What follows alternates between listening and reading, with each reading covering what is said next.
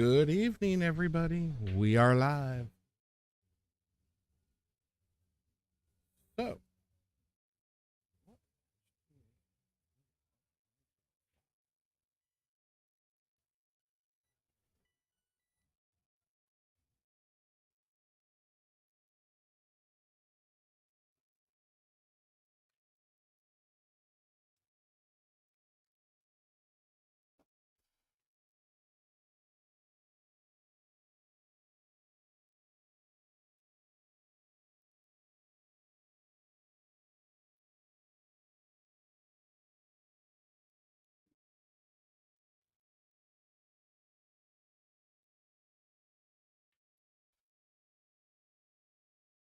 huh? What do you mean? What's going on?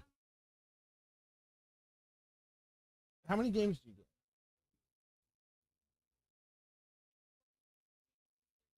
So you can't get the first break. You only get 2 games, or it's less, and you get breaks. So nope, you're good. You just get 2 games. People joining. What's happening, everybody? All right. So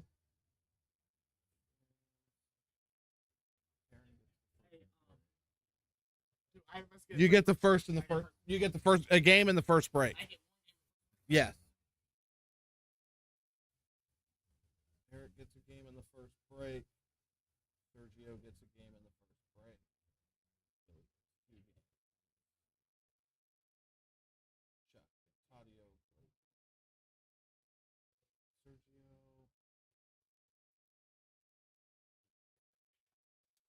in the first break. You didn't get a text. You don't have a match.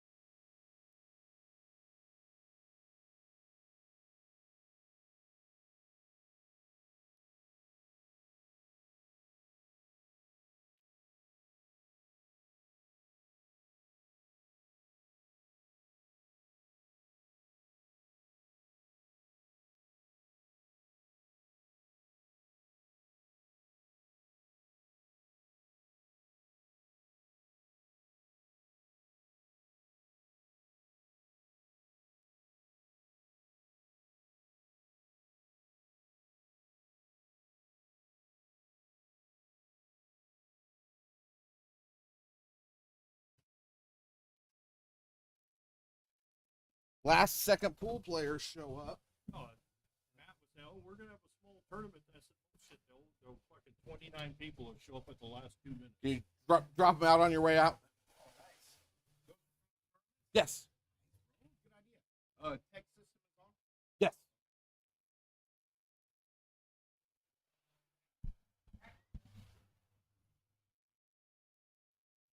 Well, Mary, you're doing better than I am if you made it, because I don't know what I've done yet.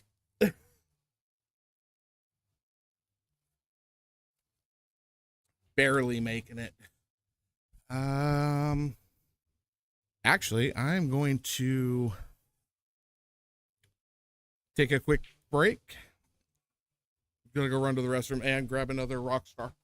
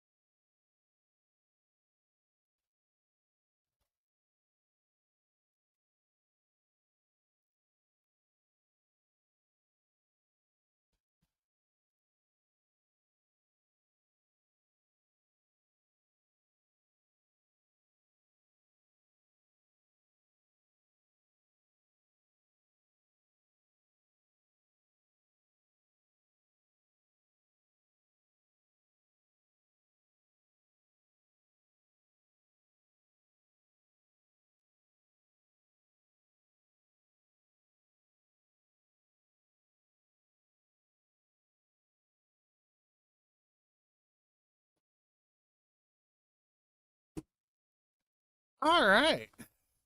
I got my crack in a can. What do we got going on here? Why is none of my...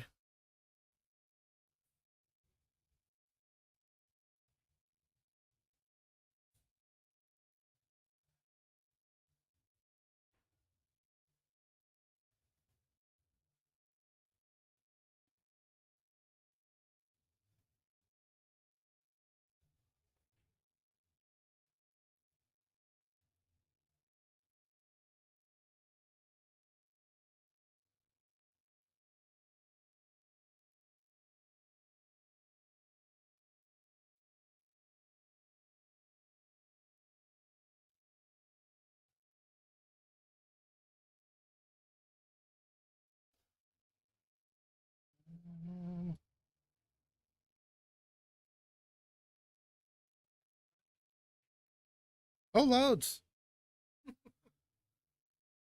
Can't you tell?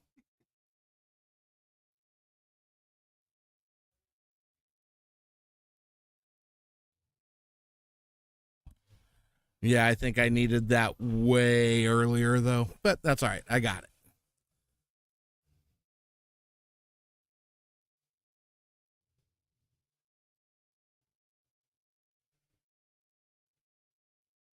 Ooh.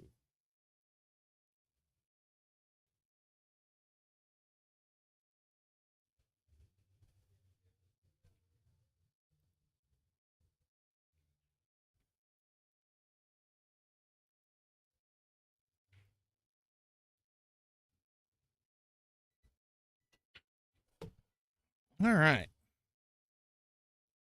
Now,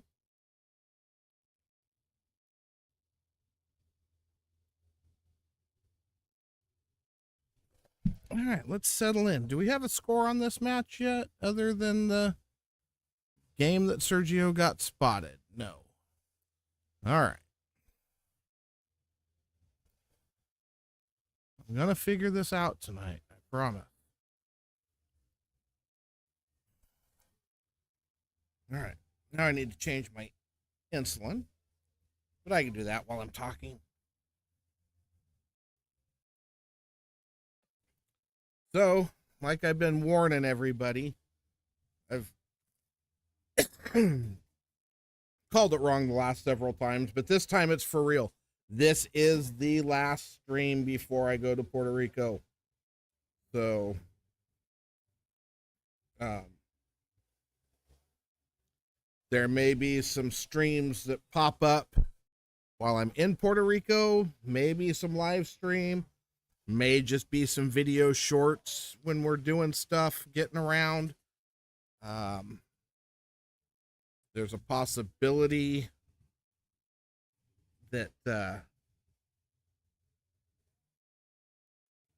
I'll get to stream some of our matches, but I'm pretty sure I have to get permission from the other teams to do that when you're playing them. So it'll be one of those things we'll have to wait and see what happens. But I'll pop on some videos, some shorts on the channel, kind of let you guys know what's going on, track where we're at, what the scores are of the matches, how things are shaking out.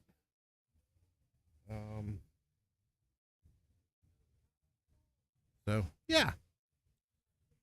So how's everybody doing tonight?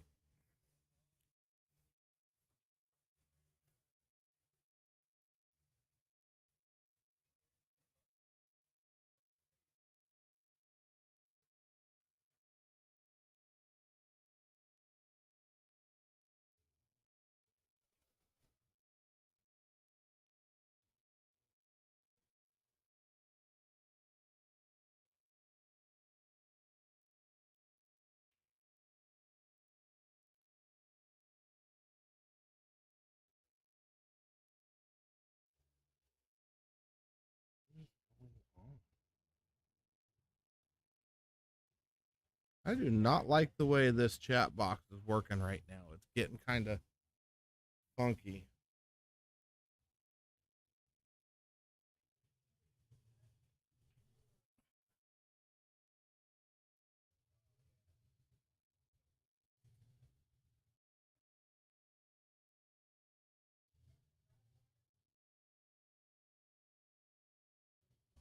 All right. So,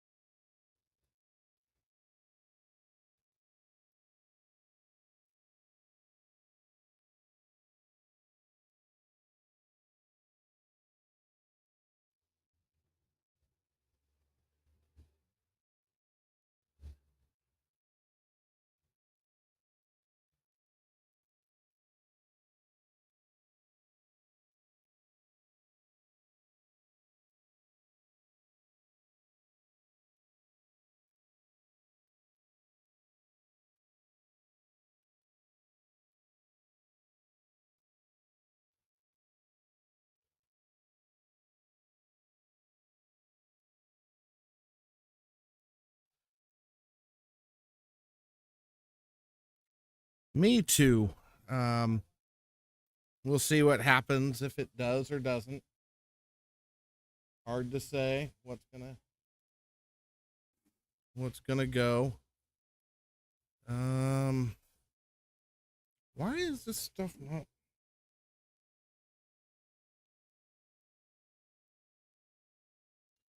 Is my chat not popping up on the screen again? Let's see here. Go.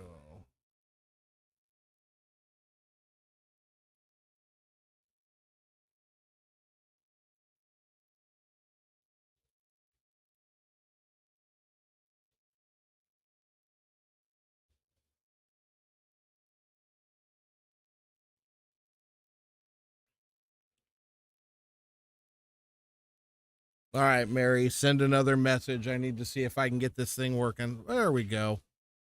That kind of popped up, but not very well, huh?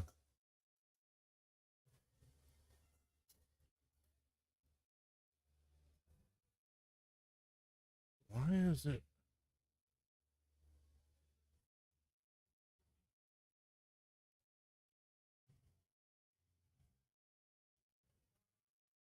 heck is going on?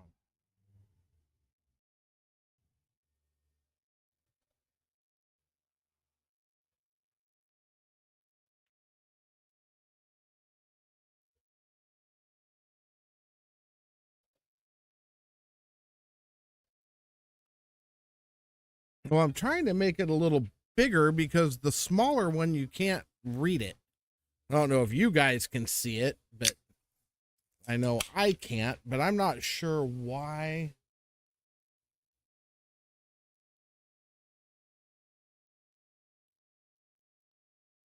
It's acting the way it's acting. But I mean, if it's too big, I can make it smaller. Do I need to make it smaller, Mary, or is it okay?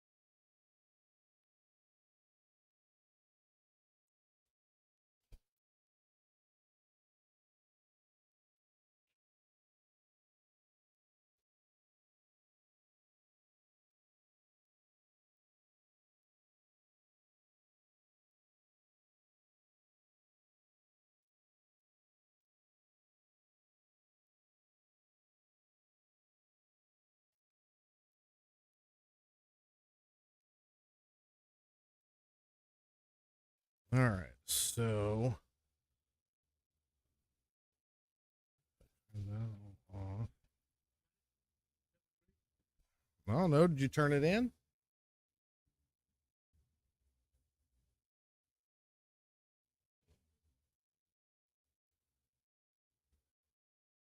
What was the score?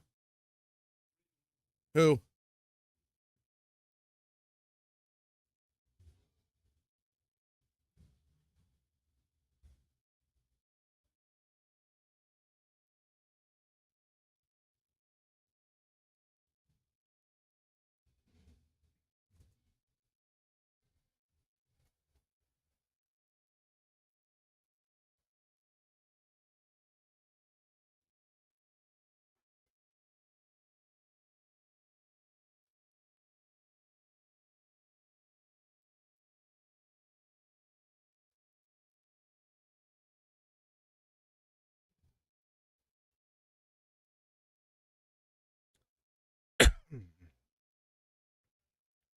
All right, I got it now.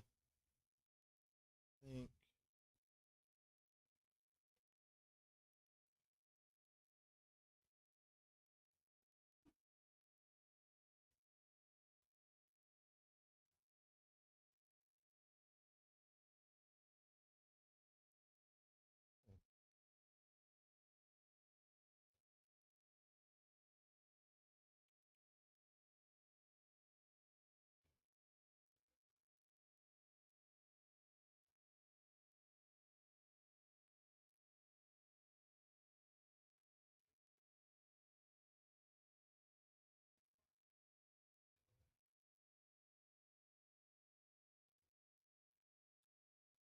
All right, Mary, give me some more messaging here. I'm trying to figure out why this thing's acting all funky.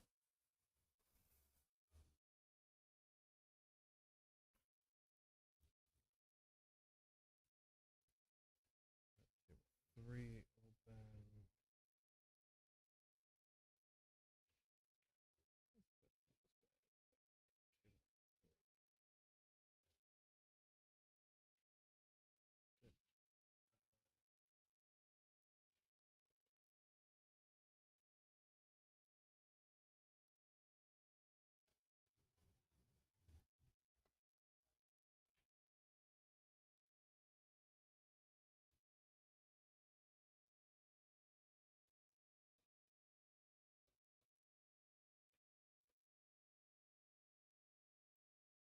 Yeah, so both of you guys are there.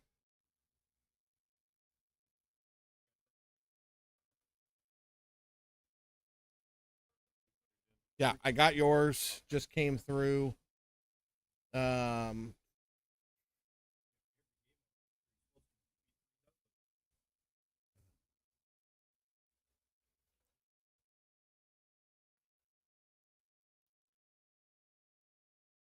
it's always possible. Mr. Eddie, how are you, brother? All right, so looks like we got stuff kind of popping up. Part of Sarah's, not part of Sarah's. Do that. Turn that off here. Do that here.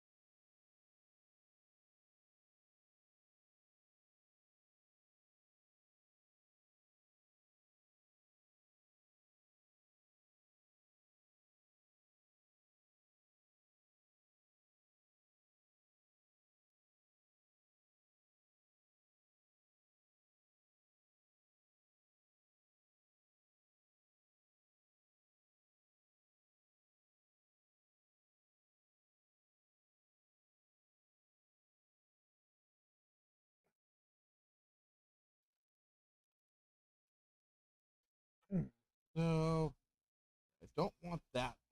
Okay. Got that off. It looks like stuff's actually starting to pop up. Sergio won. So take that back down. We'll find that. That.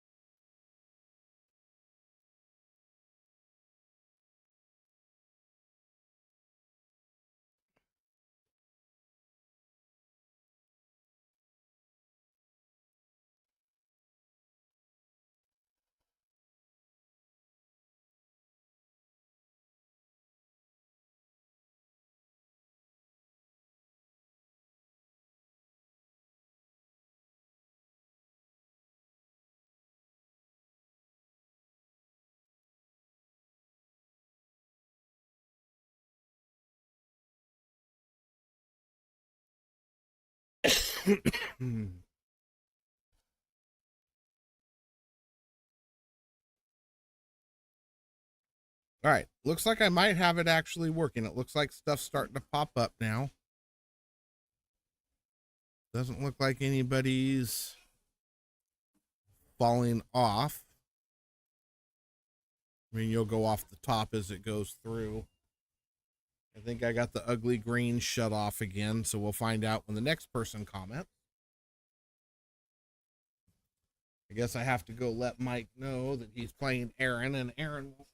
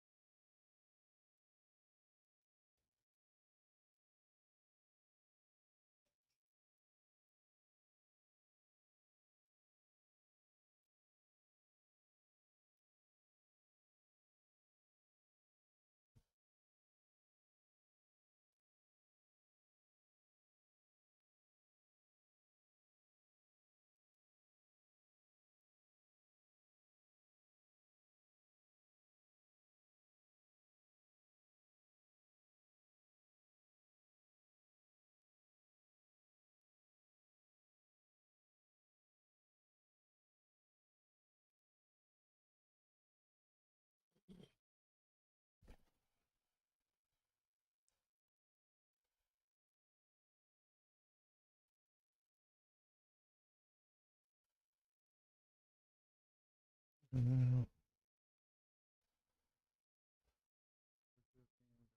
Much better. All right, so I think we got it working.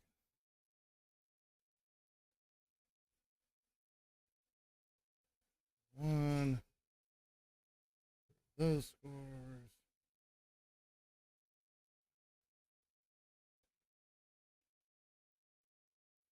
Another match to put up there.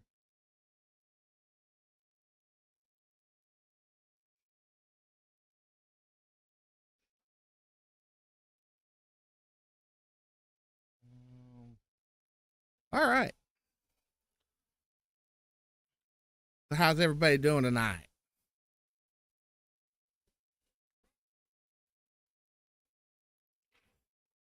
We're gonna start to settle in here and get some stuff rolling. Get matches up.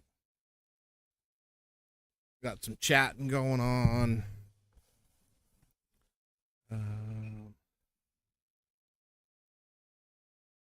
Hopefully I didn't miss anybody chiming in.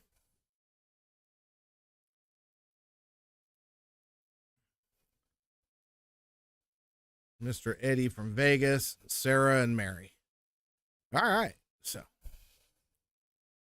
don't look like I missed anything. Looks like I got the chat thing figured out. So yeah, should be a fun night for the last stream for a couple weeks. I'll start working on booking a match for after we get back, which is going to be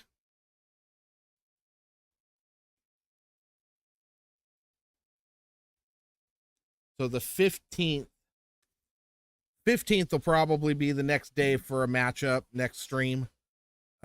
Like I said, unless I am able to stream from Puerto Rico, any of our matches while we're there, yoo-hoo, maybe it could possibly happen, I guess.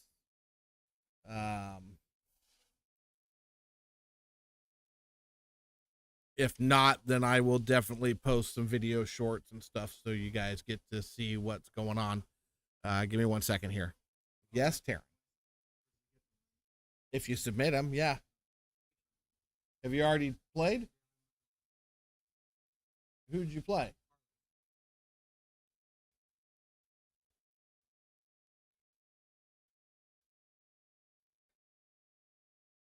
Oh yeah, there it is.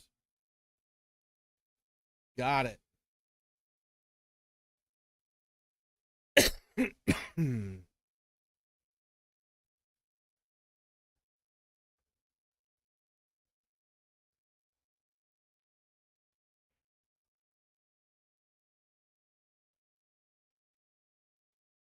So yeah.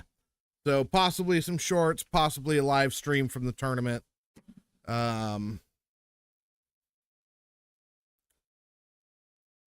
We'll just wait and see what happens. Possibly some video shorts from the beach under a palm tree, drinking in the rain. You never know. You never know what's going to happen.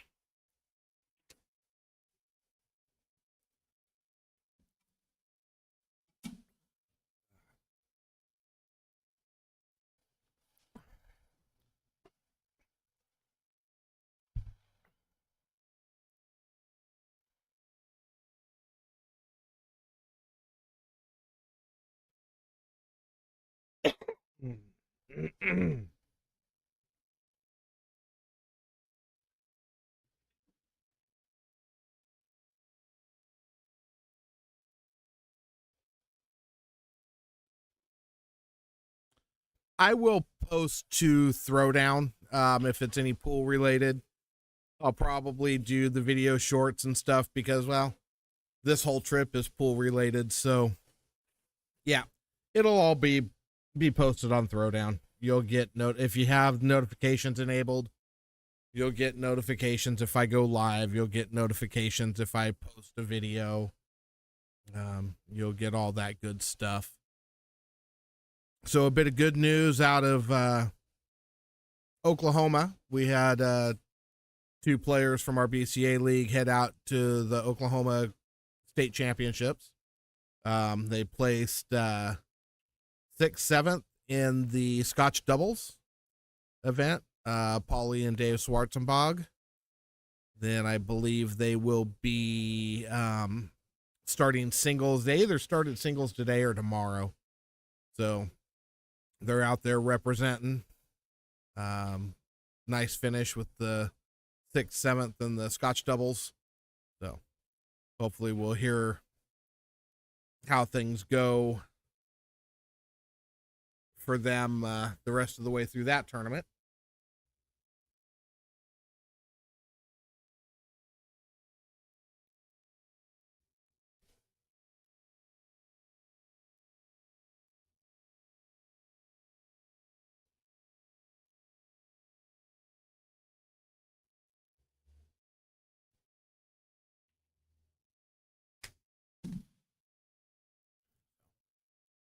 Anyway.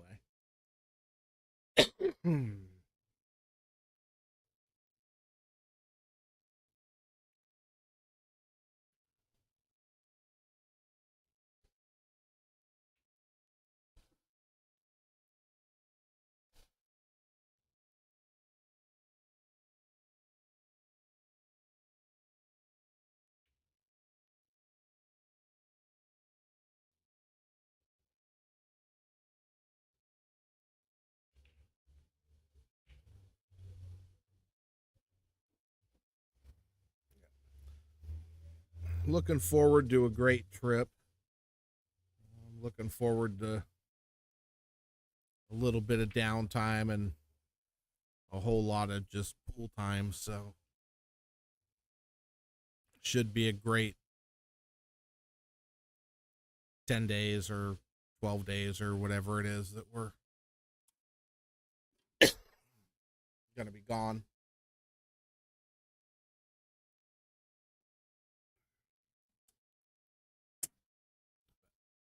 Yeah.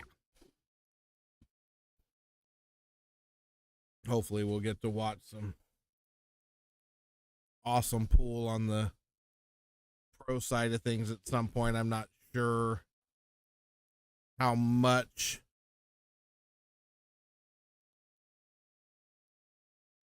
I'm going to get to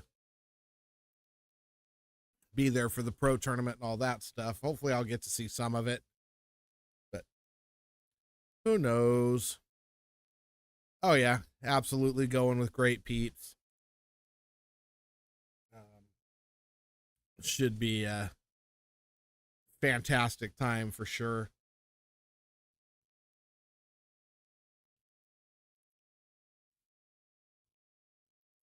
Hopefully I can keep myself out of trouble for the time I'm there.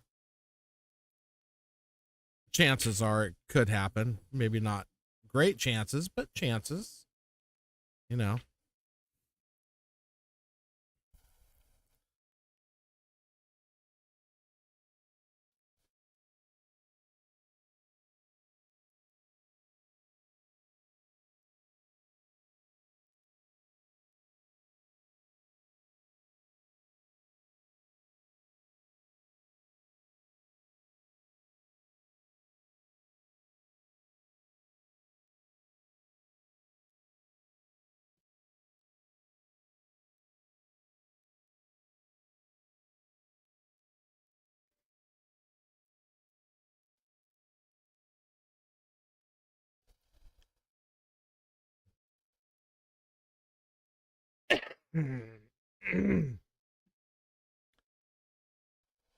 Not going to be gone that long.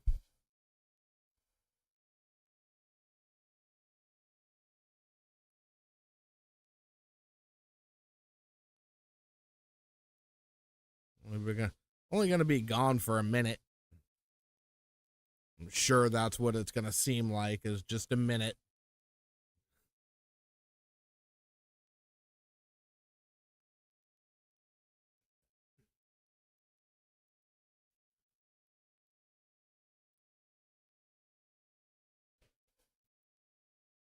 Looking, like I said, I'm really looking forward to seeing some of Puerto Rico. I know my sister.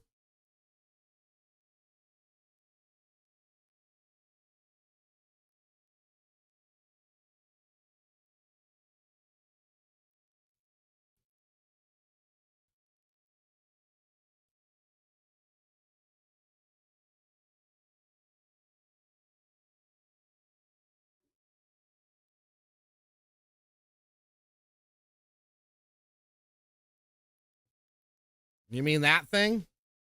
Yes, we're putting up that thing again.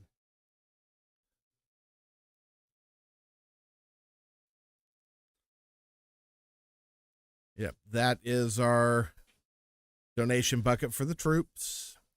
It'll be up until you know what? I didn't look at it. Ask Mary to look at the picture she took of the needs and see if it has the day that they're gonna stop taking in donations. And then we have to, if you bring candy and put candy in it, we have to keep our eye on it because people think it's free candy or ask if they can have some all the time. It happened 2 or 3 times last year. We had to explain, no, those are donations for military, not for somebody to just grab.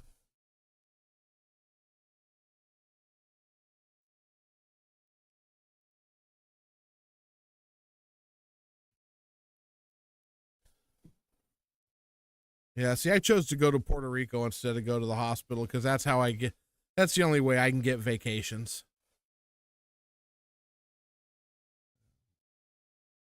But yours was for your daughter. Hopefully she's doing better, or at least you guys know what's going on now and can deal with it.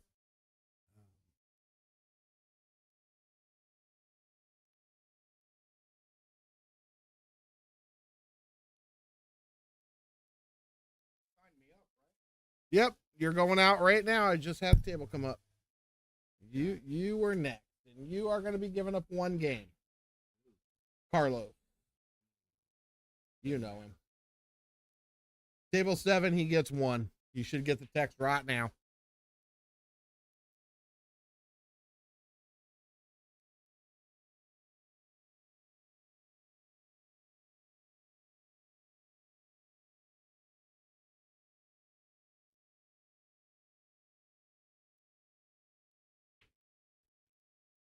Pool players are so stinking patient. I love it.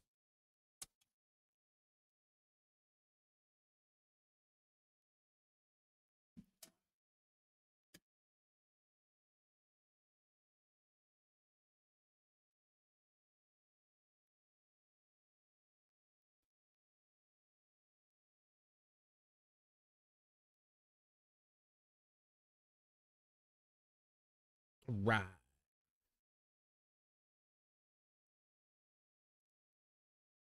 Well, you have plenty of time, Sarah, as long as you come in at some point. Um, like I said, it's not going to be until probably the end of November, the first part of December before that's ended. So as stuff comes in, of course, as that basket, which you can see is a little bit bigger than last year's, as that basket fills up, we'll take stuff home and keep it that route. What can I do for you?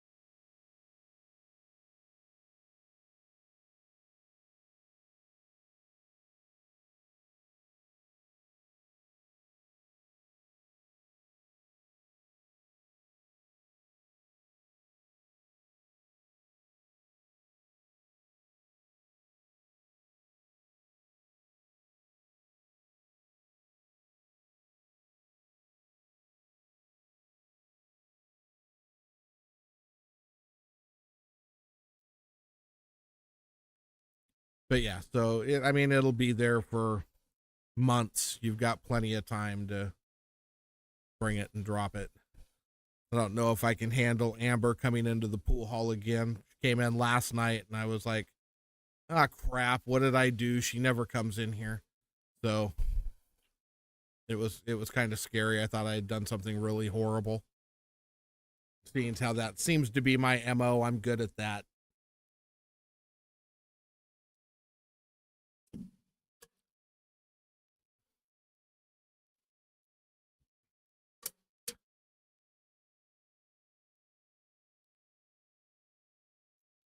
Oh yeah. Yeah, we can see all kinds of things on the camera. We can look and see if people are actually working. We could probably read Matt's phone from here.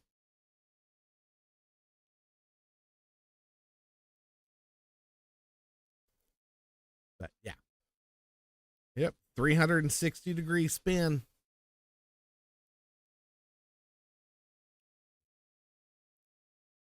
Turn it around, see what's outside the front door.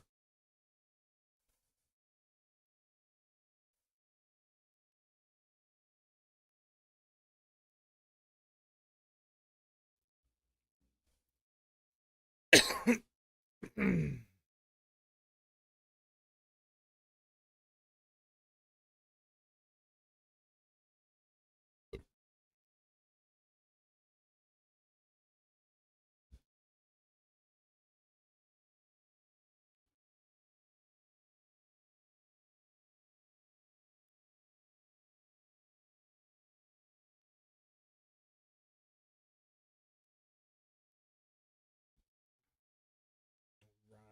Go let Mr. Clay know that he is up.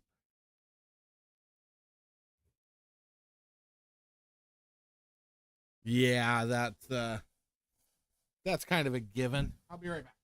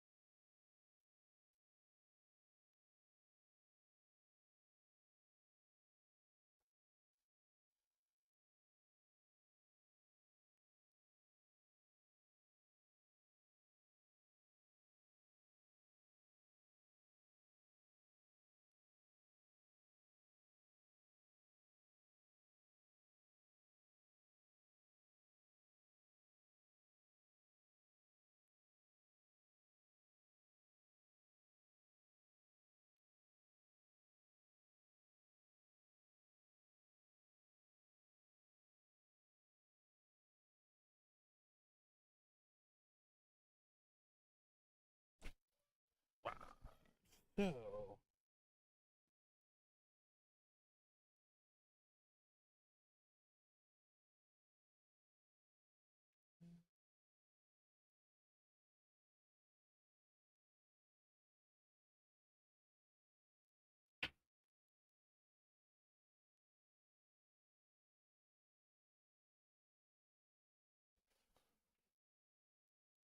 this should be fun.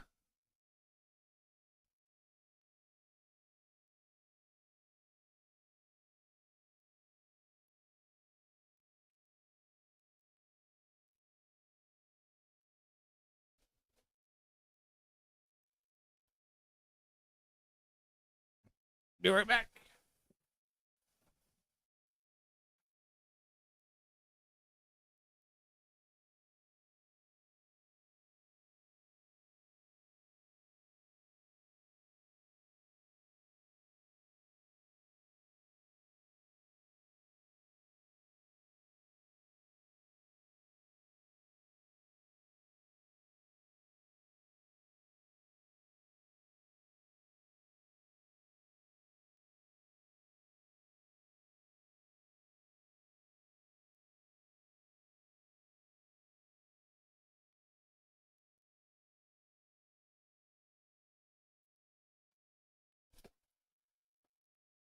Daddy Swish in the house. We got 24 players.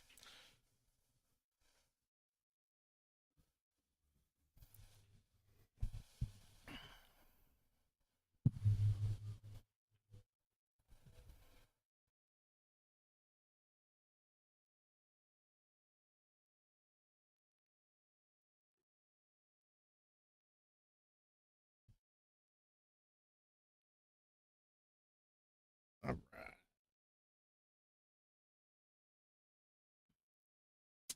I wonder what kind of energy drinks they have in Puerto Rico, if they have anything that we don't have here. Stuff that actually works.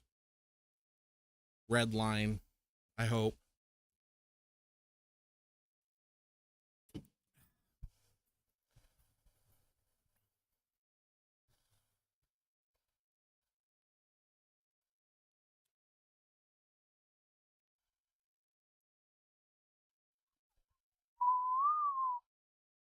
All right, all right.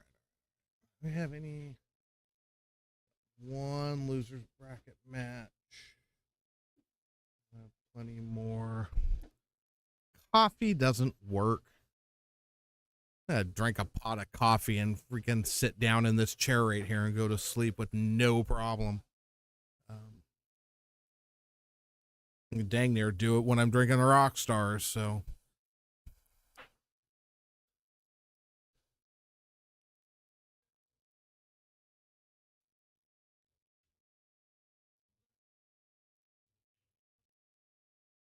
Right.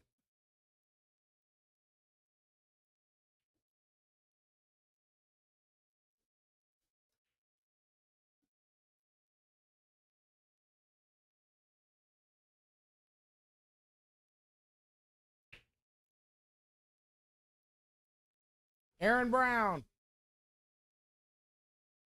See, I love the fact that you're not deaf too.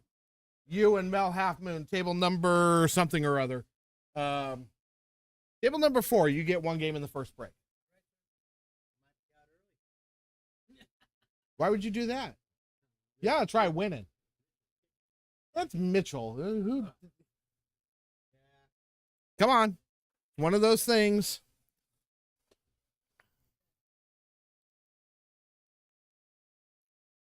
I'm willing to bet money that Puerto Rican coffee ain't gonna do any more to me than any other coffee or caffeinated drink.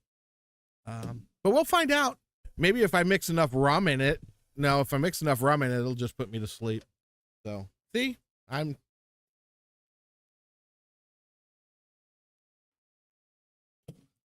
Just need to order red lines.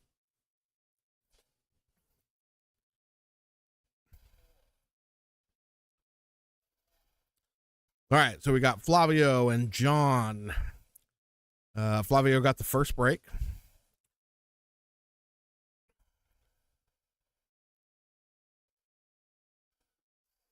See how the kid does.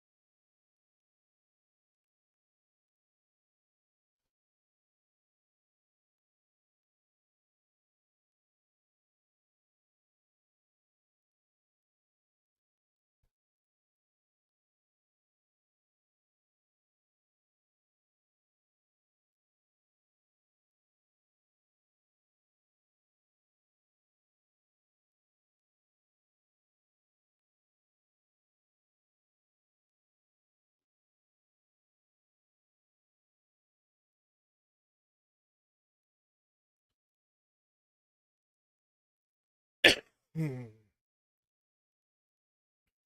won that game? John win that game? Turn my head for a second. Somebody won a game.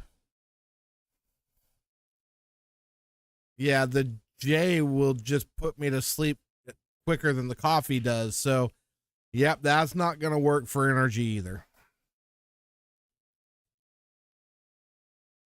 Sup? What do you mean, what's happening? I'm running a tournament. Talking to the minions.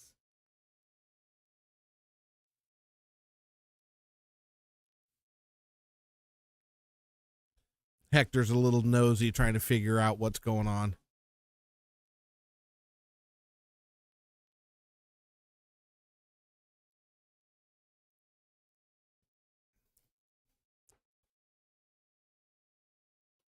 I think his brother's on stream, so he got jealous and wanted to come in and try and get his voice on stream.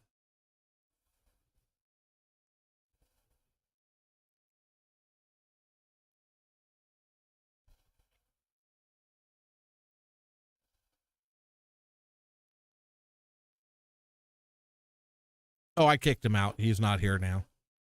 But he'll probably watch it later and he'll read it and maybe he'll send you a text saying hi or something. I don't know.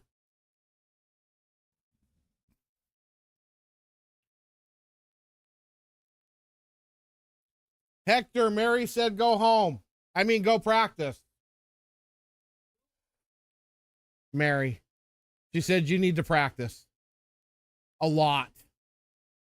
I know she's not, but still kind of rude that she would say it like that on the stream.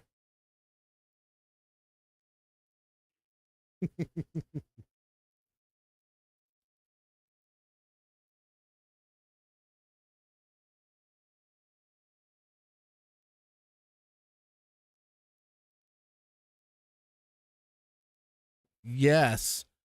Faith is playing tonight, both of them.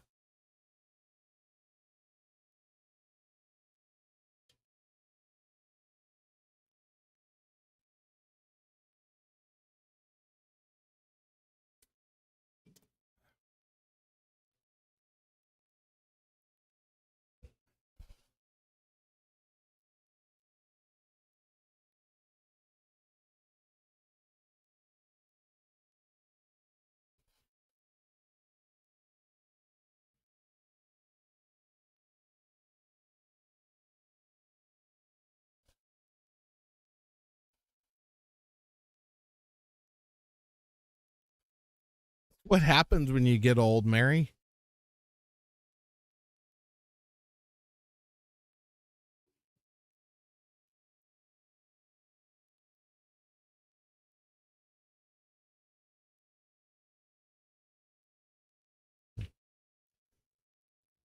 What was the score? Yeah, maybe I should put him in way lower than you, so you have to give him games. I know. 2-9 combo. 2-9 combo. I scratched the side on the 7 ball. Well, maybe you should. Maybe you should learn not to give games away. And then a 1-9 combo. Man, you're feeling great. Can you come join the teams that we're playing against in Puerto Rico? If you're feeling that generous, we could use it. I mean, 2-9 combo, 1-9 combo. You can't do nothing about those. Yeah, no. Oh, hear him 9 ball. 1 ball. 9 ball. Yeah.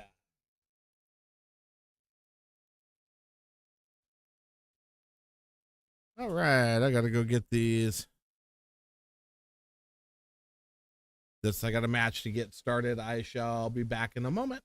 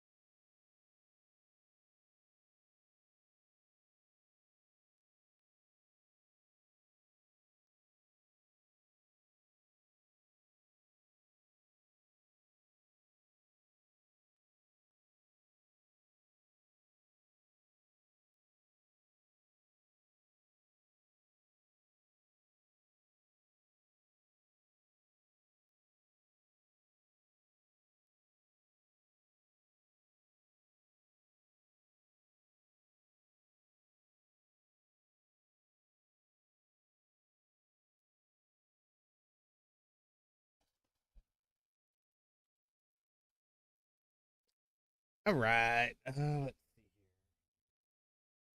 Oh, I got beat up a little bit.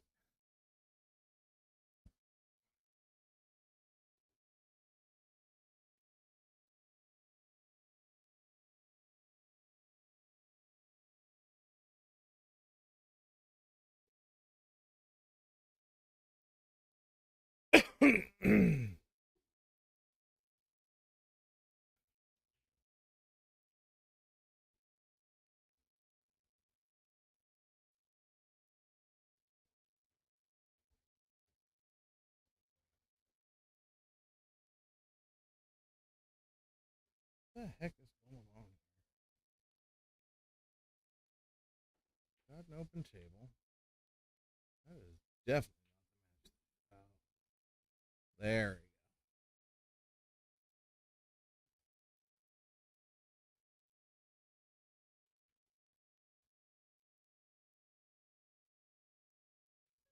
go. All right, I gotta go let these guys. Hi, Cassandra. Gotta let these guys know that they have a match on table 2. Oh, who won that game? Anybody see who won that one? No.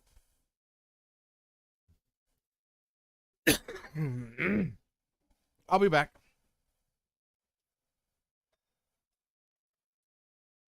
I need an elevator.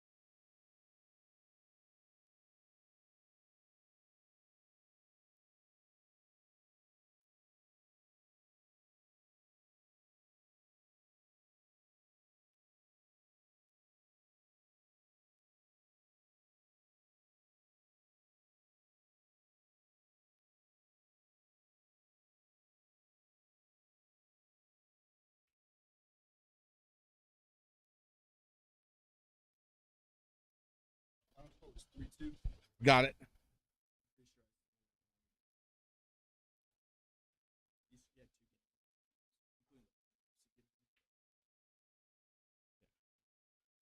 All good.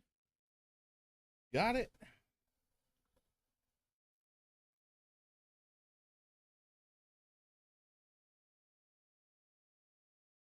Ow, ow, ow. No cramps. That's not allowed.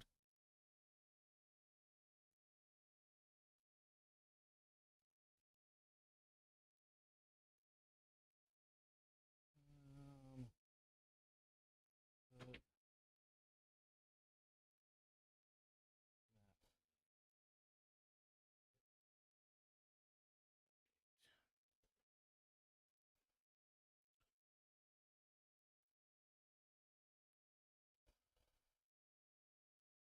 okay, so it's 1-1. Is that what I'm getting?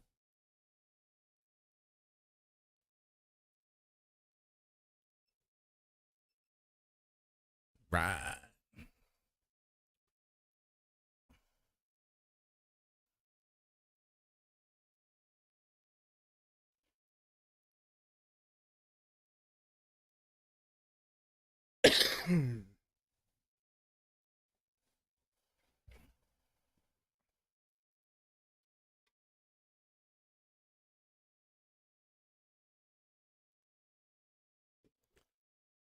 I need to install an elevator on my booth.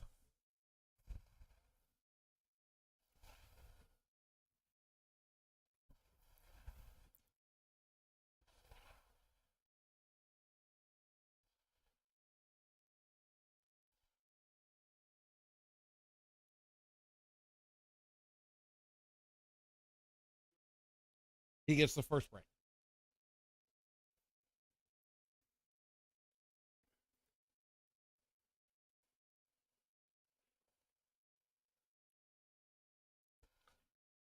Nice shot, Flavio.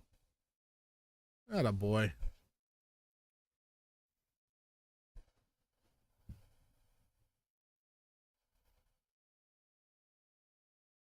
Telling you, it's getting pretty close to a must have at this point. Either that or I'm gonna need a big old airbag that I can just fall to.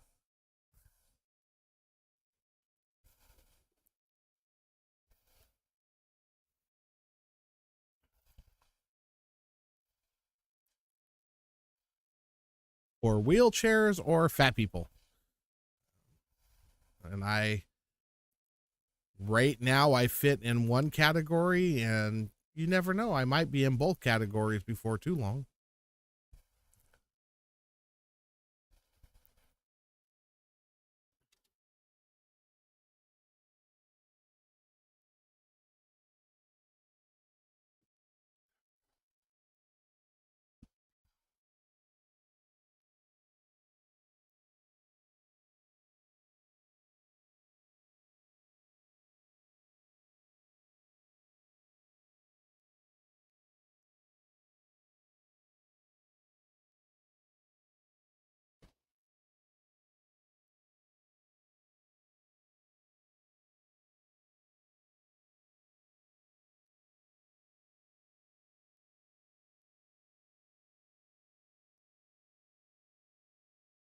Be right back. I'll go let somebody know that they get the first break.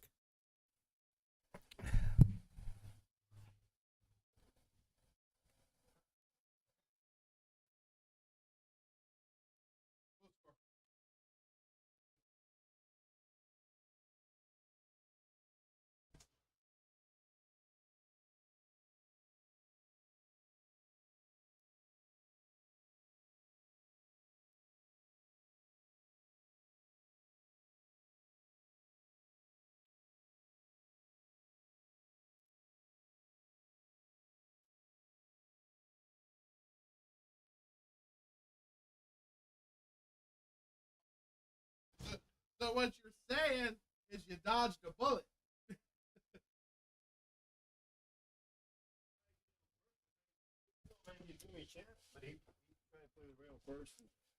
Missed it. Yeah, it happens.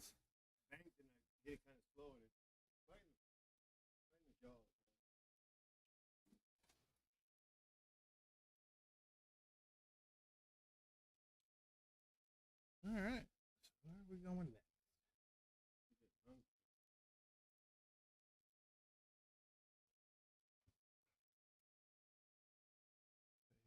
And I've had is a freaking order of jalapeno poppers earlier. I'm starving to And it's late. You can't get food anyway. Yep.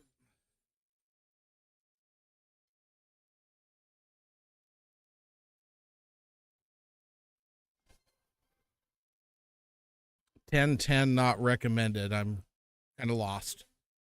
Don't understand what you're saying.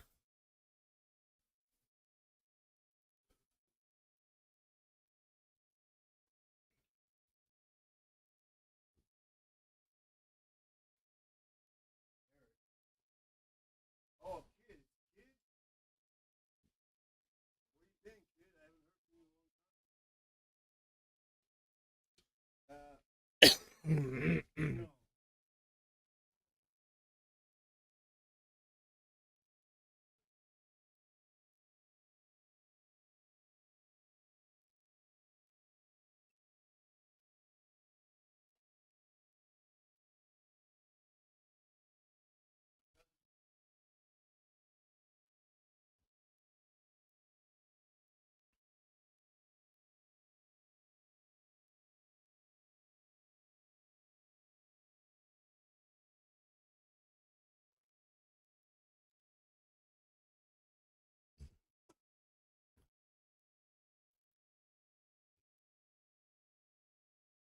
10 out of 10 not recommended. Okay.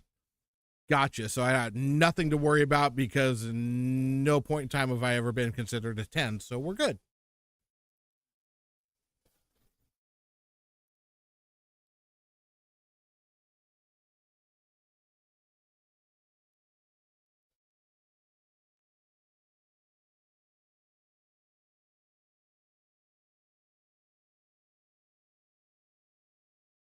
Is that?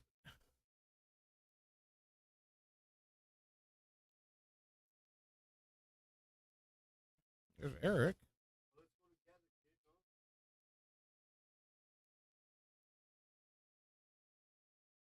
That is Nick Cano.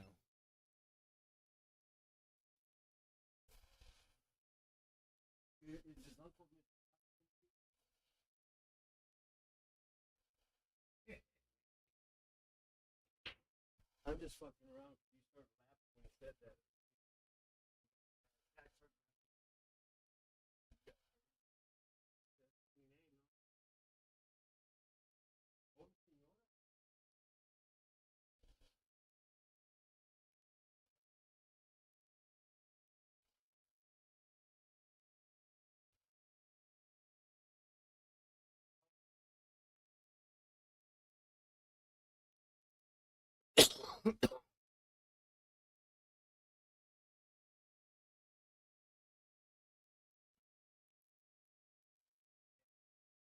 Well, it's true, Mary. I mean, I went from a solid 15 to a 4, nowhere in between. So young to old and fat.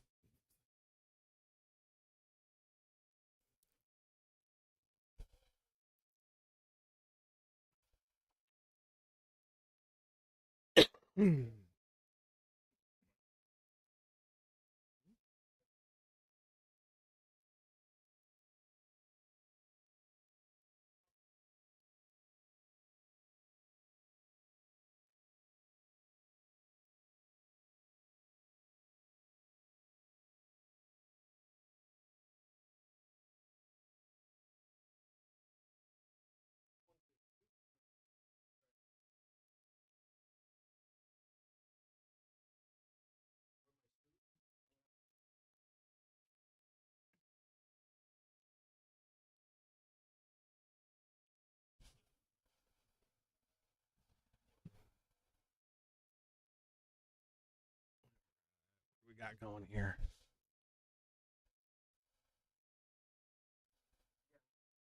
I don't think that's what he meant to do on that shot, but we'll see what happens. I have a feeling that 9-ball's going for a ride on the next shot.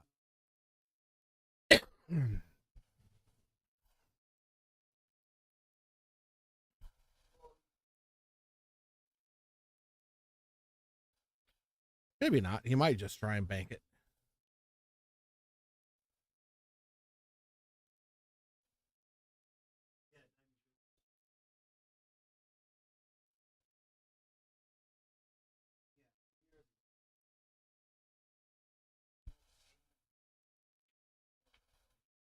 Huh?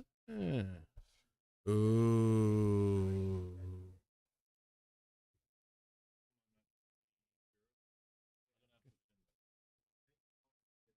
You're on. Gotcha. Gotcha.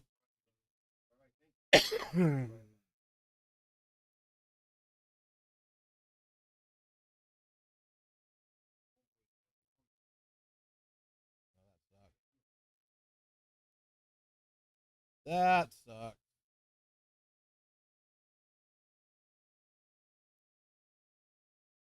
All right. Who did I just send?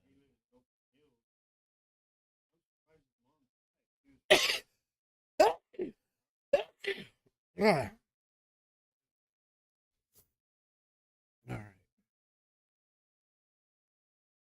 Can you go let Billy know he's up on table 6 playing even? Yeah. Josh. Yeah, you. You and Billy play even. Yep.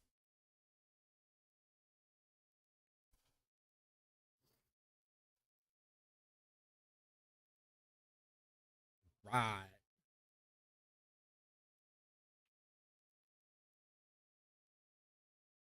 Oh, ouch. This is a do or die shot here. If he does not hit this ball, it should be a guaranteed loss of game. should be. There's always the commentator curse that'll jump up and bite you, or he's going to hit the ball and nope. All right. So we should be at 2-2. Don't like it.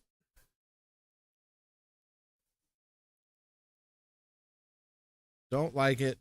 Don't like it. Don't like it. Shoot this ball here. Yeah, he did fine.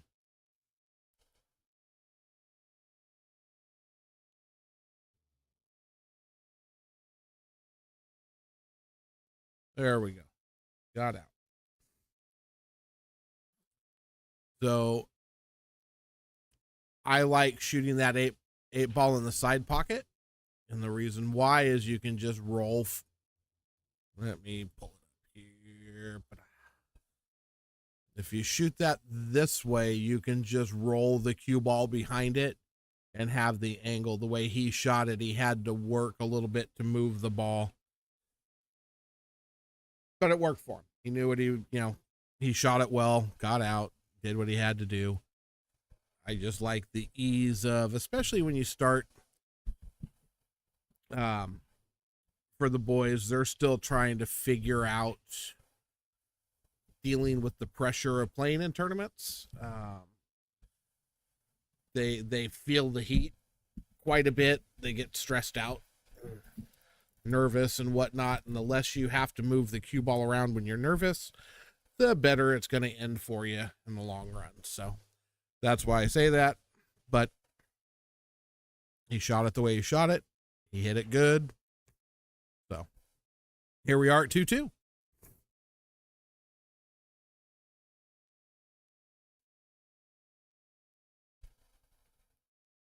Ooh. Oh.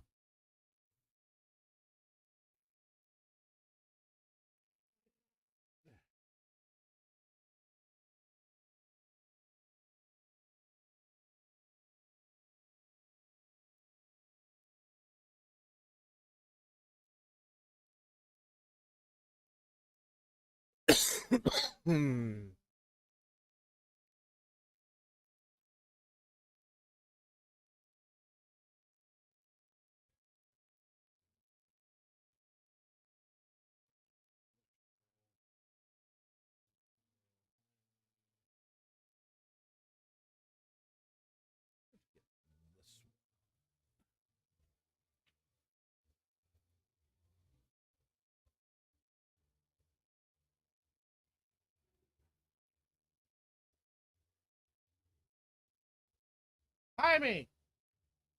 Jaime!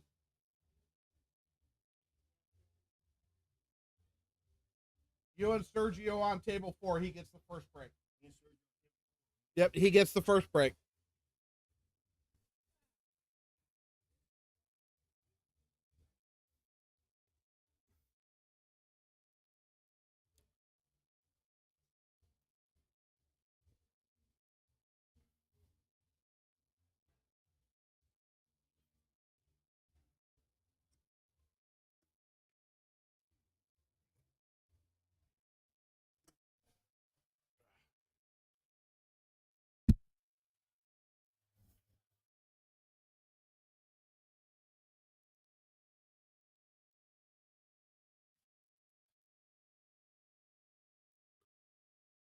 Right, what do we got going on here?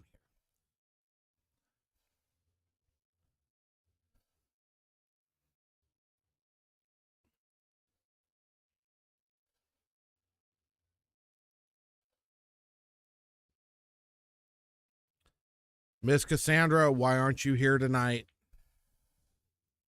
Thought you guys were going to come play in the tournament before I went away for a few days. You're supposed to come say goodbye.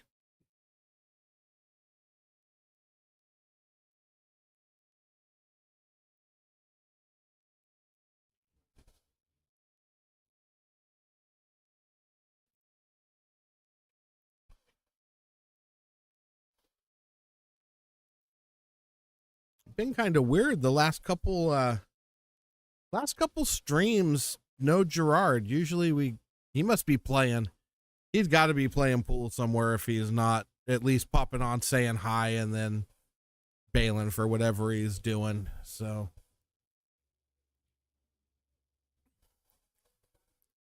he's done that more than once where he's just popped on for a second or two to say hi and then bail out to go do his other stuff. So I have to believe that he's just out playing.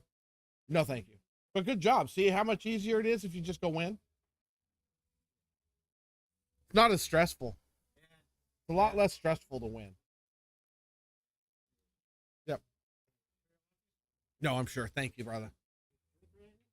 Actually, no. I've got some tea, but if you give these to what's her name so she can throw them in the recycle bin, that would be awesome.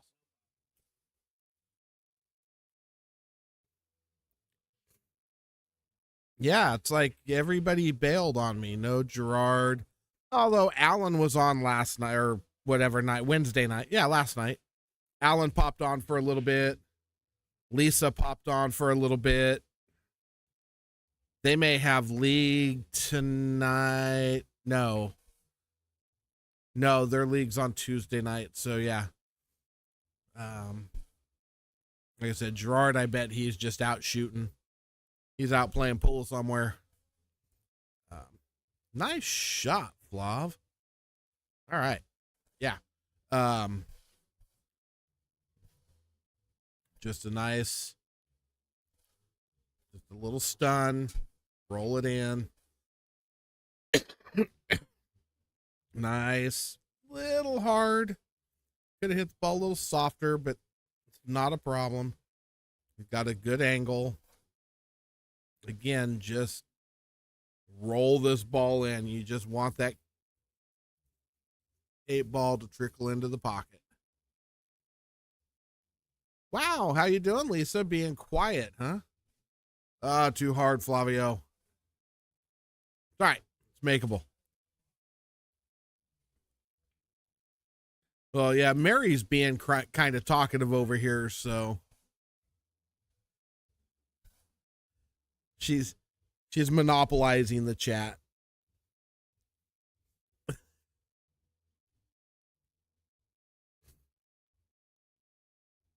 But good, glad you're here. Glad you're here to watch. Oh, banks it in this. Ouch.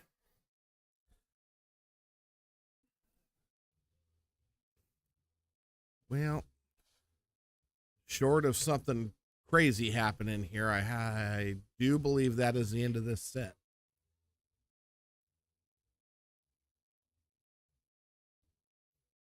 Yeah.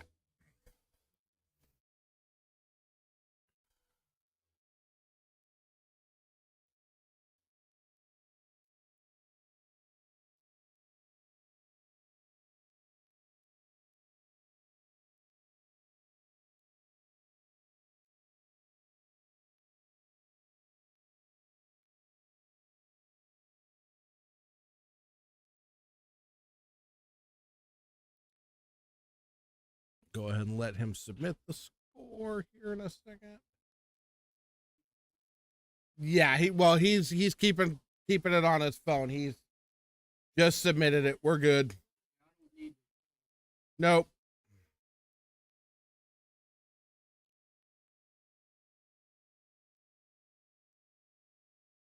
All right, that one's done. That one's done.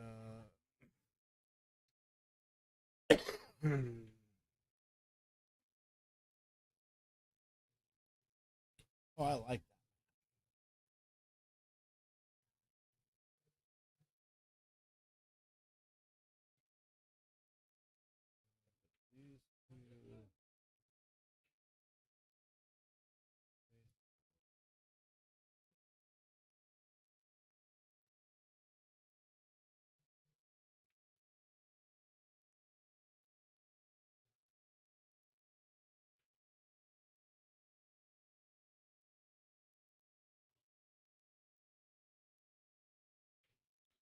All right, so now we got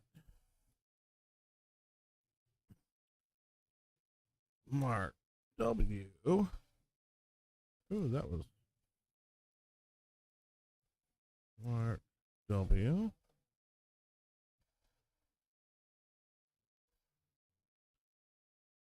Carlos E.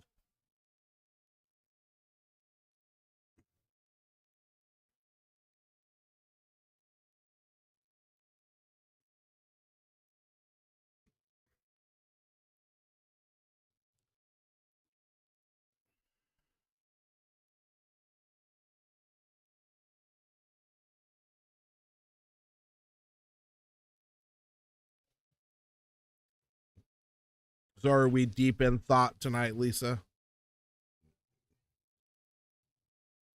Contemplating life's serious questions.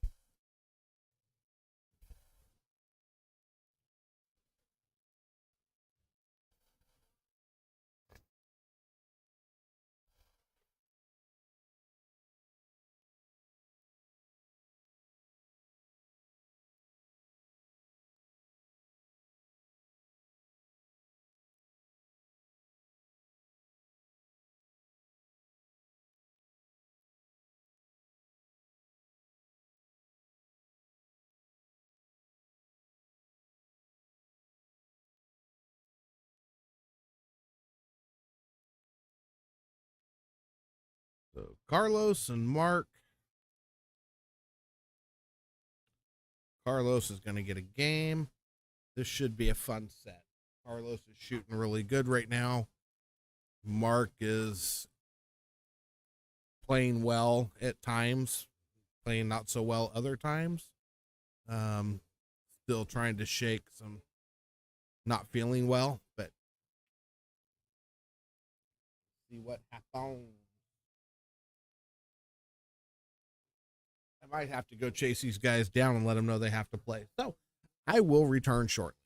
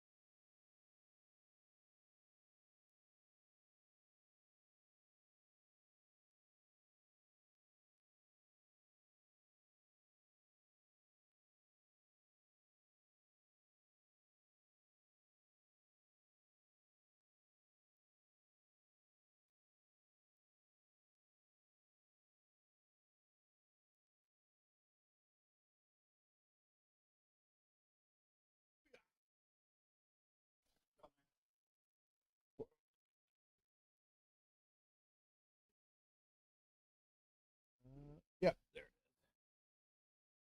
3-1.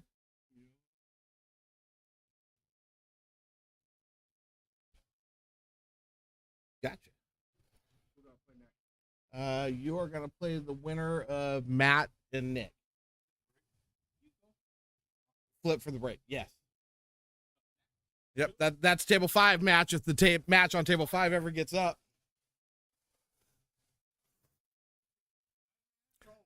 Yeah, that's a stream match, baby.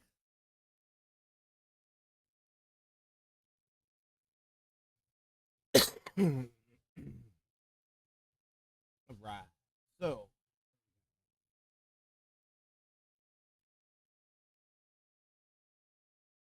we got table 1 open.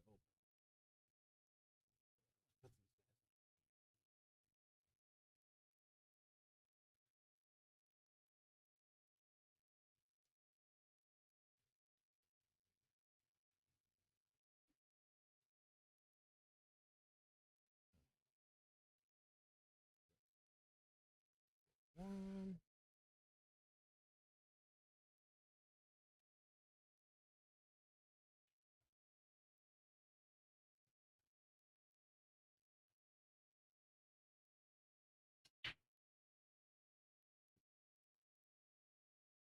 Seven.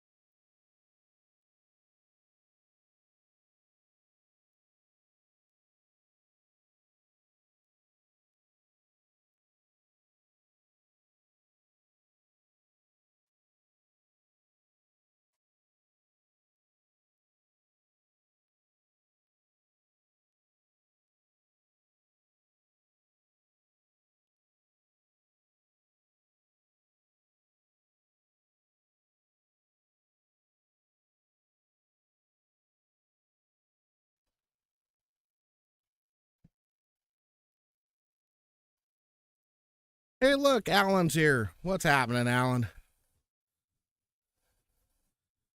We're all having so much fun.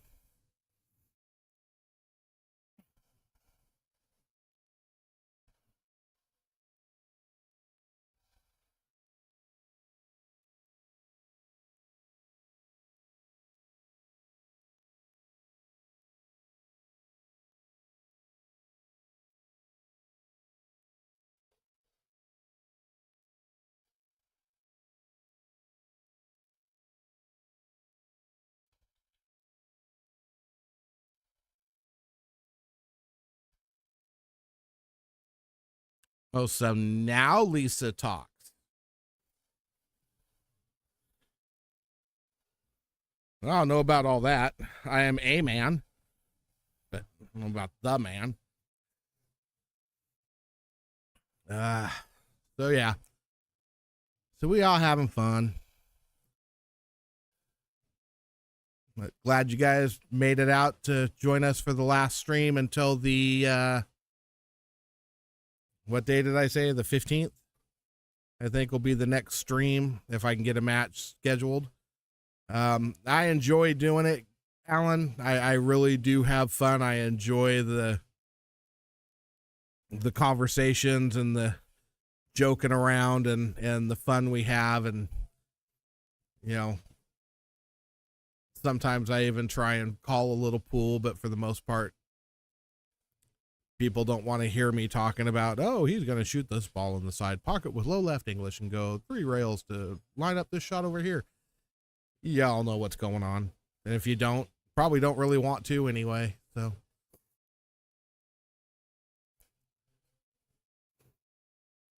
he's going to shoot the 6 ball next. And then he's going to try and get shape to shoot the 7 ball after that. Maybe even the 7-9 combination. Nice shot, Mark. Not going to like to leave, but it was a nice shot. Anyway, so yeah. Oh, I guess I need to watch where the object ball goes, not where the cue ball's going. I thought he made that ball. Yeah, see, my commentary is not all that good.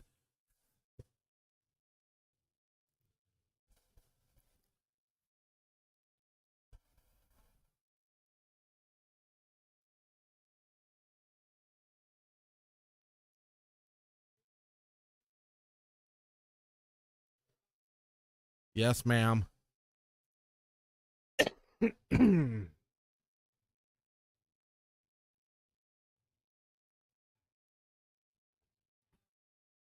Anybody find out where I can order red line by the case yet?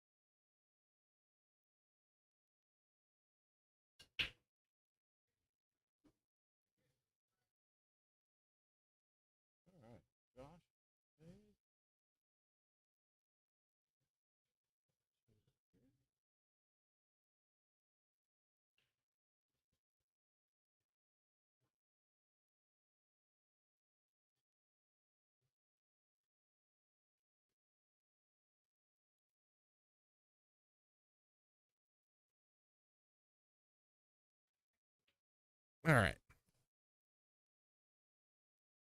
Oh, well, I appreciate that because you're right. It's not. I've had so many things go funky on me out of the last couple. I was having the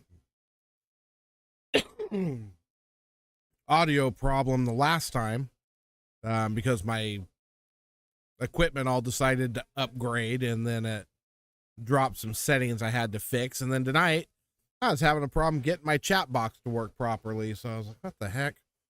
But think it's all smooth sailing now.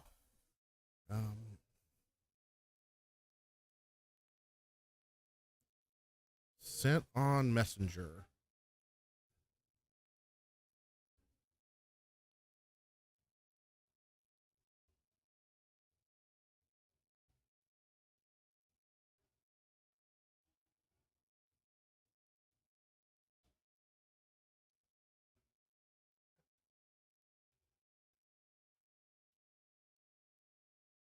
$87? Oh, hell no.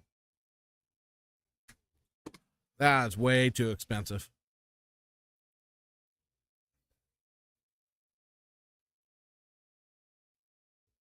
That's almost $5 a bottle.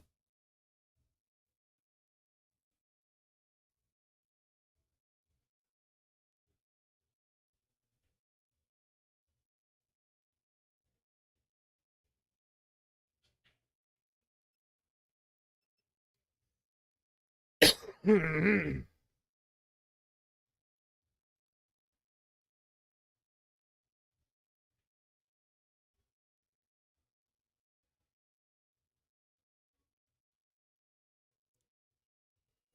am so confused. Didn't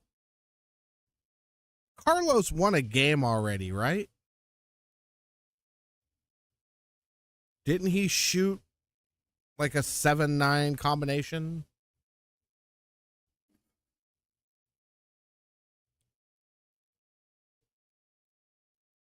Yeah, they're way pricey. I'll never would not pay that much money for an energy drink, especially something that's already put me in the hospital once.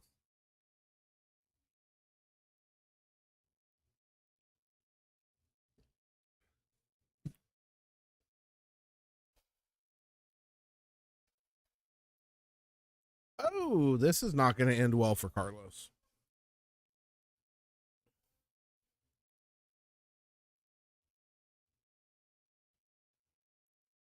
Oh, so then it's 1-1. And Mark's about to shoot a 5-9 combination. So it's going to be 2-1.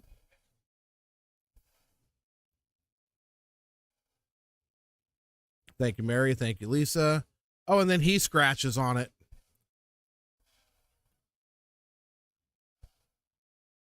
All right. So these guys are scratching on 9 balls. Nice thing is it's not the only ball left on the table. Carlos will attempt to run out here.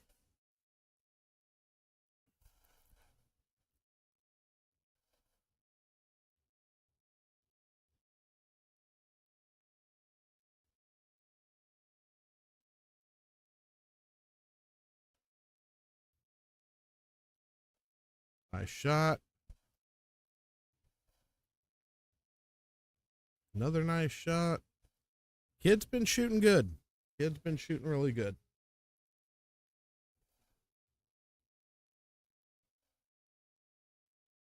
I don't think you're gonna like this much though. Ouch.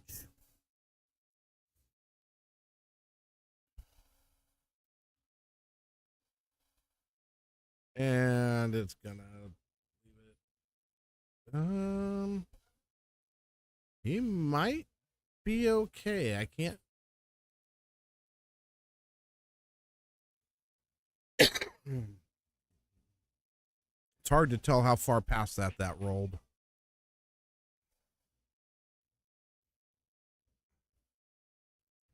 Obviously not enough because Mark ain't liking it a whole lot.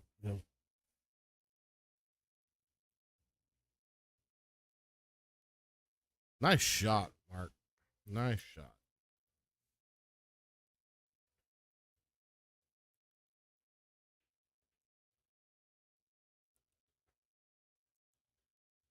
Yeah, when you start swinging your back elbow around like Carlos did on that shot, you will miscue for sure.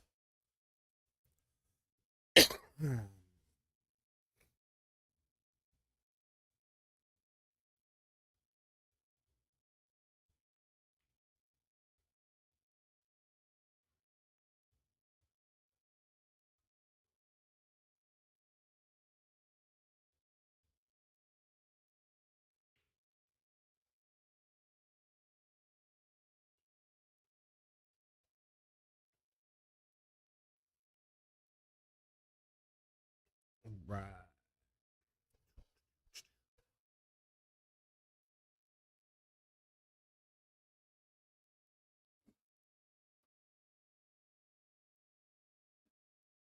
Yeah.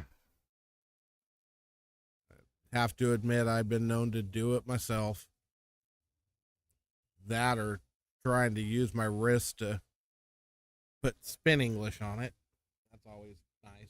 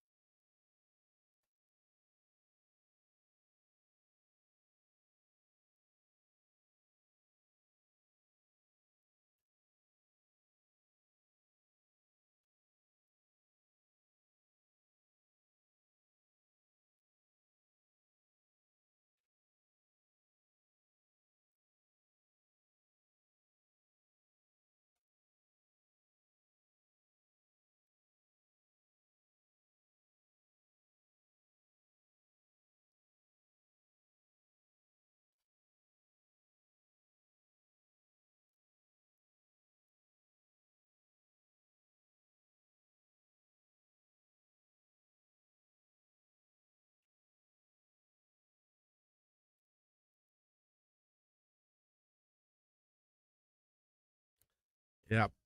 Well, obviously, I'm not Asian enough because I have not mastered that yet. When I try and do that, it causes everything bad to happen. Um,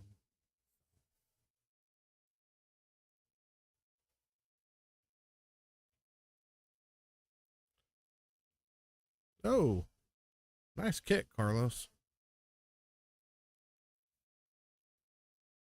I would say something funny, but I don't want to offend anybody accidentally because, well, we'll just leave it alone. But yeah, obviously, it just doesn't work for me.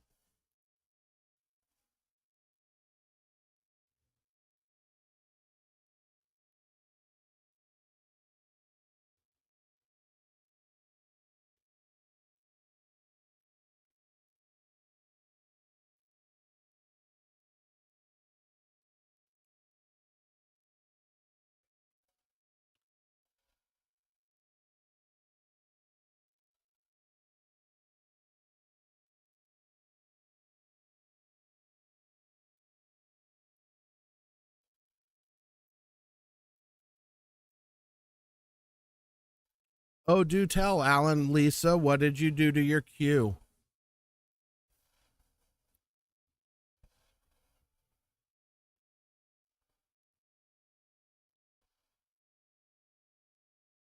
Nice touch, Mark. Nice touch.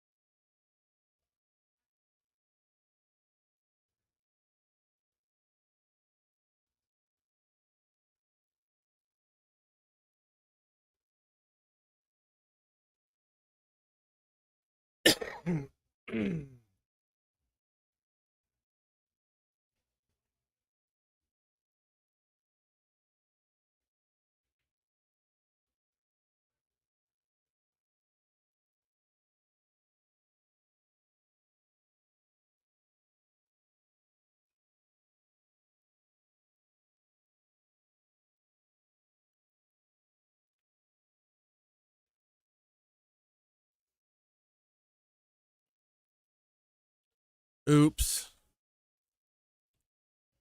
That's not good, Lisa. Who do you have doing the repair?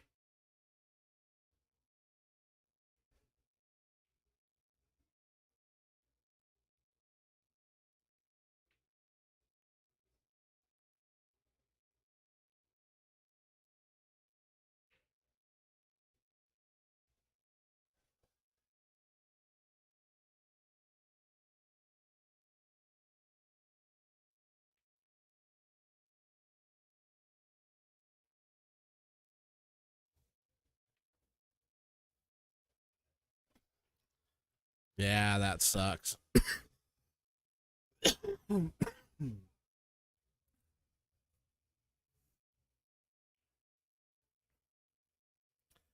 Yeah, I just got my cue back. I've had it since '96. It was in beautiful shape. It had a few scratches in the butt.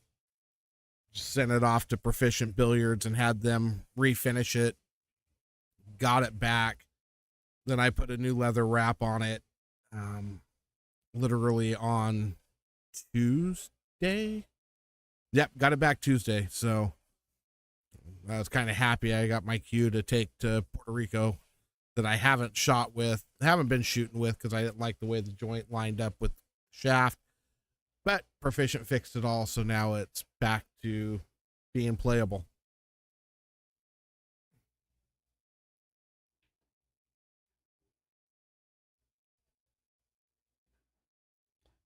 So I will be right back. I got to go make sure somebody goes to their match, and then beautiful new cue. What kind of cue is it?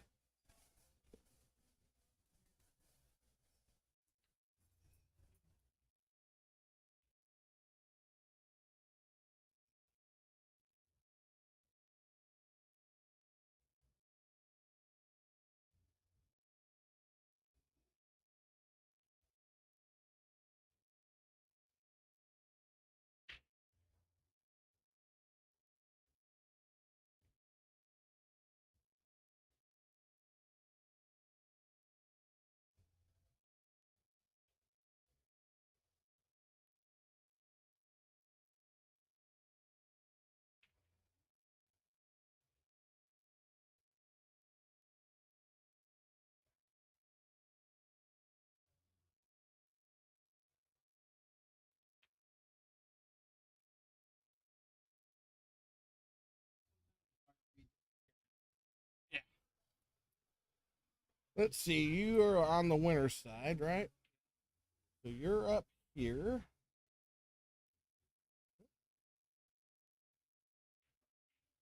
So you're going to be playing Hector DeLuna, and that'll be to put you in. So you win your next match, you're in the hot seat, or in the hot seat match. Yep. Who is that? Twins. Oh, friends? Yep. Hector's the shorter one. Thank you. Yep. Nice. I think I've got a mute you at my house right.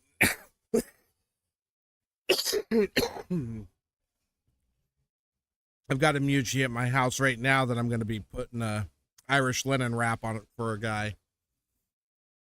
But yeah, I've got my.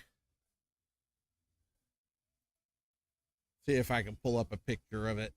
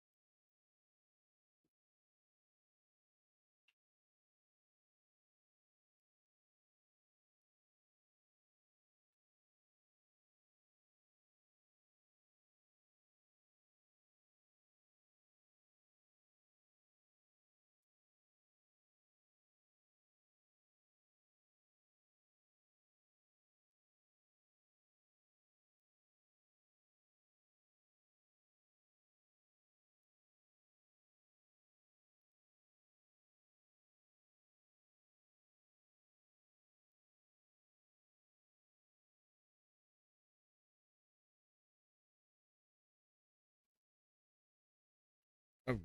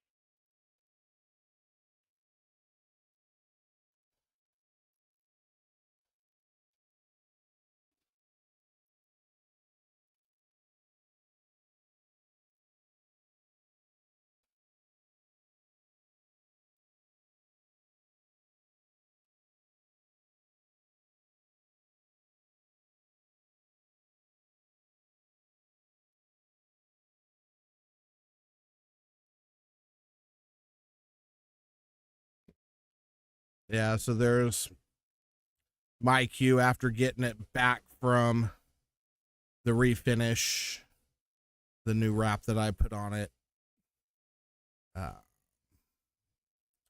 Absolutely love this cue.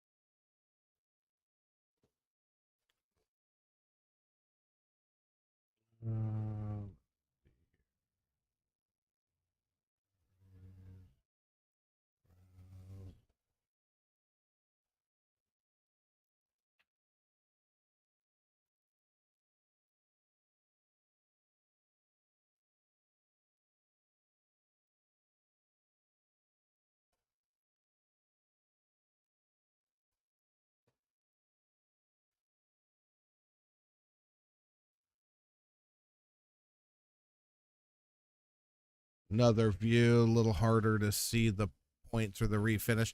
I have to get better pictures of the cue. This is just when I was knocking out that wrap real quick. But yeah, so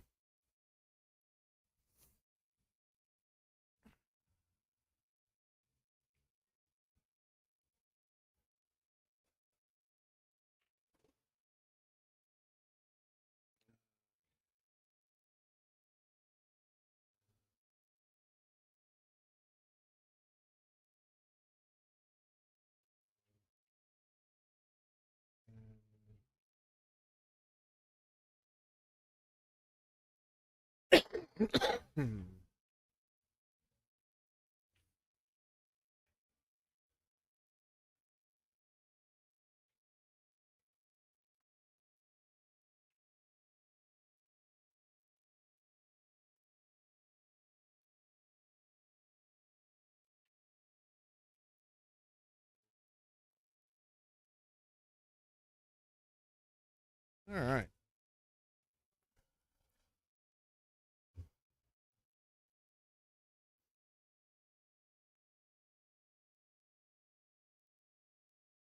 Yeah, that cue is my baby. Like I said, I've had that cue since 1996. I actually ordered it pre 1996. It was a friend of mine that made it. Um,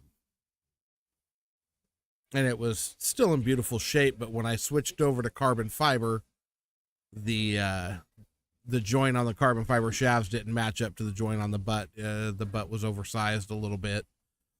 So when I sent off to have it refinished, I had him take the butt down and match everything up now, and then, like I said, put a new leather wrap opposed to the Irish linen wrap that was on it, and voila, I've got what looks like a brand new cue that I've known or had forever. Like I said, I didn't think I was going to get it back before Puerto Rico, but it got here, so it gets to go on a trip with me. I'm excited.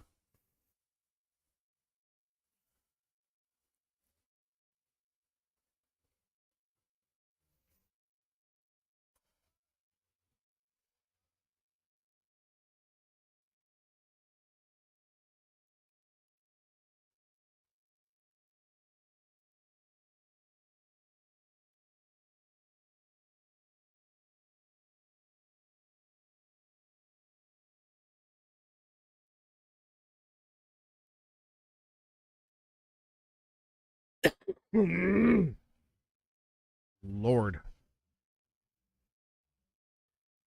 Yeah, I like the leather wraps. I've done a lot of them for a lot of people down here.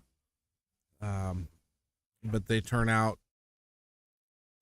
really nice. A lot of different looks, a lot of different embossment types that you can do on them. Just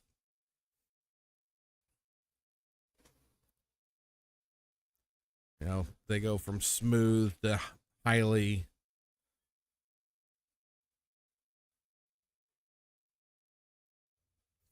Yeah, I definitely like leather over the linen. But I did like linen over nothing. So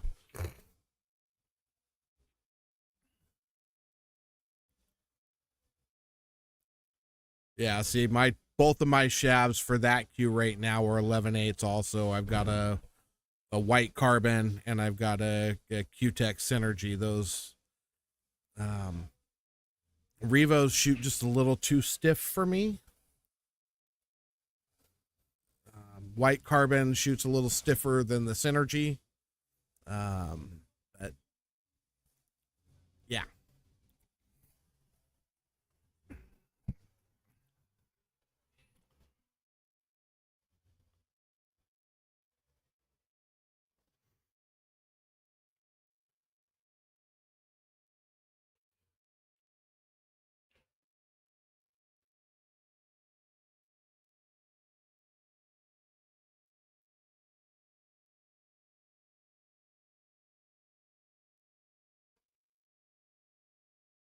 Well, yeah.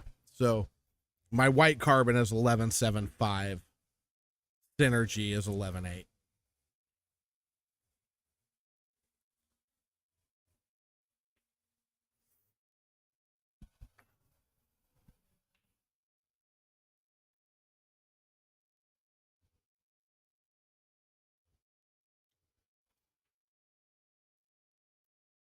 Hit that rack pretty solid. That was a nice little break.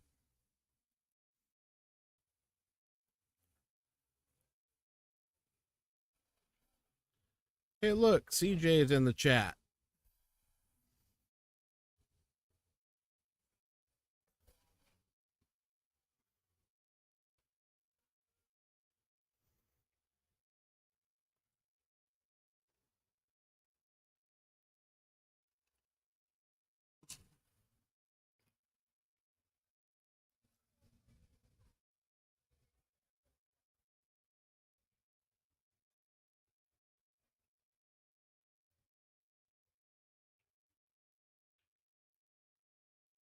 Yeah, well, just about anything feels whippy compared to the Revo. That's one of the things I don't care for with the Revo is it shoots very stiff.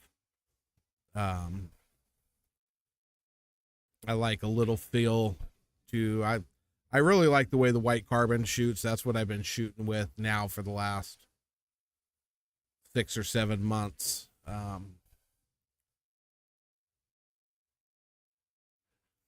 Yes, I am here just about every day.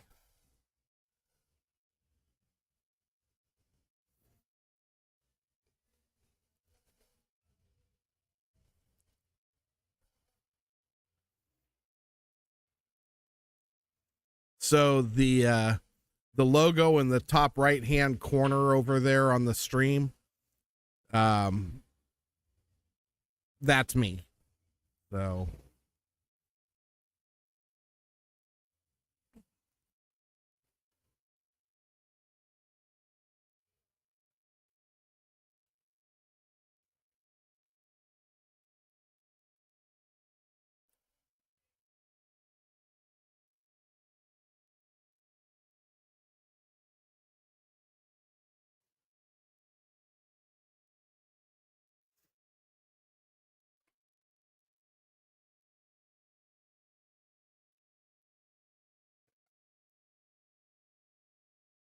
yeah, the lathe that my Q was on in the pictures, that's my lathe at the house. We have another lathe here upstairs that I work on uh, for just tip repair stuff. anything more technical than tip repair goes to the house and gets worked on there. Nice shot, Swish.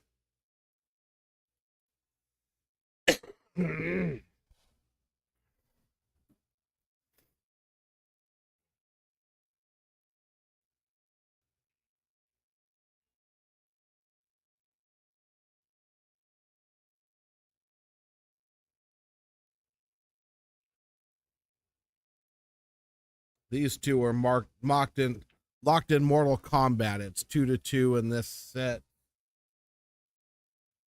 Looks like Flavio is about to close it out. See what happens.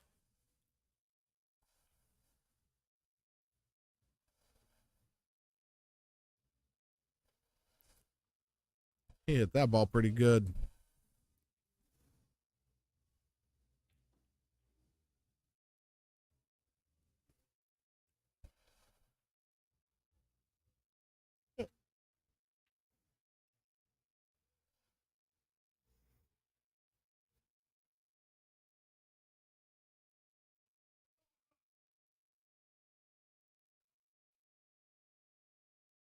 What did I miss? Swish must have tied that up.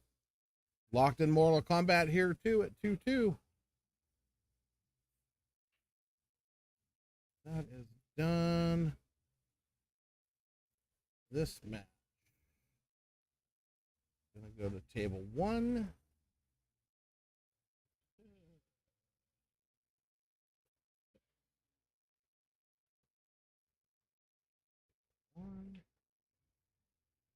This match.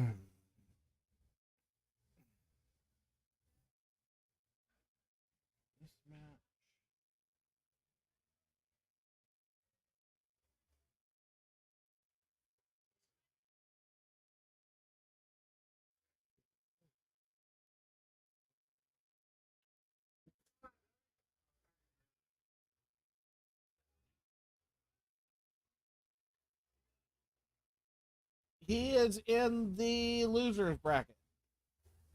Losers. Clay, you and Flavio are going to be on table 1. He gets the first break. Okay.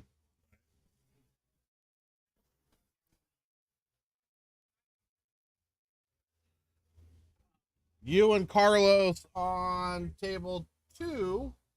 You get the first break.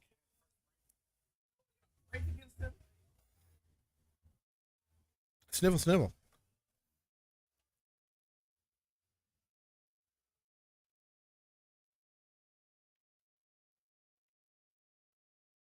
So no, they're not 4-inch pockets on the bar box. The bar boxes on the 7-footers are 4 1/4.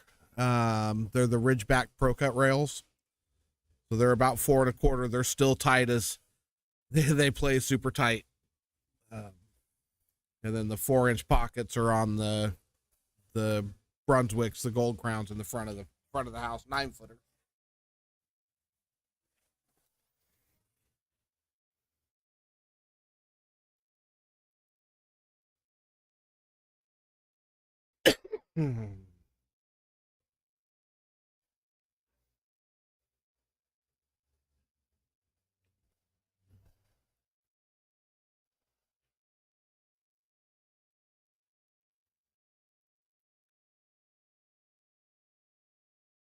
Yeah,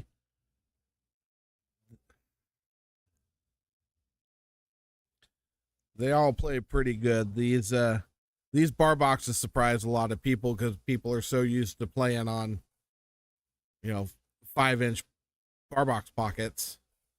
They get here and they're 4 1/4. It's a little humbling and a little eye opening when you start rattling balls that you think, oh, an easy shot, and they just don't want to go.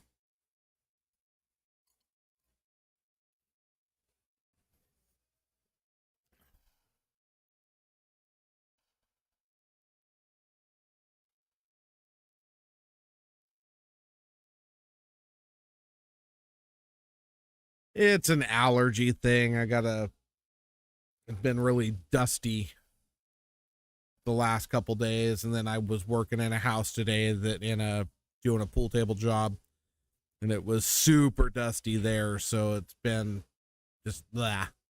So yeah, no, not sick, just dealing with crap.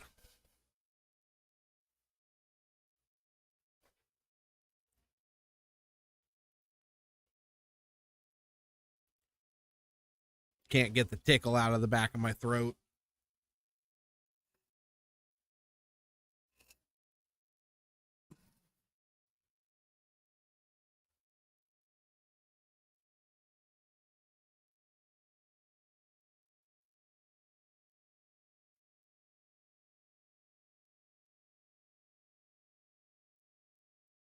Oh, swish.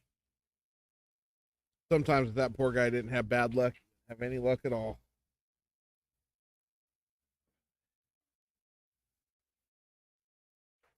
A lot of times he can't get a roll to go in his favor. Oh yeah, me too. Especially this close to getting on a plane to go to Puerto Rico.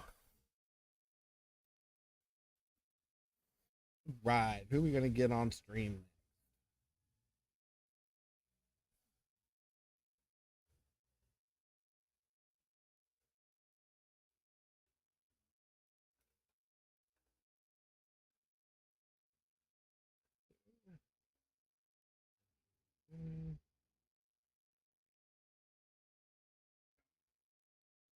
Got it.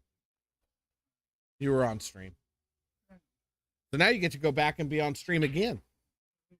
You get to stomp on one of the little kids. Sergio's all yours. One in the break.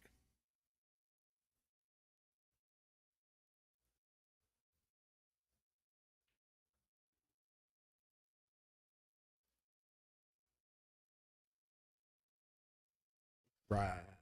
So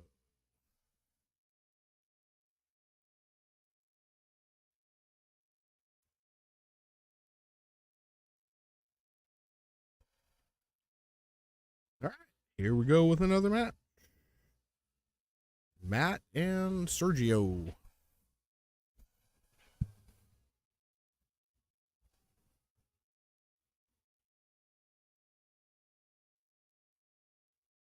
Yeah, and then of course I'm afraid to take anything for the allergies right now because I know if I go back and pop a Benadryl, I'll be snoring into the microphone before too long. That stuff knocks me on my butt. So staying away from the Benadryl, and it's the only option I have when I'm stuck here.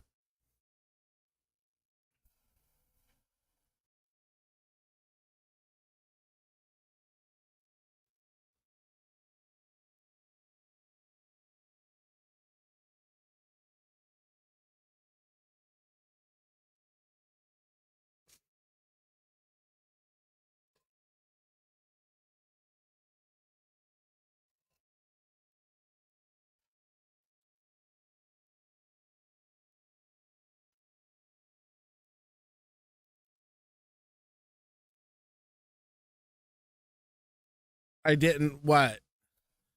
Gerard, what's happening, brother? Starting to worry about you. Hadn't seen you for a couple days.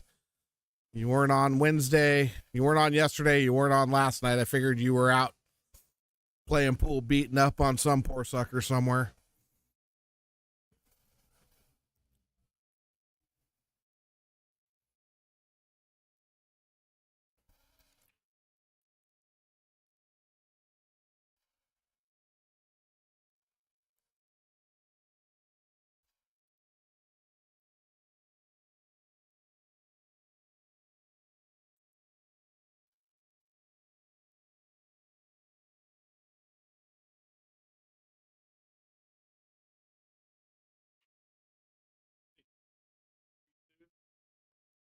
Okay.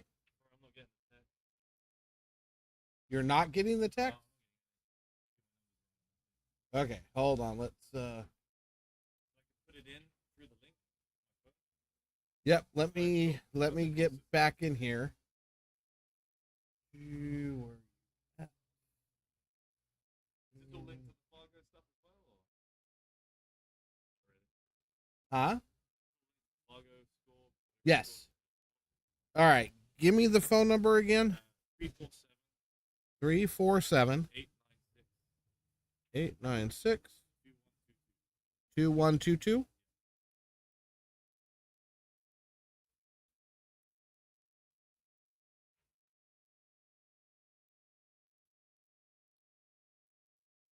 All right. Let's see if that works. Find out in a second. I hope. Or not in a second, but actually I might be able to send you a no, it won't.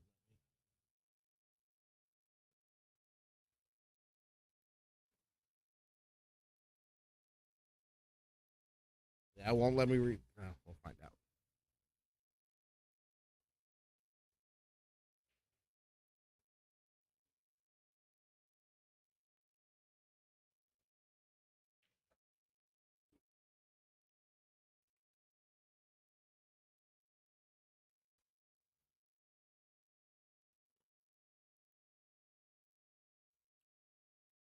Ah, so see, you were out playing pool. And happy birthday last night. I guess I'm a little slow to the punch here. Didn't know. Um, but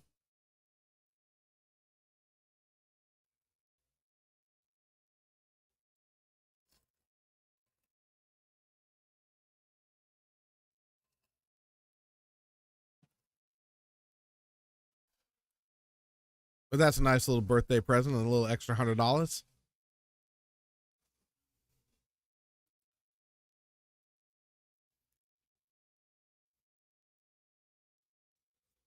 4 a.m. your time, 1 a.m. our time. I was just getting out of the pool hall here when you were going to bed.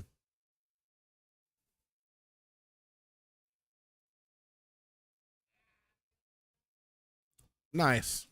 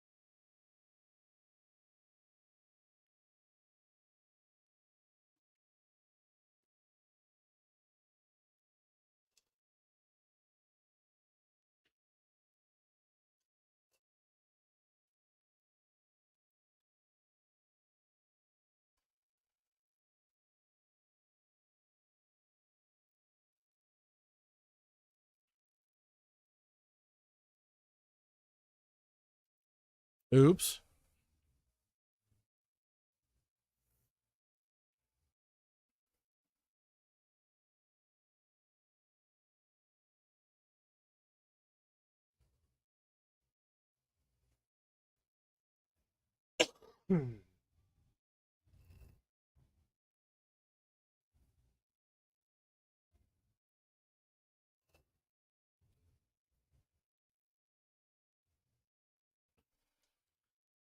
It just depends on where you're at and what you're doing. Dust man. I mean, there are people all over the place that don't gamble and play just for fun, and there are others that like to make it a little interesting. To each his own, either way you want to look at it.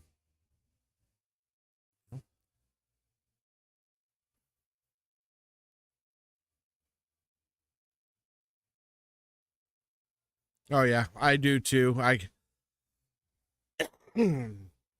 have a dime and a nickel radius Willards on my keyring that goes with me everywhere I go.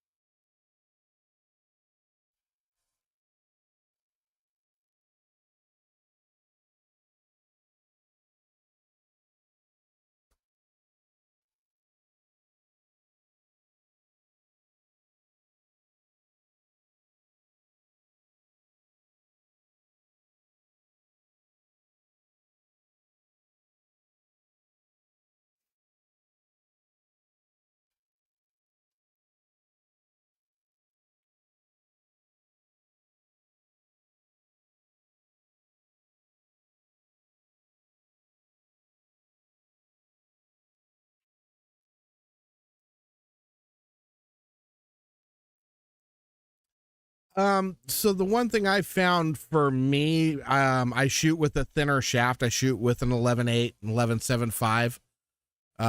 So I use the dime for those. The bigger the shaft, the flatter I go for some reason. It's just, I know it sounds strange. But if you're shooting with an 11 or a 12.4, 12.9, 13, anything up there, I typically use the nickel for that one. Little less round, little more round on the smaller.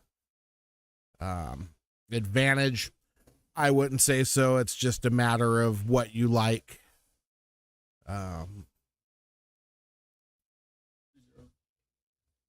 You got it?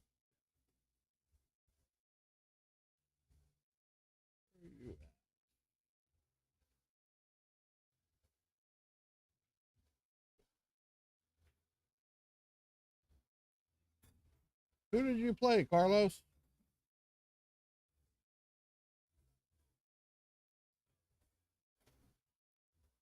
Not seeing him. Oh, there he is. Dang, Carlos.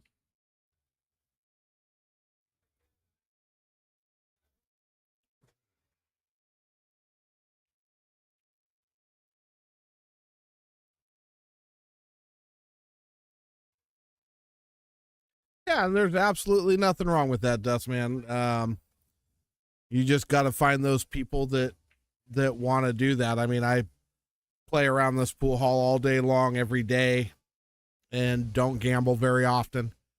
I have kind of a different reason why I don't gamble often. I do play. I mean, I've played on my stream. I've had a match or two here. So I will gamble, but it just depends. Depends on what's going on and who it is. A lot of it has to do with player temperament. Sometimes the $50 or $100 that you can win isn't worth the attitude you got to deal with when you win. So I just don't even bother with it. With some people, other people, I can play and win or lose. We're gonna have a good time and then go out to dinner afterwards, and the winner buys. So it just is what it is.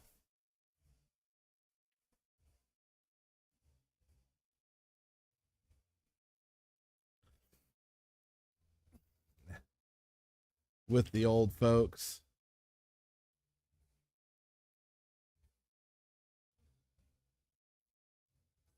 What do we got?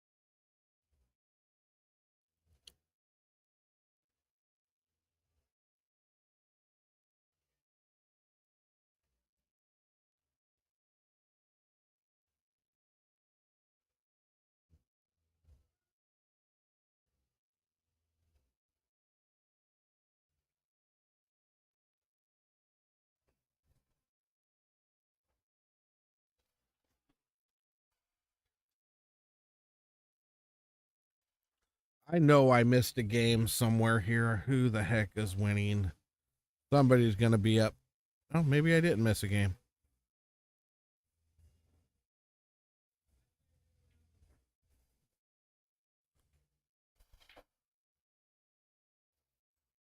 Almost got a roll.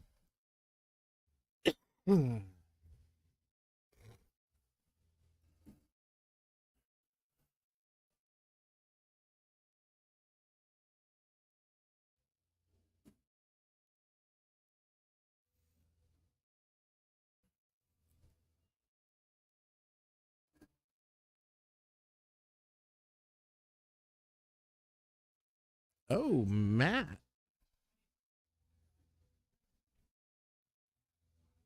So Sergio's up 2-1. About to win the set.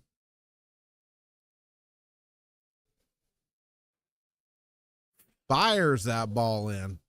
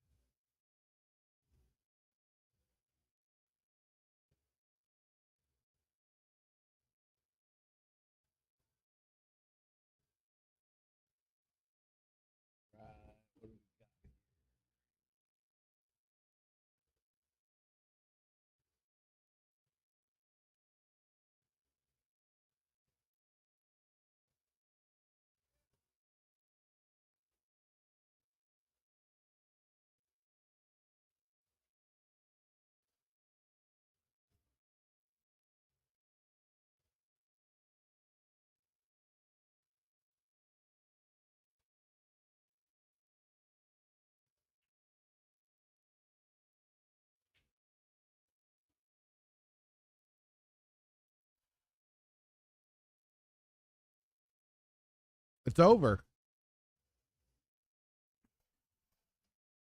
That was a 3-1 win for Sergio.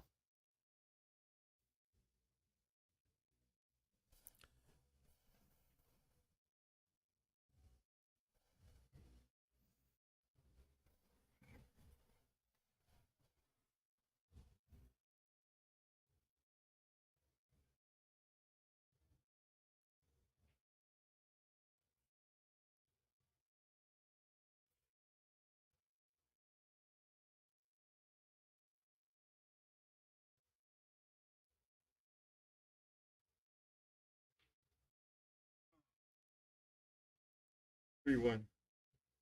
Yes, sir. Now you get Mike Mitchell on table 5. Okay. Go ahead and go take a puff or two and then let him know because he don't have a phone. What do I get? You get a game in the break.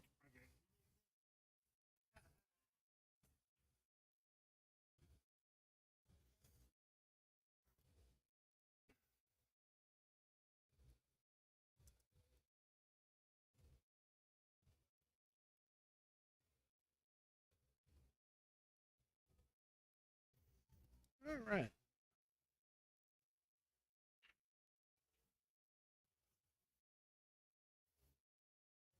What am I waiting on? I feel like I'm waiting on a game that's never going to end. Those guys back there still playing?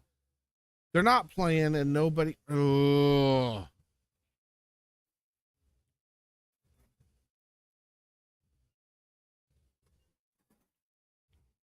Carlos. Come here. Come here. I need your help.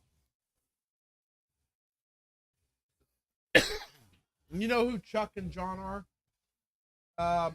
See the guy sitting over there at the table on the right hand side, the one without a hat? Go ask him who won his match and what the score was. So I know that.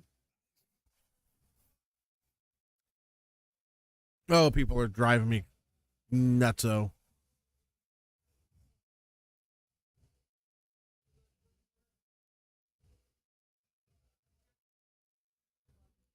John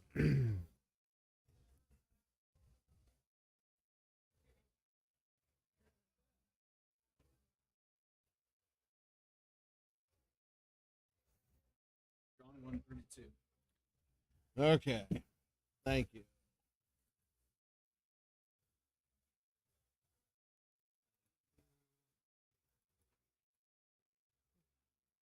So now we can call some matches. Imagine that crap.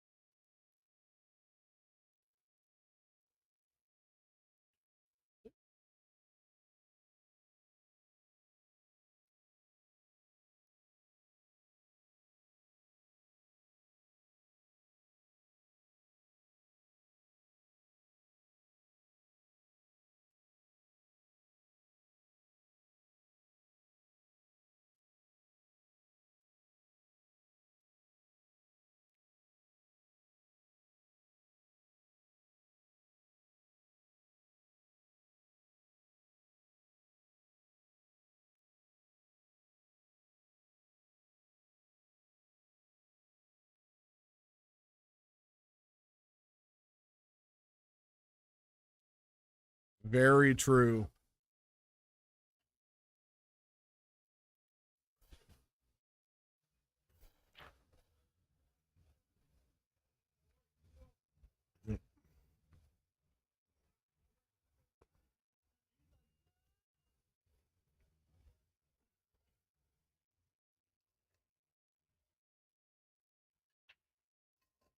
There are a lot of great videos on YouTube. Like I said, I wish we had had YouTube when I was a kid.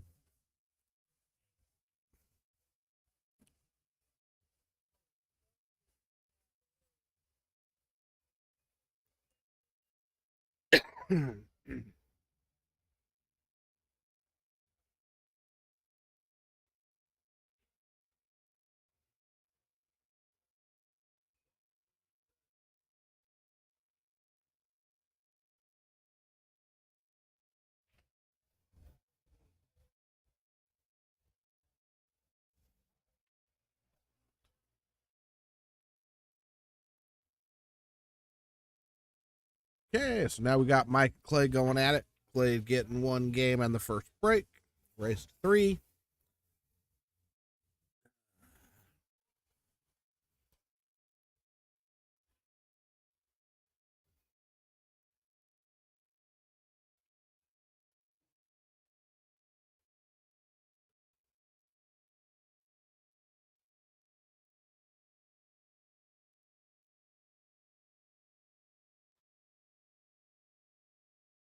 Oh yeah, you're a little bit before my time. It wasn't quite 59 years ago for me. It was more like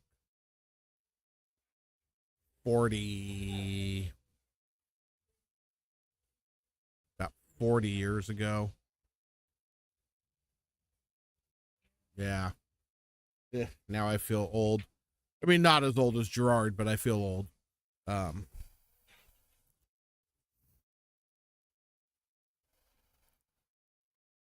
just kidding, Gerard. Well, I'm really not, but yeah, I kind of am.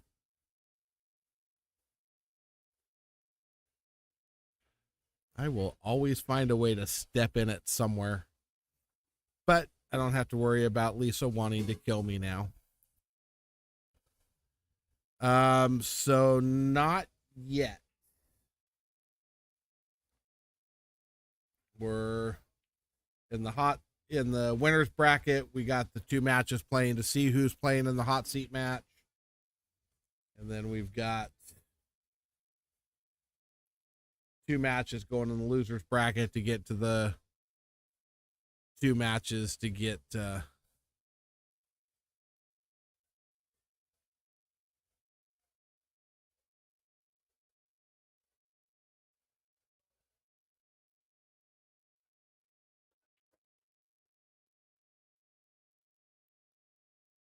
so there's 2 people in there.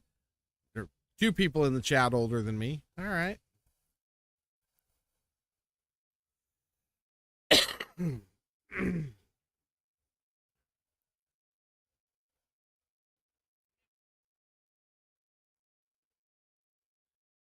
I am just so used to stepping in at Lisa that I just kind of expect that that's what I'm going to do.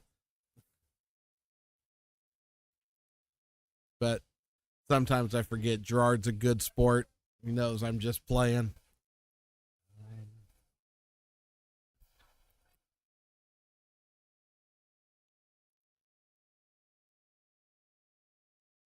Yeah, this guy plays pretty solid. Mike is a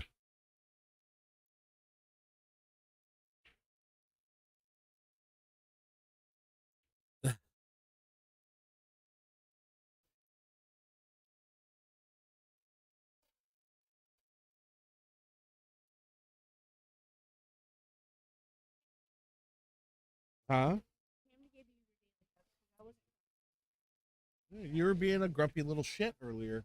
So. Well, no crap. I didn't feel good. I lost my game on basketball.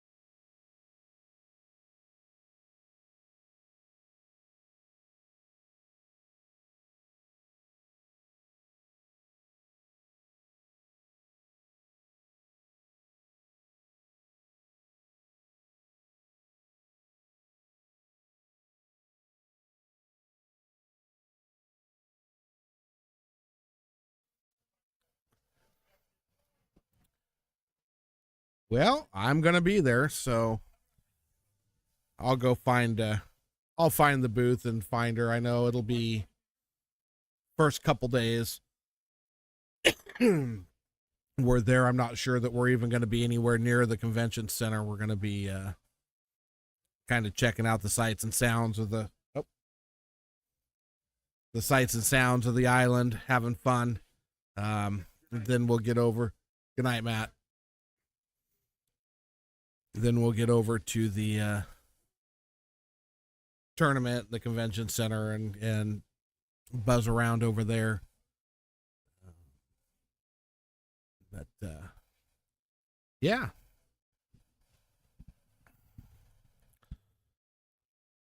And I love Jam Up shirts, so of course I'm going to have to get to the Jam Up booth at some point anyway. So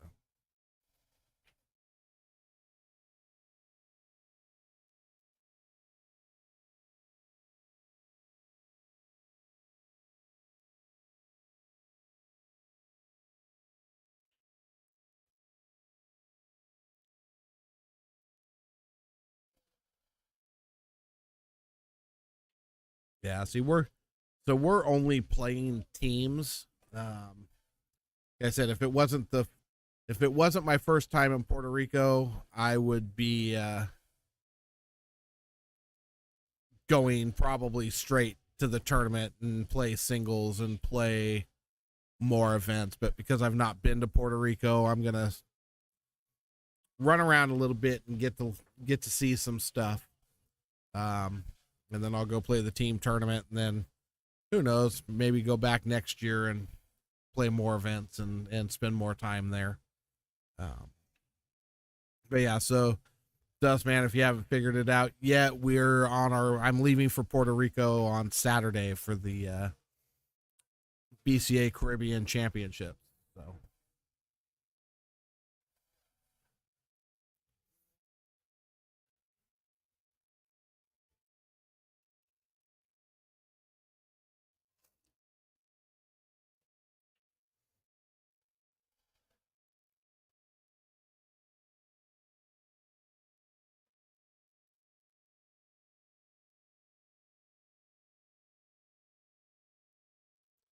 yeah, so there's a chance that we can play each other in the team event. But I'll find her before that and say, hey, introduce myself. Hopefully she does good in the women's event.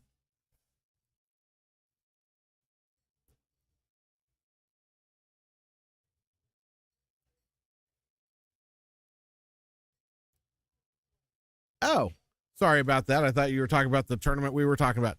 So we are at Diamond Billiards in Modesto, California.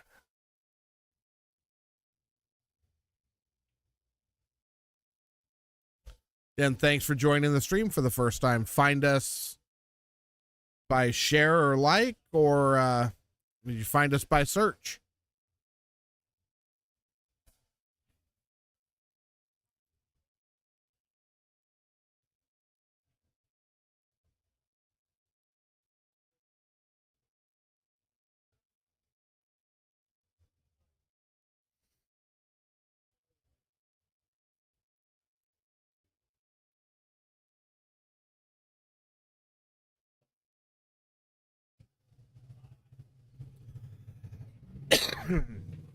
If you just happened across us,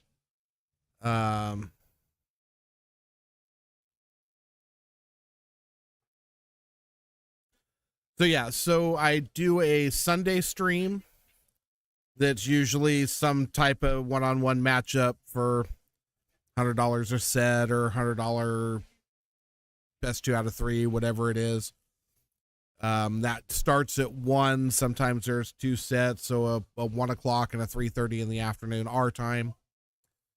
Then there's a Wednesday night, 6 o'clock our time. Could be a ring game, could be a one-on-one match, could be a Scotch doubles, whatever that may be. And then this tournament is every Thursday night, 7 o'clock our time. Again, Pacific time. So yeah, except for you, of course, found us on the night that we're going to be off the air for a little while because I'm going to be in Puerto Rico. So after tonight, the next stream will be the 15th. Probably I'll probably have a match that Wednesday night, and then the tournament on the 16th for sure.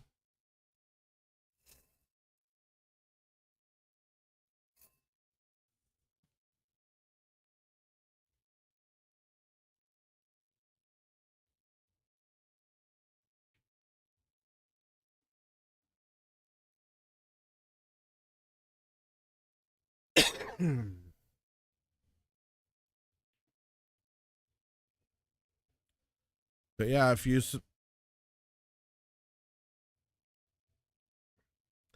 actually that is not correct, Gerard. I don't own the place. I have been here forever. I am a fixture for sure. My my friend and the guy that I do all the table jobs with is the owner. But yeah, so I do not own the place.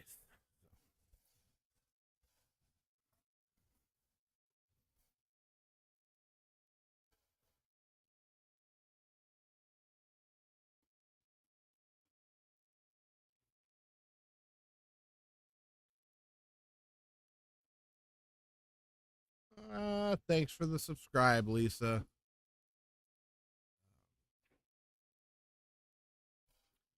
But yes, I have been playing for years. I started playing when I was 9.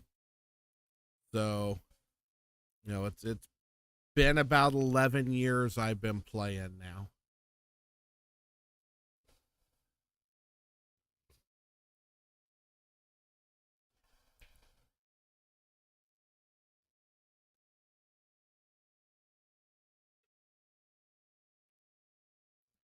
Oh, crap. I didn't see who won that game. I was talking. Mary, who won that game?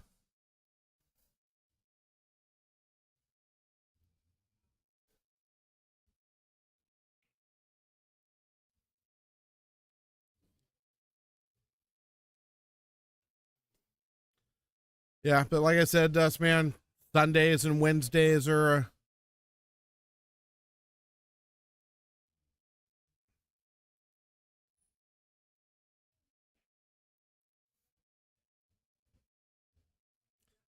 So he's up 2-1. Thank you.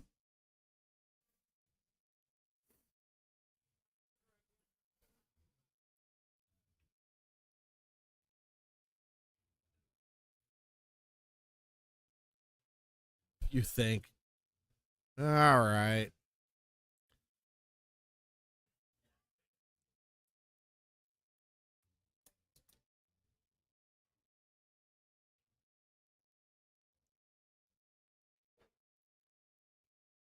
Yes, yes, she is.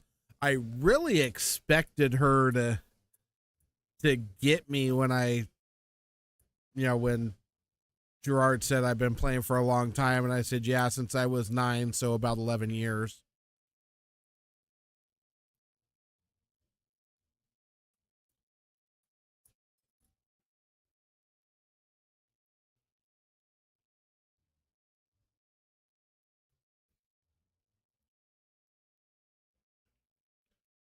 And Dustman, my Fargo took a major hit when I had to step away from pool for several years because of my son. So I took a couple years off, like 16 or so. My Fargo is low. I think I'm a 520, 525, somewhere right in that area right now. But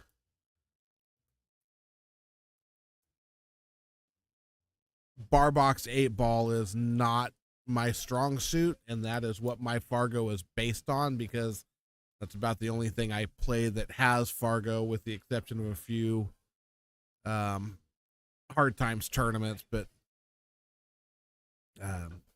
I go and I play tournaments on the 9-footer. My Fargo goes up, and then I come back here and I play for a month and a half or 2 months on bar box 8-ball, and my Fargo drops. It's just the lay of the land.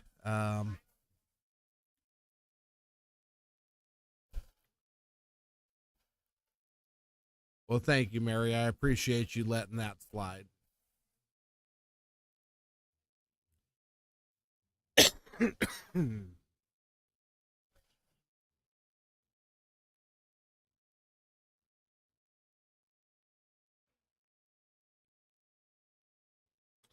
It absolutely is. It is absolutely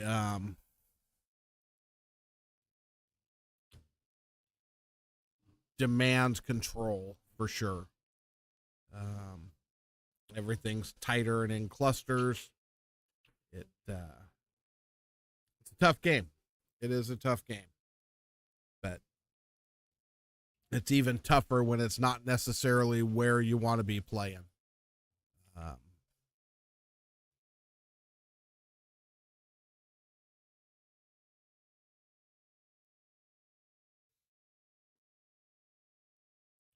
Plus, I'm just not a big 8-ball guy. I would rather play 10-ball or 9-ball or anything.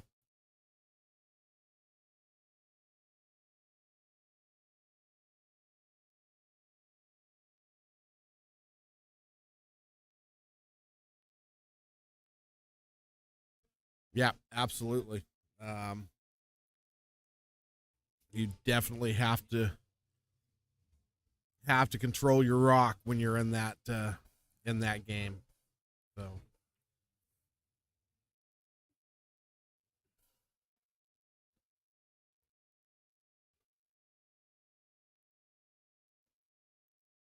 yeah, that coming back after taking time off like that it's tough.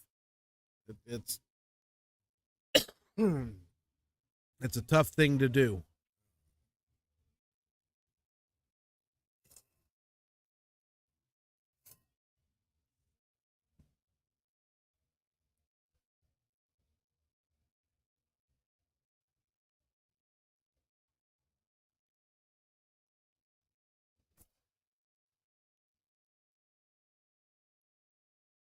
I know. Back then we had the USPPA.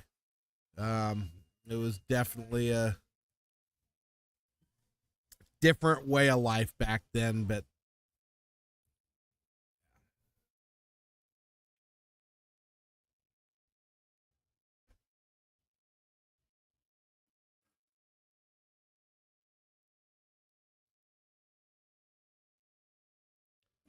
yeah, I play very little on an 8-foot table.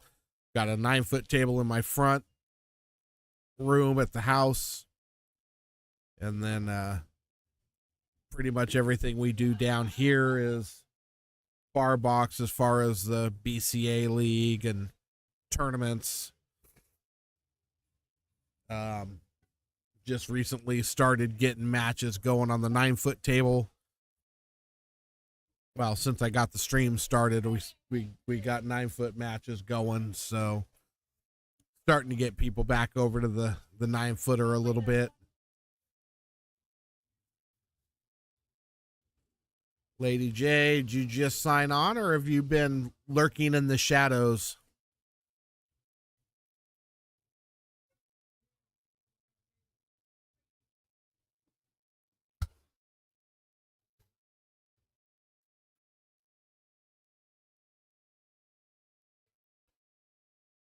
Yeah, so like I said, for me,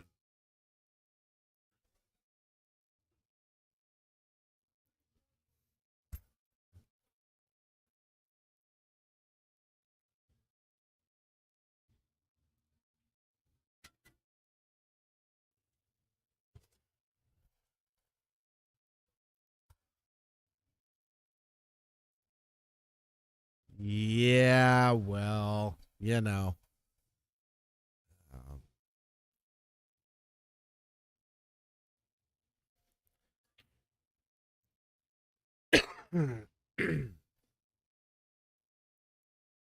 What's up, Mr. Aaron? Oh, I blew it. I wasn't supposed to call you Aaron tonight. You were supposed to be, I was supposed to put you on the stream as Toggle. I forgot. Get those surgeries removed. Stand down. Standing down. There you go.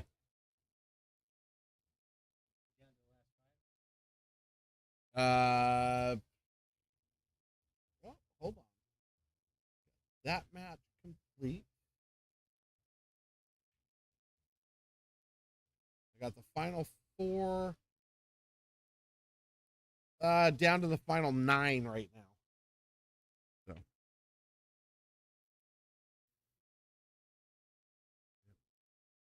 Yeah, I can just play it free at home or play free down here at the pool hall. So we only have the one pool hall in town anymore, really. So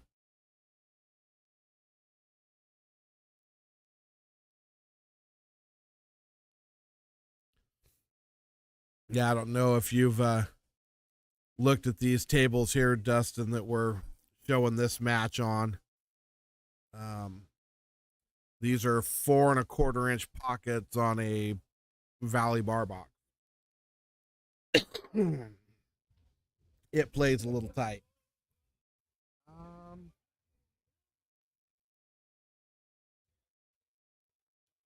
Faith, can you go ask Clay who won that match? Clay. All right, somebody will. Yeah, they're kept really nice.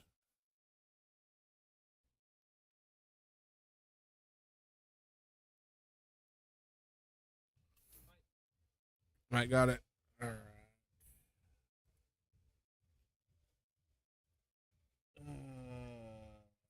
So what was it? 0.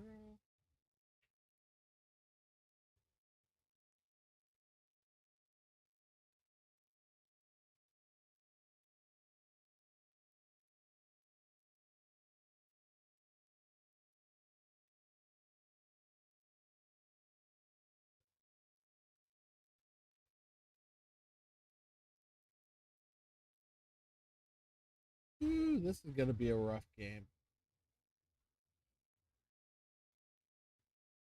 All right.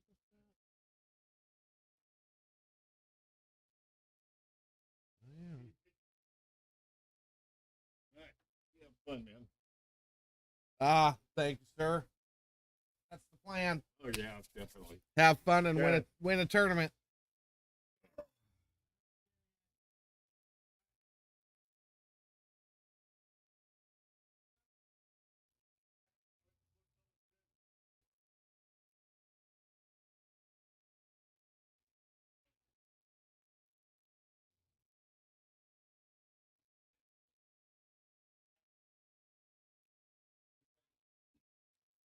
All right, so we are going to get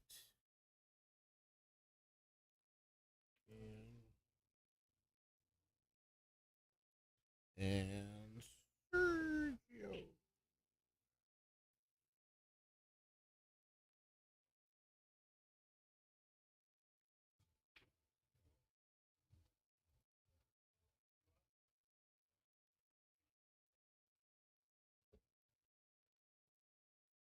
And okay, so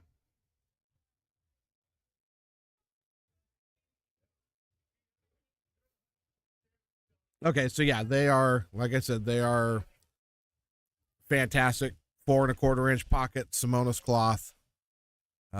Play tough as all hell.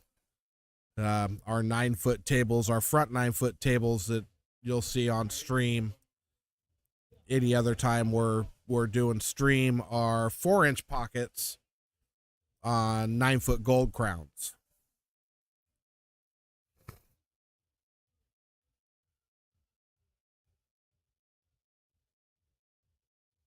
Yeah, see, we have a 9-ball, 9-foot table first Sunday of the month, except for this month because I'm going to be out and about. I'll be in Puerto Rico, not here to run the tournament. Carlos right here? Carlos, is he right here? Not still. God. Okay. I got to go make sure this match gets started, so I will be back. Huh? No, it's Carlos and Mike Mitchell. Carlos gets a game in the break on table 1.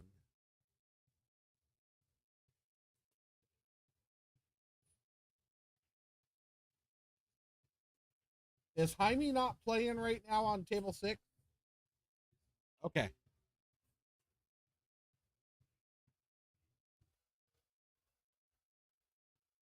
Hector, you got your match. Good job. Good job. You won?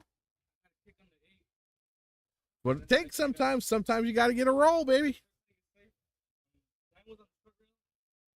8 was on the short rail, and 9 was just behind it. So I had to go 1 rail. I got it, and I got Nice. Good job. Yeah, unfortunately, we had a snooker table years ago. We used to have a lot of people gambling, playing golf here. But that kind of died out and they got rid of it. We have 2 billiard tables in the house that don't get a lot of play. It's spend a lot of time empty now. I'd love to put a 10-foot snooker table back in and put another leave one billiard table, put the snooker table in and roll that way, but it's just not going to happen, I don't think, anytime soon.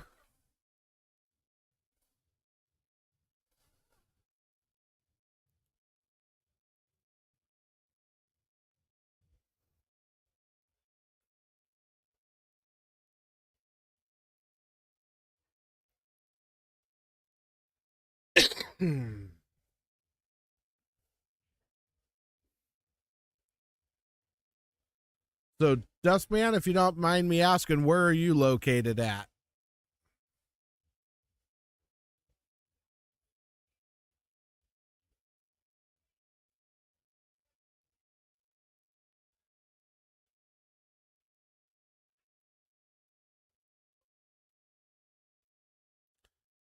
Nine-foot hayball table? I don't know it'd get much play around here. These it's not really watched or talked about a whole lot in this area. So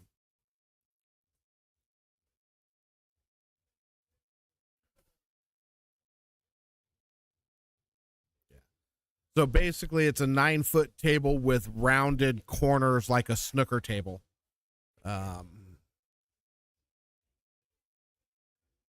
The Tucson, Arizona. Okay. So not too far away from us over here.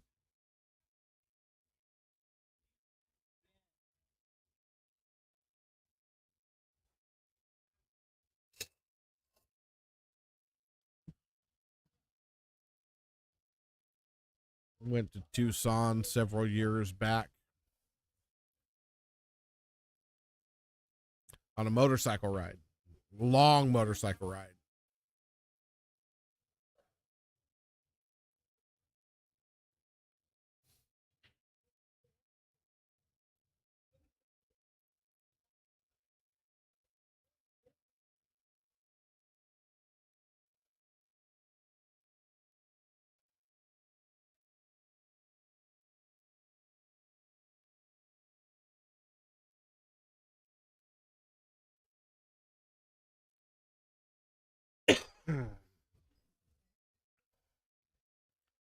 So we actually, Gerard, have a 9-foot snooker table here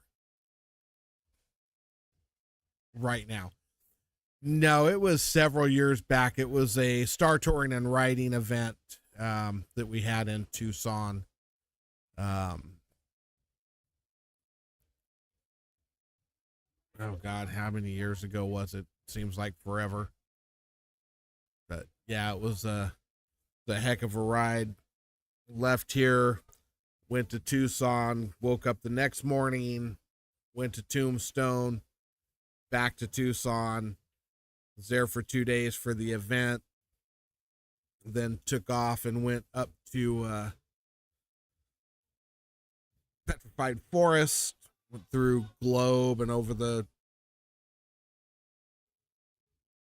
mountains that direction. Then went to down 40 to Meteor Crater, Vegas, or Meteor Crater, Oatman, Vegas, Death Valley. Yeah, so it was a long ride for 7 days or 8 days, whatever it was. It was a barn burner. It was a stormer. Flagstaff. Yeah, we were all over the place.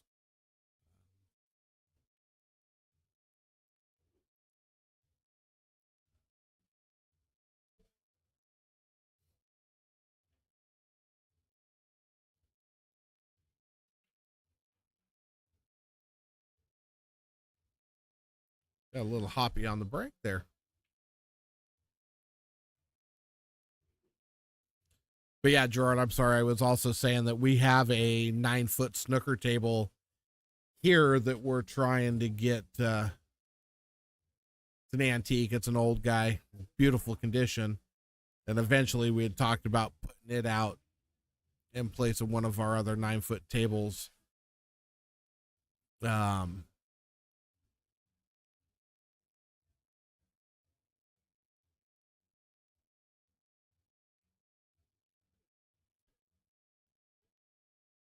With they're brake pads, so they're used to protect the cloth.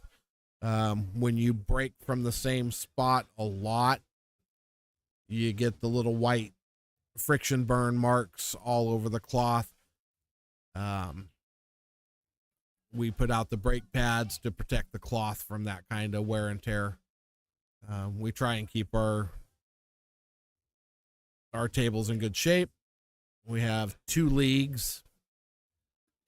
Monday night we have a BCA league. Tuesday night we have a BCA league. Wednesday night we have an APA league. Thursday we have this tournament. Sunday we have another APA league, but that's on the 9-foot tables, 9 ball. So we get a lot of league play and a lot of tournament play in here. We just do the best we can to keep the tables as nice as we can. So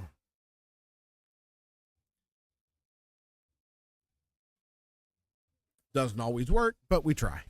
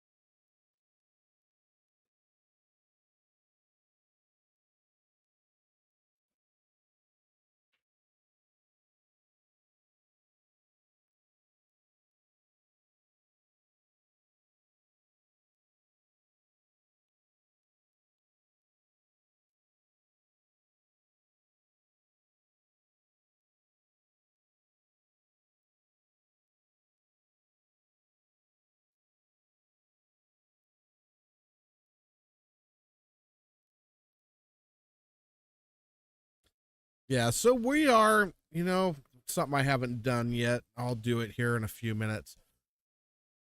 So we are not a full bar. We serve beer only, and food. We are really a traditional pool hall. We're also pretty good size. You see 7 bar boxes there. And those are all 9-footers across the board, a total of 27 tables in the pool hall. Our two billiard tables are over there. One's covered against that wall. The other one's the dark one on the other side of 19. That is our stream table. You can see my other camera up there on the ceiling. That's on the side of 19. And there's a camera up there. And then through that door behind those curtains is where I'm at. When I've got the stream going on the other table, I have those curtains down so I can actually look out and see the pool table. Nope, don't mind the chatting at all. We try and keep things lively here, although I am going to go fill up my iced tea because I'm... Oh, great. Hopefully you get here often. We have a lot of stuff going on here. It's always a lot of fun. Like I said, don't know how often you get to the middle of California here, but everybody's welcome. We love having people come by. I know Alan and Lisa are talking about have taken a trip from Sacramento down here and check out the room. So yeah. All right, I'm going to go get some tea. I'll be back in a momentarily.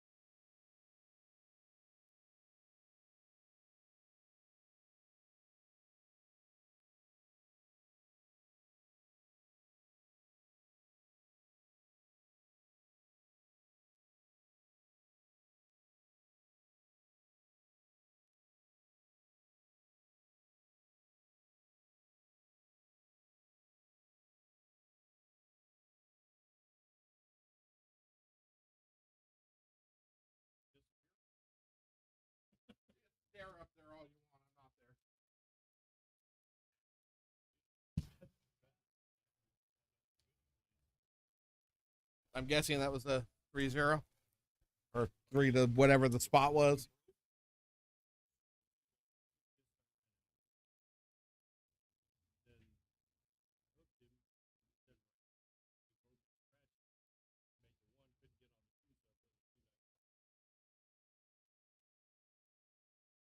So it was a 3-0. He got the spot. Yeah. He can definitely play. Yep. All right. We're waiting on... You're waiting on the loser of Jaime and John. The guy that Jaime's playing on table 6. They've been back there for like 3.5 hours. Yeah. Yeah. Yeah, it's kind of sad.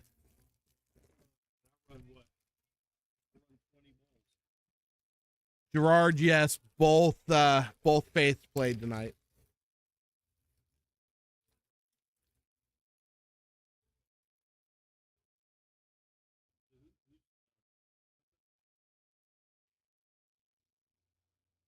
Hector,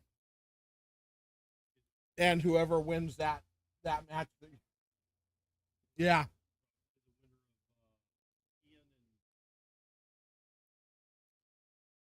No, you play the loser of that match first, I think. Hold on, wait a minute. No, because you're in the losers bracket.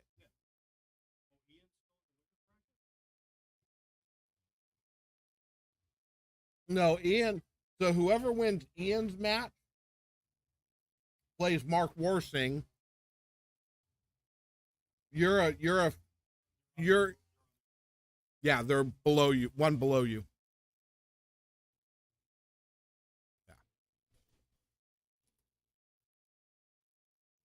Not great. Let me see here. Go back to where we're at here. So Faith Boone had to play Nick Hugo right off the get. Oh, hold on.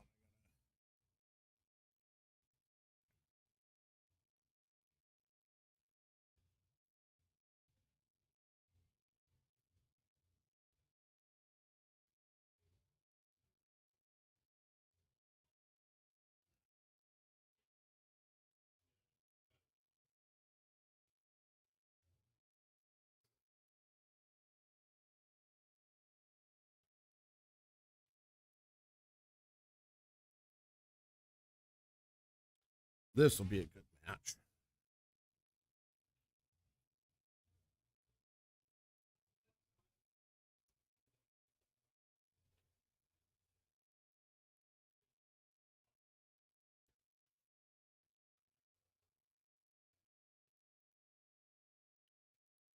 I don't do anything to anybody. That's the computer draw. I don't manually do the draws. I don't place people where I want them. But yeah, the kids had a tough night.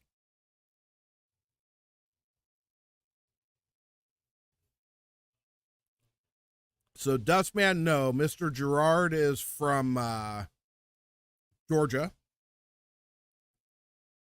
Mary is local. Her daughter plays in the tournament. I've known her for about 2 years. Lisa and Alan are from Sacramento, which is several hours away here in California. Who else is in the chat with us now? Lady J is a local player. um,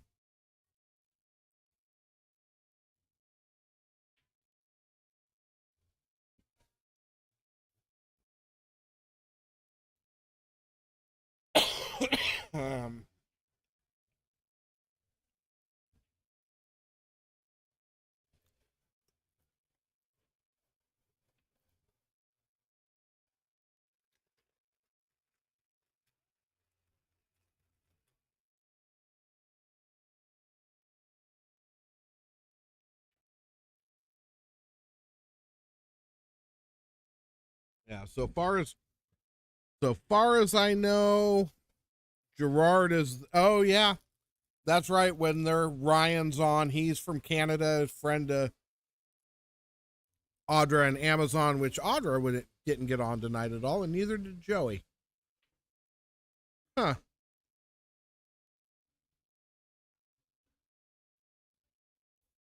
I will protect my computer from her.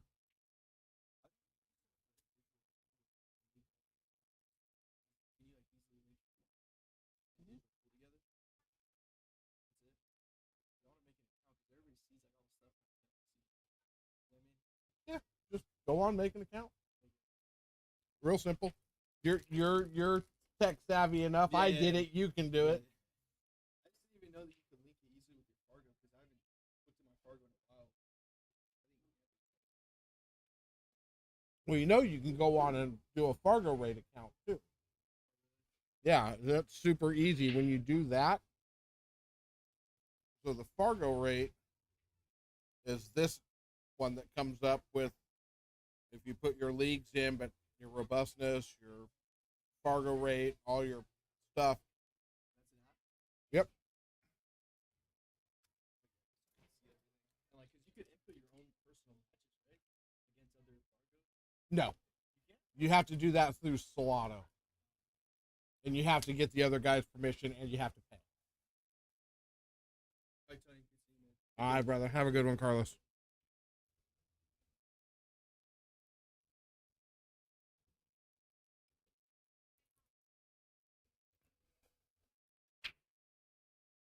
Yeah, I don't know, Gerard. I don't know what they're doing, but they're not on stream tonight, so I have no idea. And Dustman, not a problem. Like I said, I do this for the love of the game, to help draw some interest into the game. Like I said, my goal now is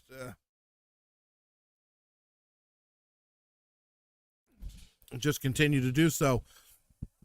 So, Dustman, this is the first time. Have you watched any of the post-up streams?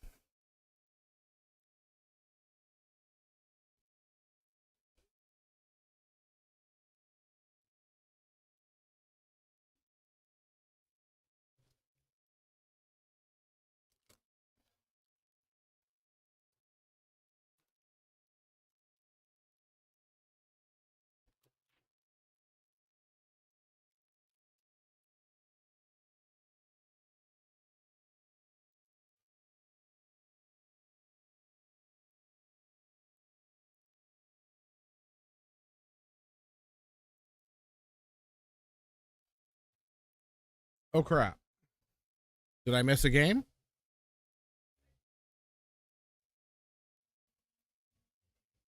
Okay.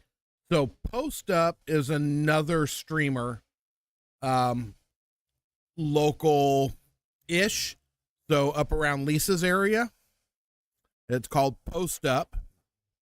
It's out of Hard Times Billiards in Sacramento, owned by Oscar Dominguez. He does a Friday night fights, which are matchups between people. And then they do a Tuesday night ring game when he has them.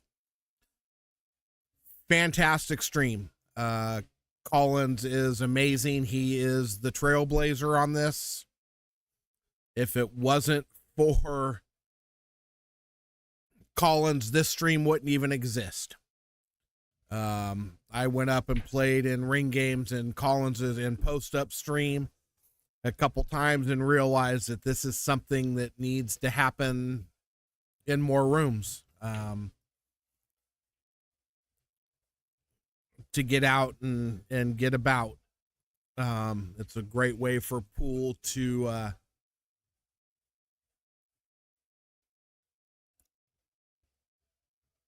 get bigger, to bring interest into the game, and that's kind of what we're all doing. So,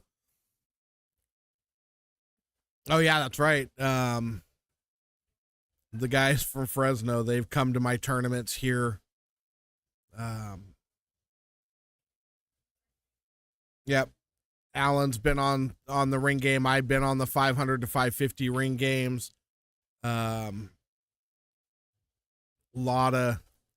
Lot of great stuff on post up. Like I said, he is the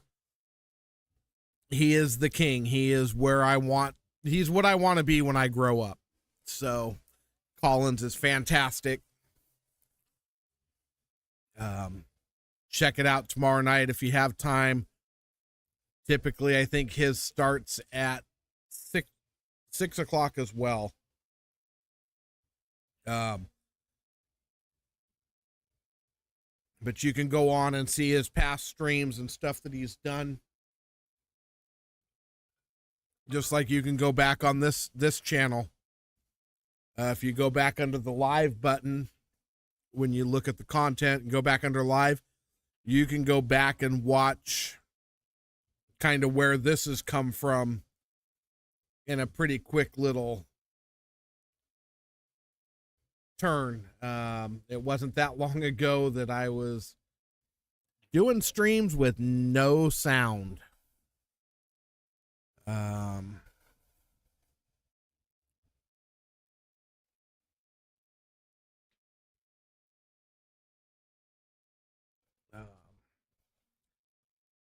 So Yeah, unfortunately, 9 ball on the break does not count in the bottom two here. It spots back up and they continue to shoot. Rudy Almeida is not a name that I know. I don't know about anybody else. They may. But yeah, you can go back and watch my first streams. I was literally putting a camera on a tripod and sitting behind not too far away from the table, but because of the jukebox playing and whatnot, I couldn't have sound. And then when I decided that I was going to continue to grow this, I got better cameras. The original ones were done with just webcams, and now I'm on pan-tilt Zoom cams. Have a booth built where I can now sit back here and do commentary without having to worry about the jukebox shutting down my stream. But yeah, you can kind of see that whole progression from where this started to where it is now. And, you know, Collins has been, I think Collins just had his 2-year anniversary stream last week or the week before.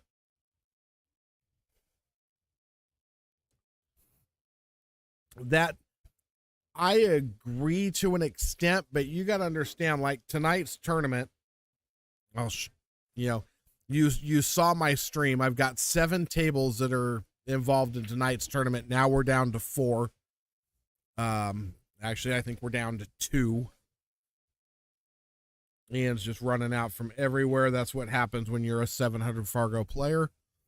But, you know, you've got all these tables over here that are paying customers that are sticking money in that jukebox. And it makes it real hard to shut the jukebox off. I'm guessing table number 6 is done. I am waiting on a report, so I know who the heck is doing what. But yes, if you're,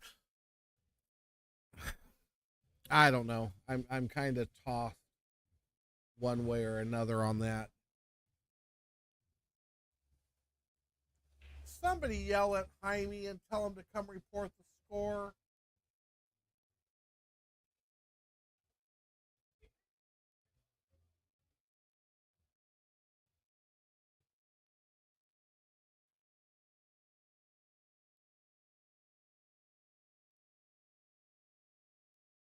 These guys are killing me.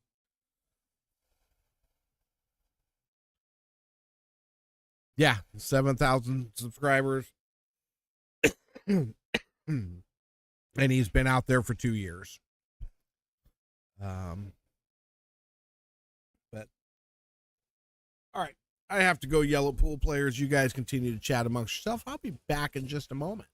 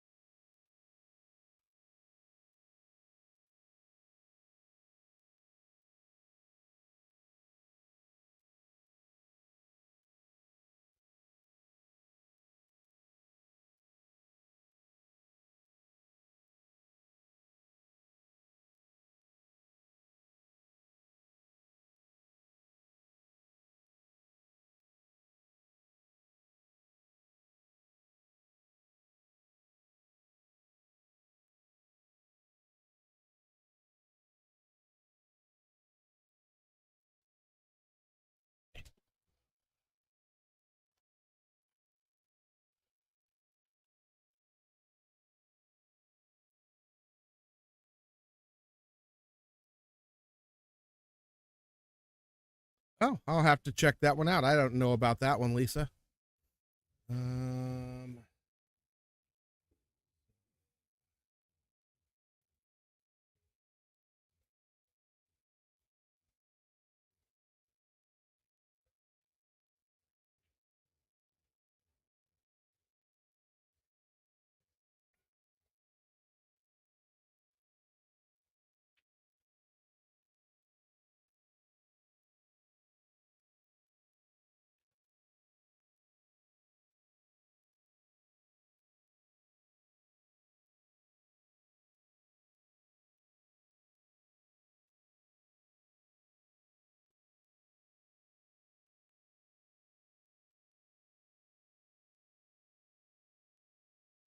So backwards billiards. All right.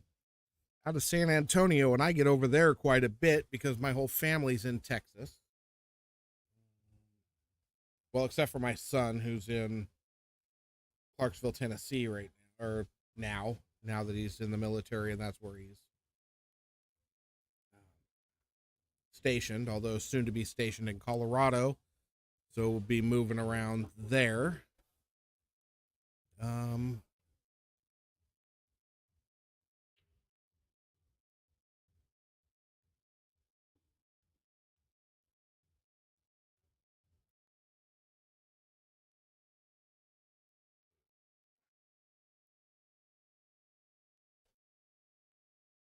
Backwards billiards.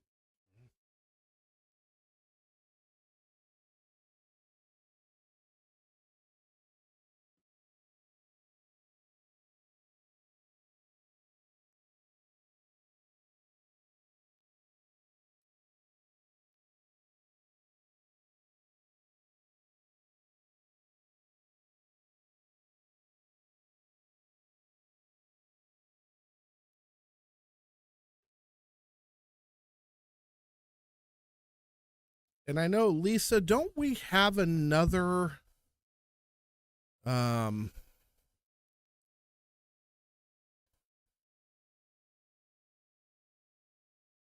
that's cool. I just subscribed to that one. But don't we have another one over here that's going out of Vacaville or Vallejo? Pool Action T is JJ plays out of the room that they do that at. I'm not sure.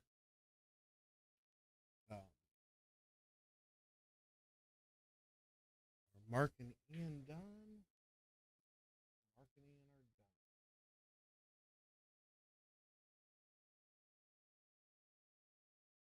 done. Ian is just tearing everybody up.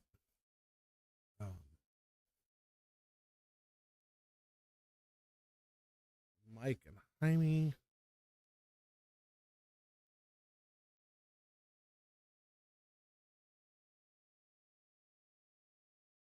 You know what? I'm going to go tell them to play on 5.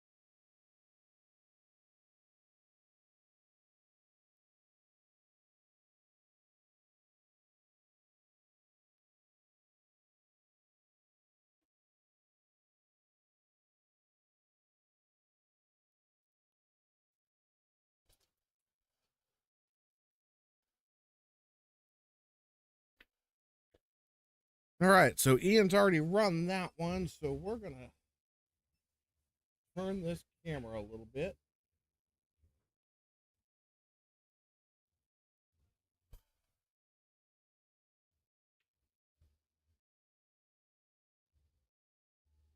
Or I can play the hot seat.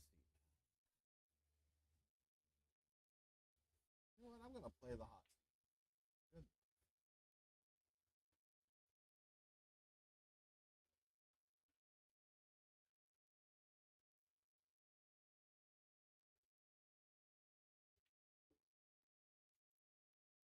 Hector.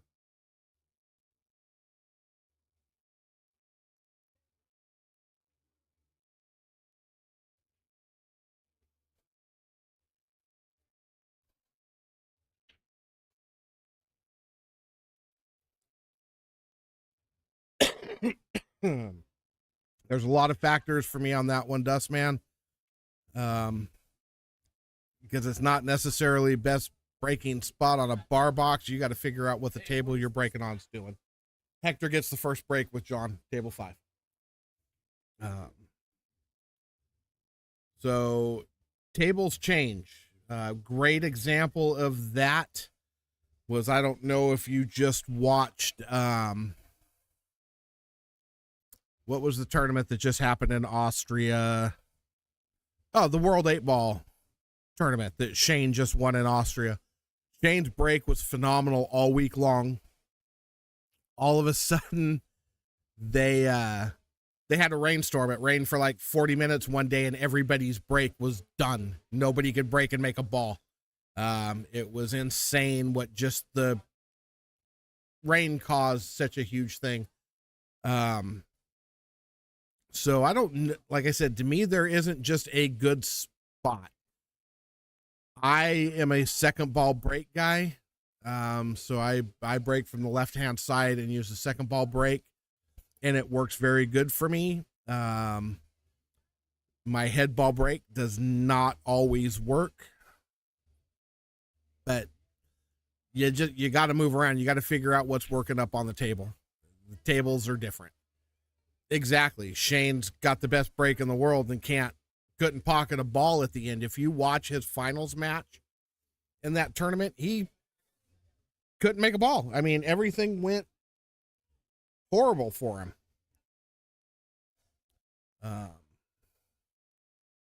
Still managed to win it, but his last two matches were a struggle.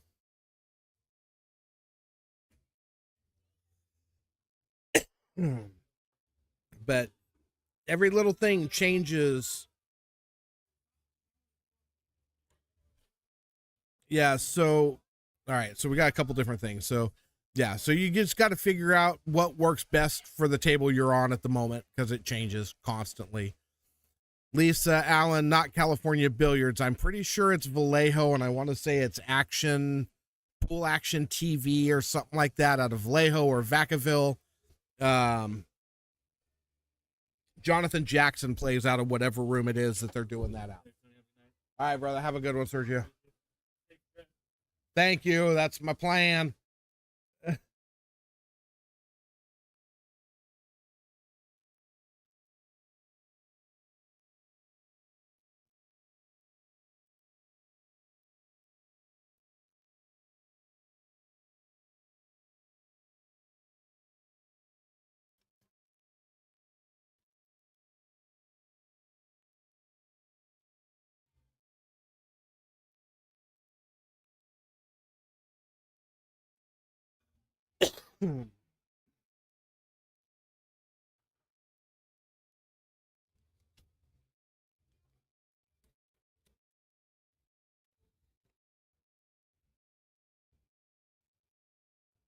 All right, guys, I got to go cash out some money stuff real quick. So I will be back with y'all shortly.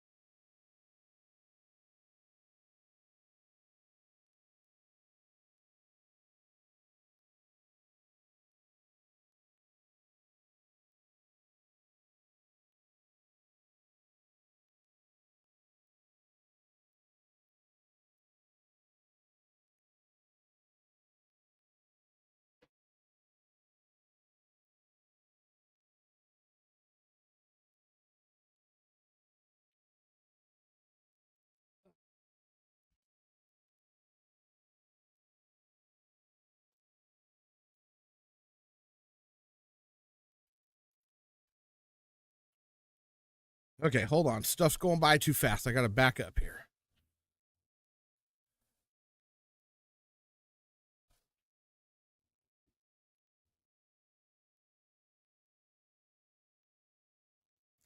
Yes, Lisa, that is the match I was talking about when all his break just turned to hell. Head ball break, a few inches off the center diamond.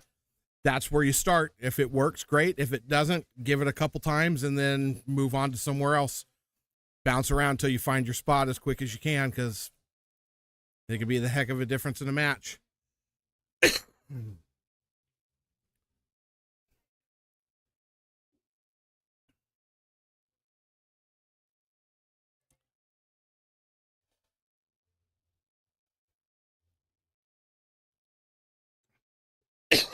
So Gerard, if I'm not mistaken, that's all Shane uses. He always uses Master Chalk. And yeah, they absolutely give him crap for it.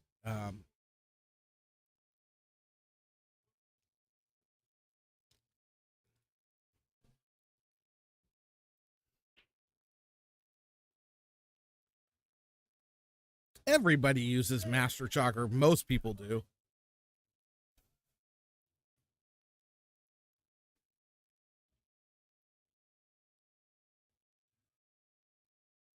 Thank you, Matt.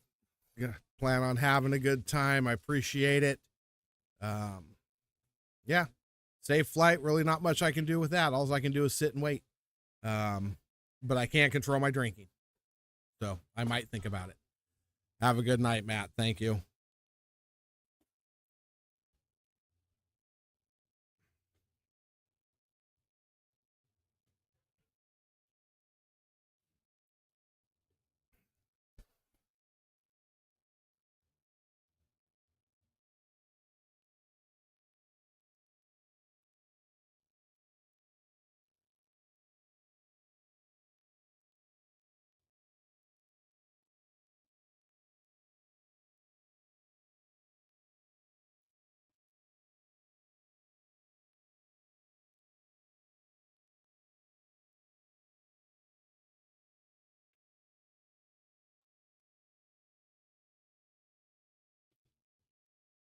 So yeah. So the chalk thing is a great conversation. I mean, people go through it all the time. Gerard, you came from the same.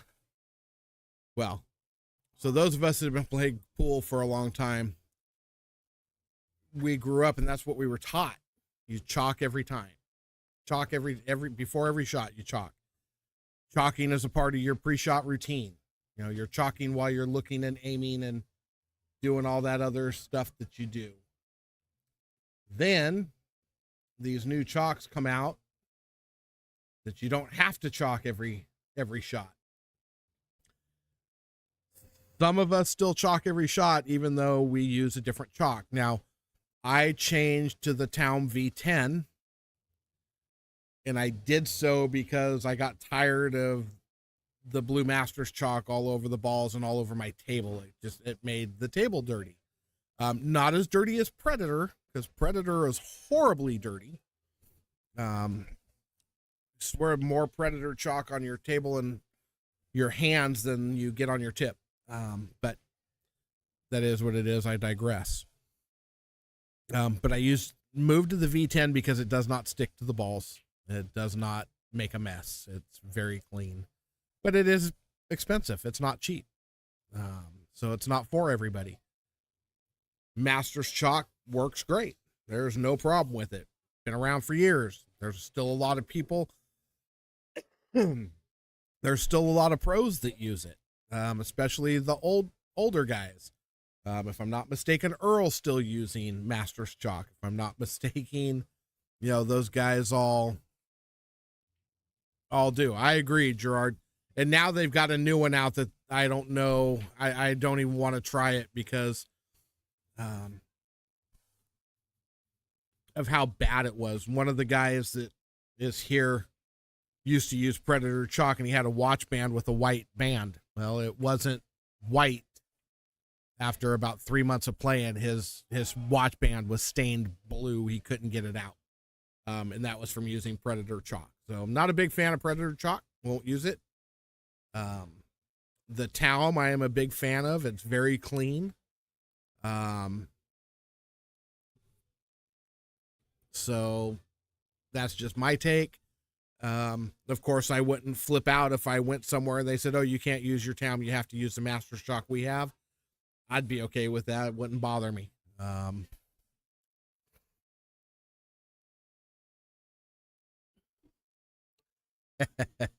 I like it, Alan. I love the V10. I really do. I wish they made it in blue, because I didn't care. I mean, the Pyro was all right. The Town Pyro was okay. That was the first one I tried, but I love the V10. I wish they would make it in blue. Oh, did he hit that ball?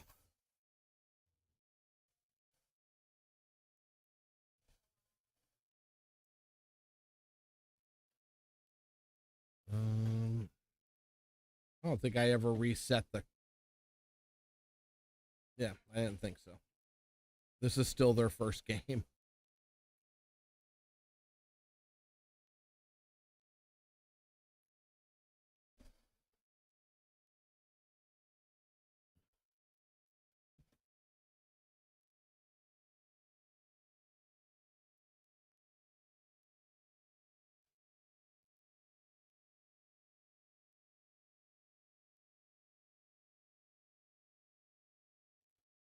Yeah, see, I don't carry my chalk in my pocket either. I wear a magnetic chalk holder.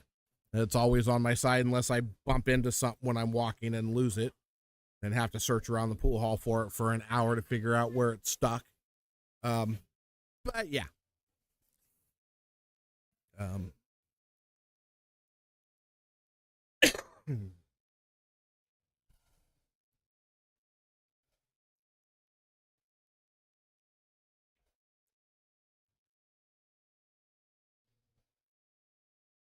Yeah. Lady J. And now a word from our sponsors. Oh, wait, they're not sponsoring. I pay for that stuff.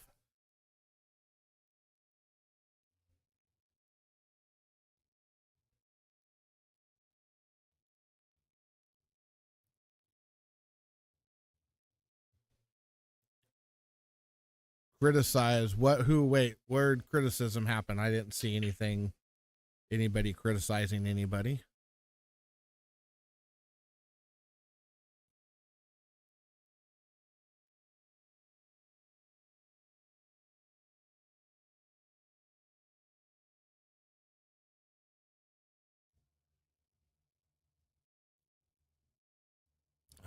Come on.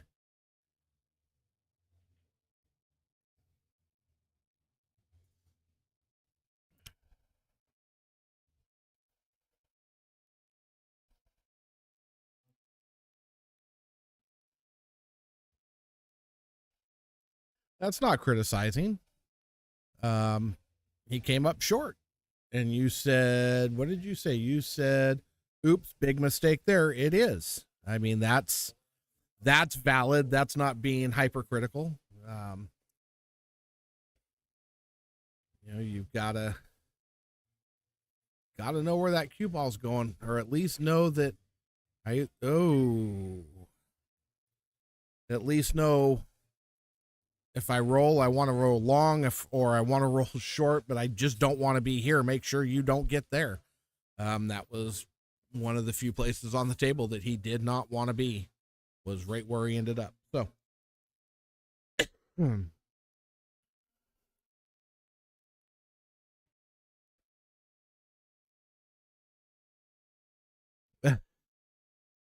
yeah, oops.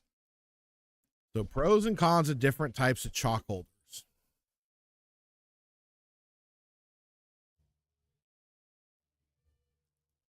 Yeah. Yeah, I know. But I still have my Q-Tech endorsement deal. So we're good. No. So I'm not a huge Kamui guy. Don't care much for their tips. To each his own. Not saying anything bad about them. But I do love their magnetic chalk holder.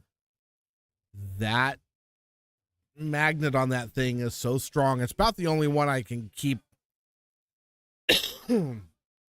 my chalk on.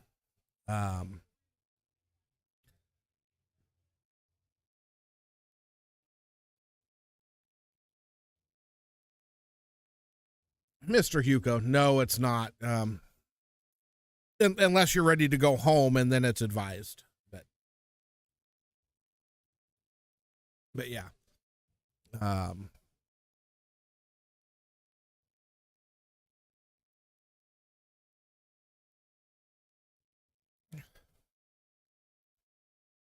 Too funny, Gerard.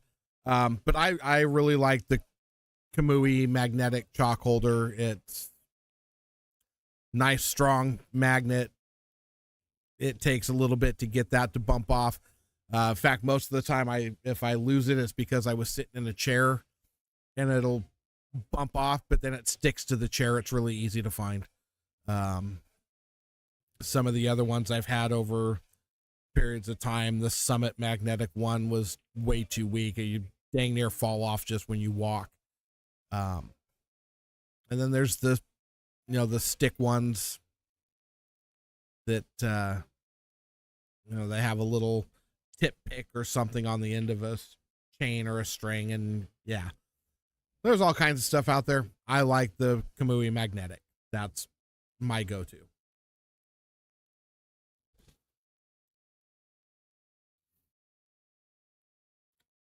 But it's not cheap. It's kind of like their tips. No, I wear mine on my pocket, on my back pocket.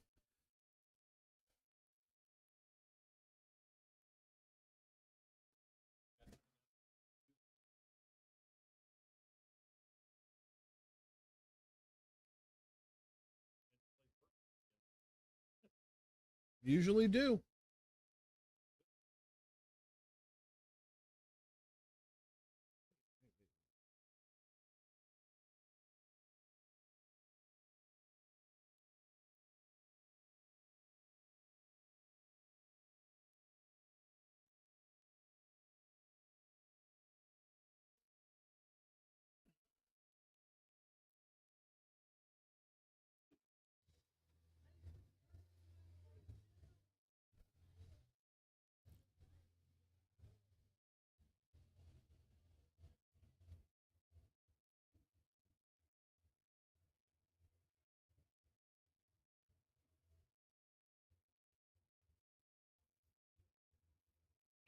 But yeah, absolutely not. No belt required.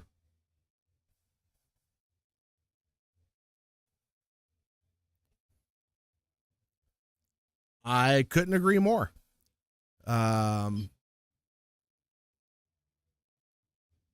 It's one of those things. You see it a lot. You see it all the time. Equipment is equipment. Find what you're comfortable with. Stick with it. Find the shaft you like. Stick with it.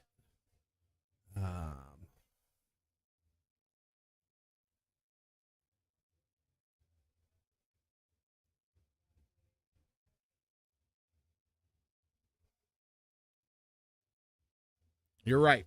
So I had a kid not too long back, somewhat recently. Been playing the game 6 months, maybe. Went and got a cue from Coker in Sacramento. Spent like $1,400 on it. He was not very happy with me when I asked him if that cue came with the stroke, because without it, it wasn't going to do him a damn bit of good.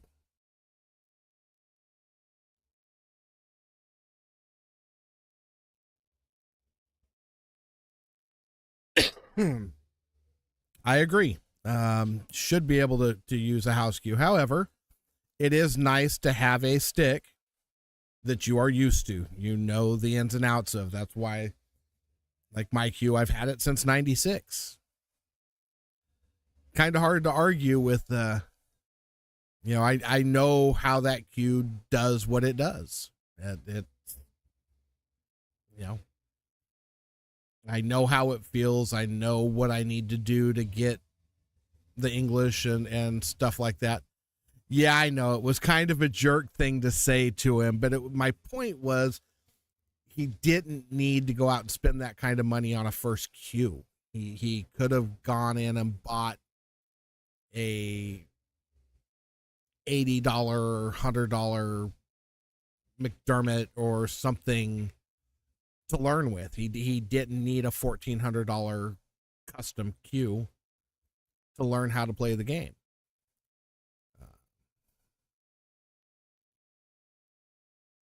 Absolutely. My cue the cue that I'm shooting with again now got stuck in my case and put away for almost a year when I changed over the carbon fiber shafts.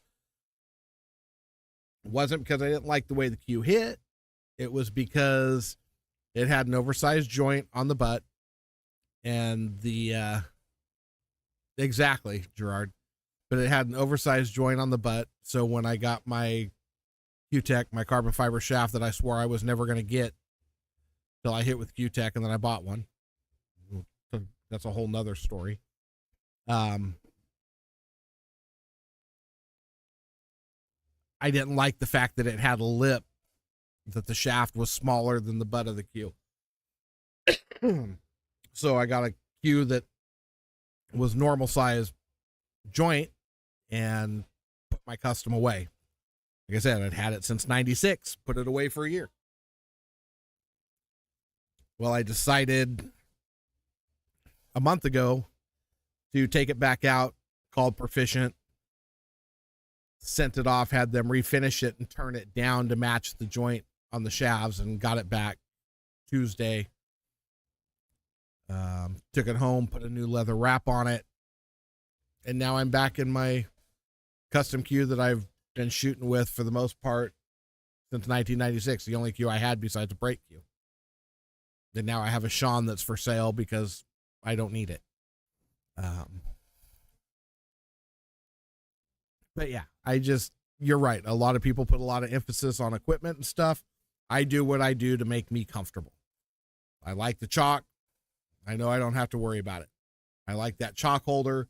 I know it's going to be where I put it when I need it. I like my cue because I've had that cue forever and I'll probably never go away from it again.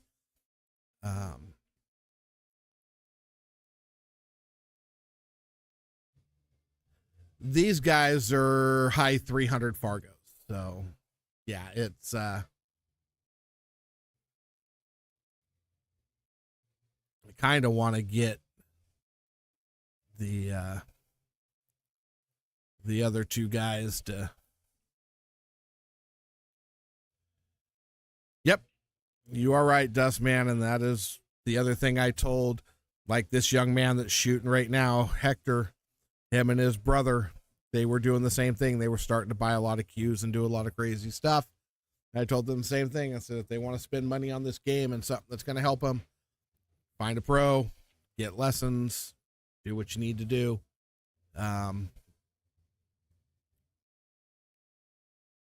So Hector is playing super good right now. I'm impressed.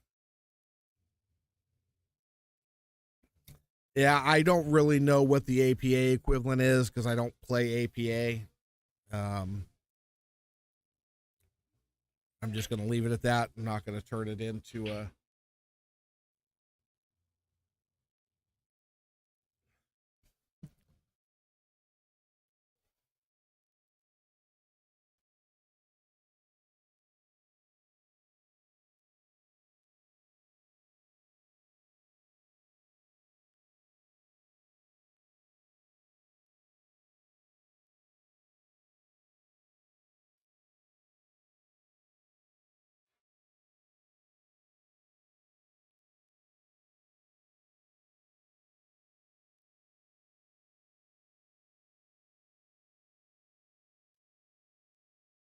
I think John lost his first set.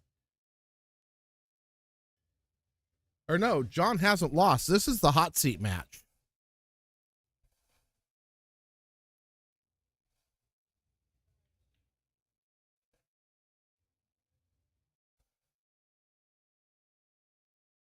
And you're right, Nick. A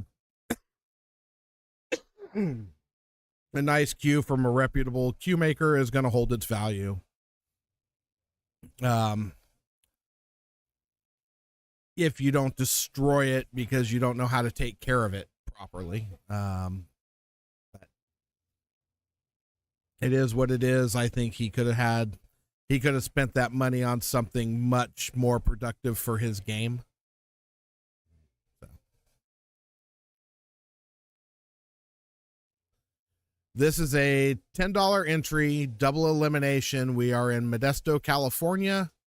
Diamond Billiards every Thursday night.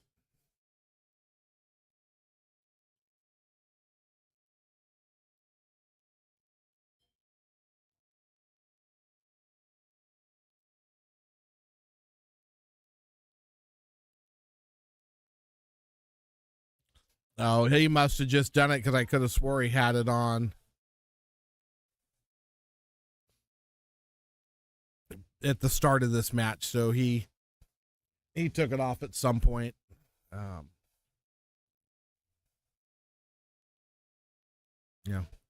Crazy old guys. Yeah, I love my cue. I'm not into all the inlay and stuff. I know Lisa was on earlier and Alan when I was showing my cue when I just got back and put the leather wrap on. When I put the leather wrap on it, it became a little more blingy visual than it was prior. But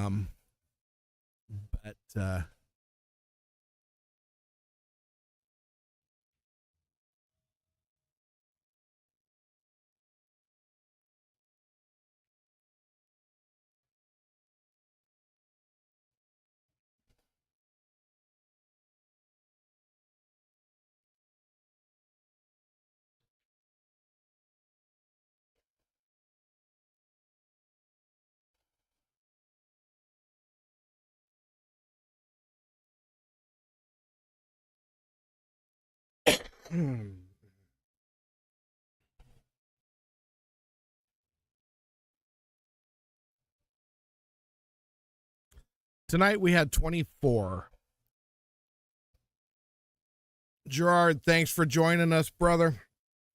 Real quick, there's my cue. Like I said, not a lot of inlay. It's nice and shiny because it just got back from refinish. And that leather wrap I really like. So anyway, good night, Gerard.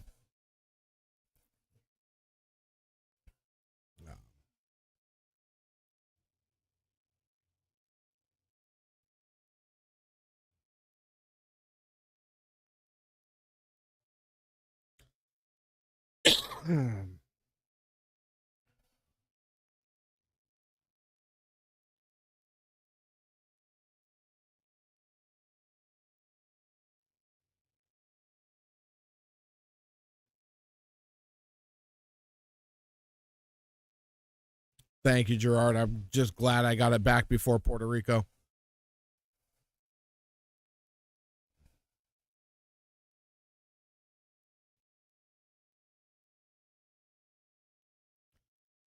Some of us definitely got that, Alan. Others may not.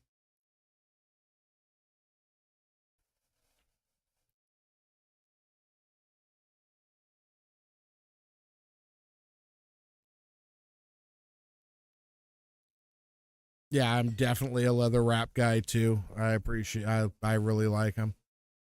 I play pool drunk, talking about a tournament in Bakersfield. How many tables do they have at Bank Shots down there?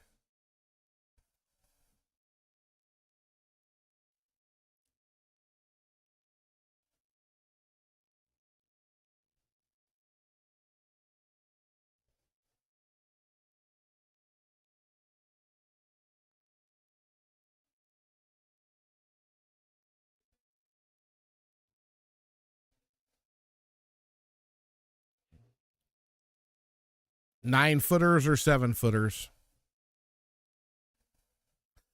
Okay, that answers that. 7-footers.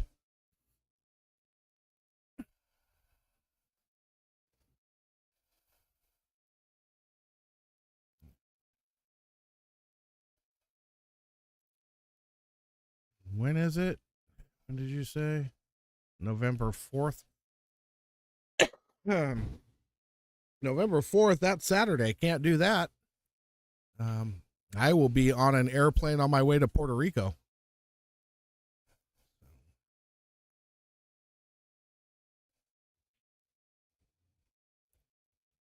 And as far as other people here that are players and would be Alan and Lisa, theirs is a little bit further drive. Is there a Fargo Max or anything? Is it just a straight up open tournament?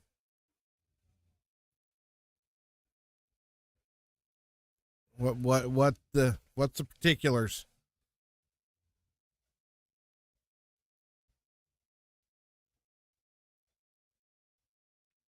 On my way to Puerto Rico for the BCA Caribbean Championships.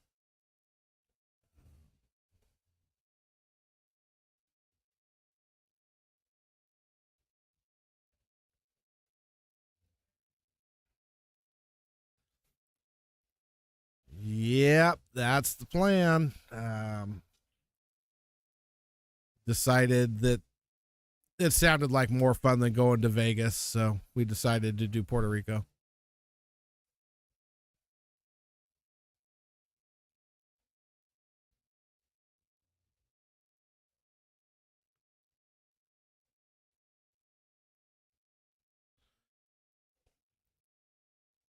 Knew what you meant there. What about, is there a max, or can I bring 3 700 Fargo players with no problem? What we're trying to get at is what do we got?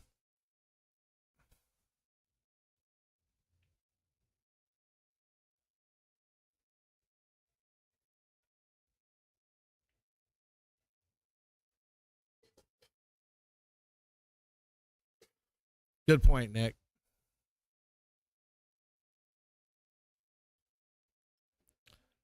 So it's handicapped, skill cap 15. So you're going off of APA ratings. Okay, gotcha.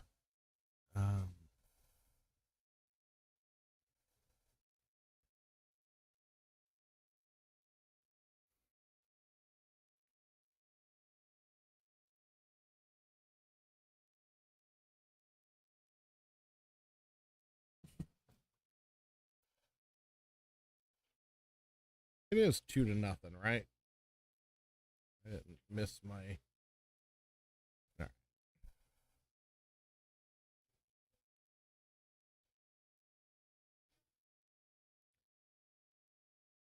Very true, Lisa, but it's not as far as it is from, say, Arizona or Georgia. So, yeah. I need to get down to Bakersfield again. I gotta, at some point, I'm gonna have to go down and play in the Bakersfield Open.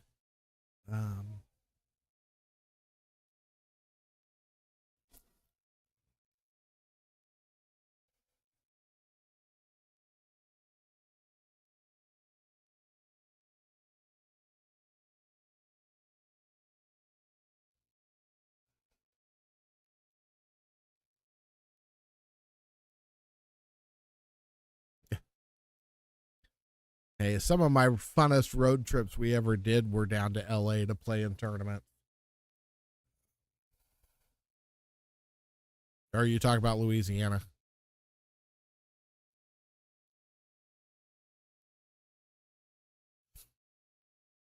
Yeah, I know. A lot of those guys are from up around our neck of the woods here. I've known James for 30 years.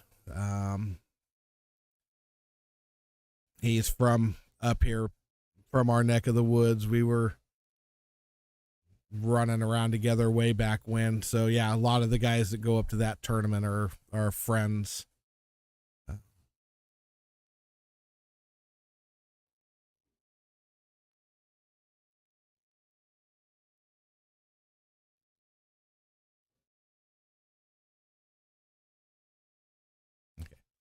So yeah, so Lisa, some of my funnest road trip tournaments ever were to Los Angeles. We used to go a lot back in the day to play stuff up there or down there, excuse me.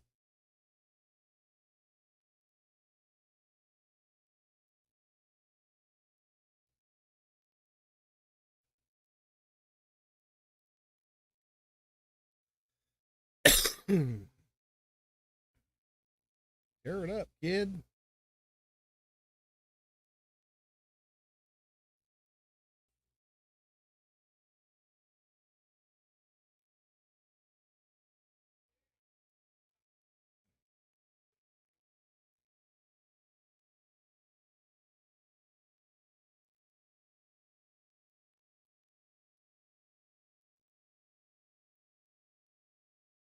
Mikey. Oh, be right back. I gotta go make some payment.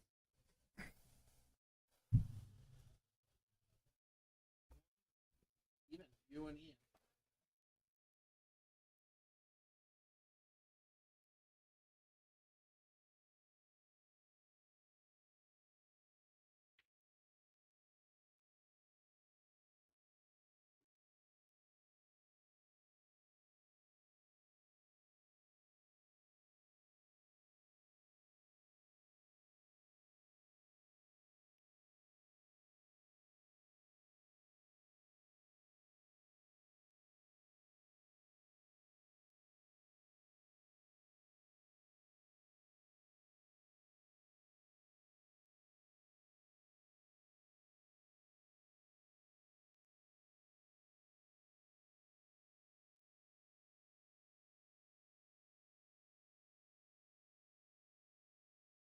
Oh, why? I was thinking I owed John.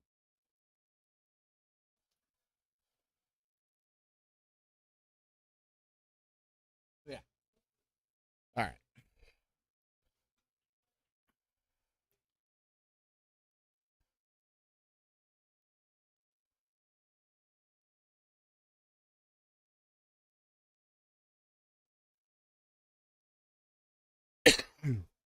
Yeah, Hector's been playing well. He's been doing good.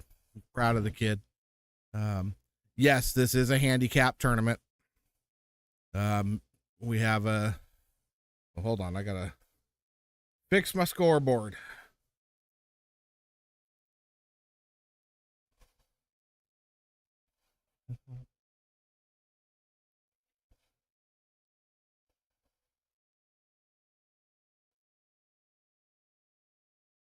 All right.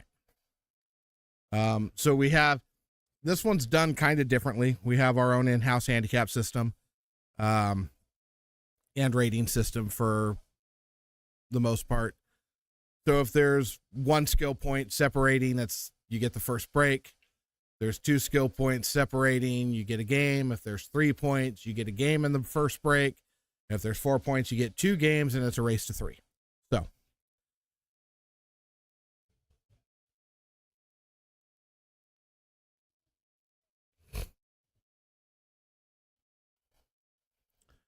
no, they are 4.25-inch pockets. They are valleys with Pro Cut Ridgeback rails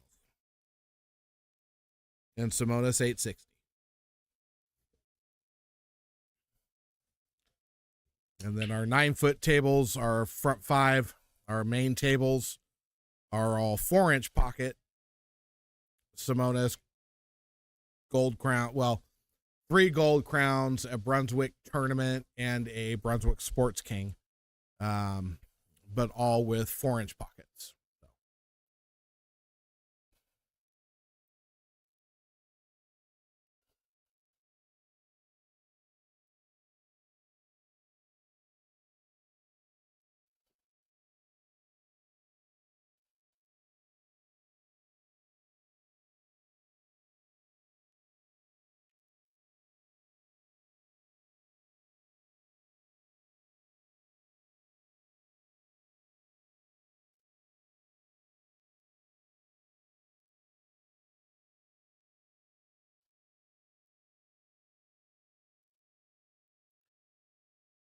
The only real advantage it is it keeps, it allows you to stay at the table. It gives you a shot. You can break, you can make a ball. You don't know how many times we've had that guy gets a game in the first break, breaks, makes a ball, leaves himself straight in 1-9 combination. Things can happen, so it does give you a bit of an advantage. And it also keeps the higher player from breaking and just running out on you. So it's a give or take. I actually talked about stopping it because it makes my job harder as a tournament director when I'm here in the booth. I got to go run out and let people know, oh yeah, you don't just get the one game, you get one game and the break. Because there's no way to have that text out a digital pool that's what the spot is. So yeah. So now the other side of it, when you're giving up a game to somebody, a lot of the higher rated players will go ahead and give them the break anyway. And I'm sure somebody in here besides Nick Yuko can say why somebody would automatically give up the break if they're already giving up a game.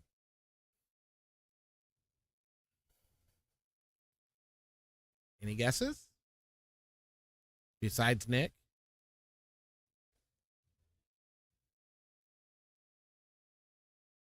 All right. So if you give up the one game and give up the first break, if it goes hill, you get the break. So, because it is alternating break.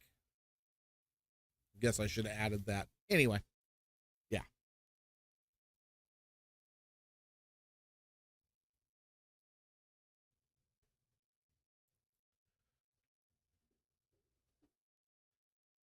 We do have a couple people that do that consistently.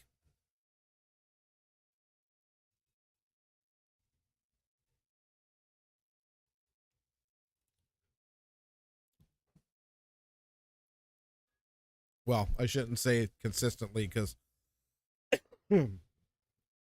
one of them doesn't come around and play very much. And now he's probably on a plane right now on his way to the Philippines or just got there or something. Mikey.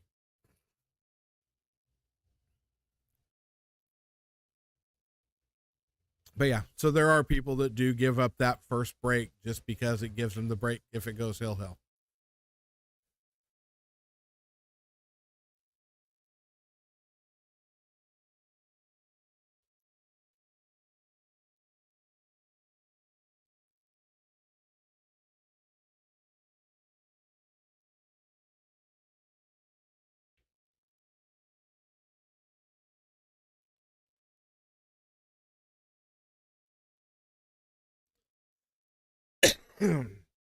Yep. So the player that I was just talking about that's on his way or in the Philippines, he loves to say that. He says, if you're not going to run all the way out, don't run out. If you're not at that 80-85% sure you're going to get out, figure out where you're going to play your safe and stick to it. Because the more, especially in 8-ball, when you clear all the traffic out of the way, it makes the run out for your opponent way easier.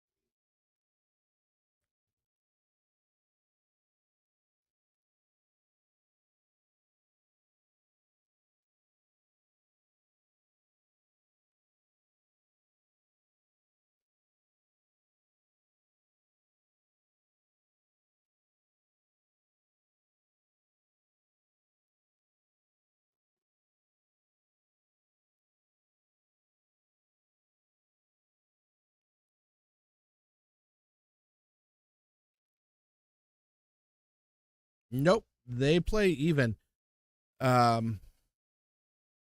Nick, you realize that Ian's the highest rated player in this tournament, Fargo wise, right? In fact, even if Sargon were in this tournament, Ian would be rated higher. Yes, beer, and we have some ciders. Oh, that's what I was going to do. I was going to show. No, I already did. But anyway, yep, beer, ciders, and pretty.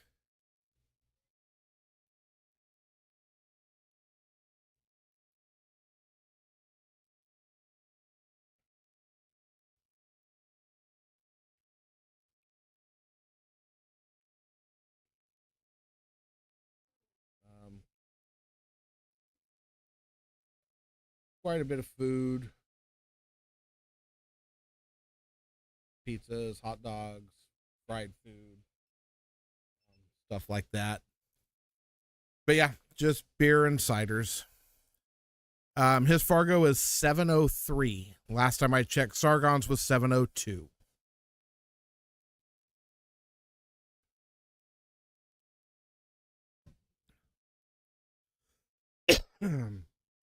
Nope, we would have. So we're an all ages establishment, and in order for us to have wine, we would have to have a full kitchen.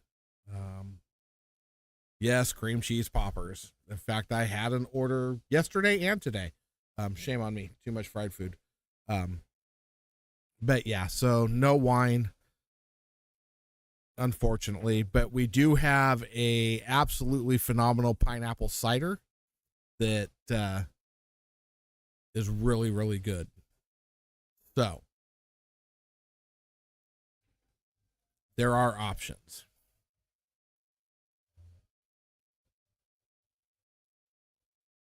He hasn't been around in a long time. He hasn't been around since I changed to the digital scoreboards or tournament boards. Last time he was here, we were still running the tournament board on the dry erase board. But he definitely plays pretty good.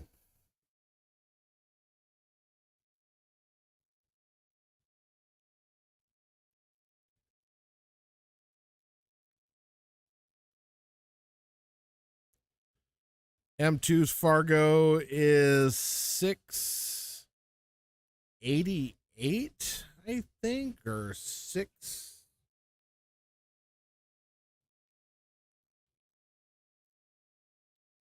something or other. Let's see.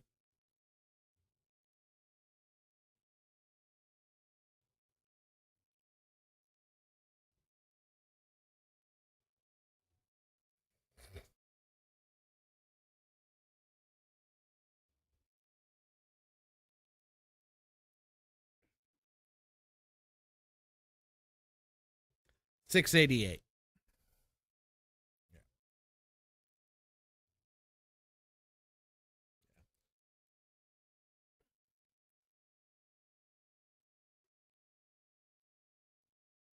Yeah, I'm not a big beer drinker either, Lisa, and that pineapple cider is fantastic. But yeah, he's a 688. His Fargo has been as high as 720.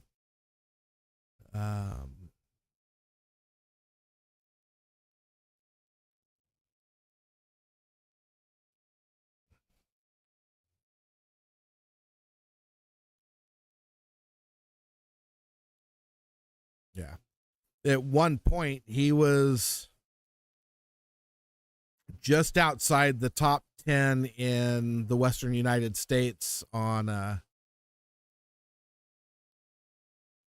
the Fargo website. So he's been up there. Yeah, he's shooting well, but he's not shooting a lot outside of this room, and there's not a lot of people in this room that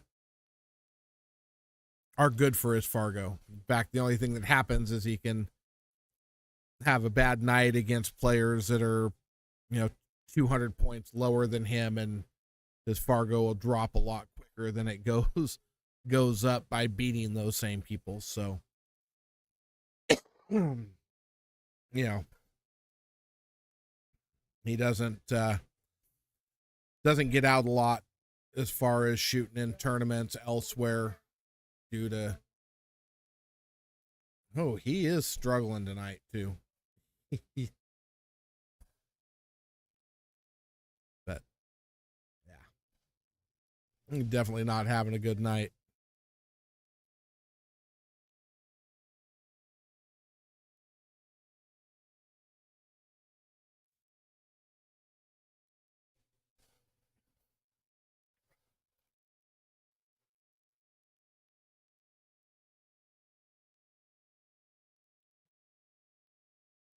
Oh yeah, and we also have Lisa. We have a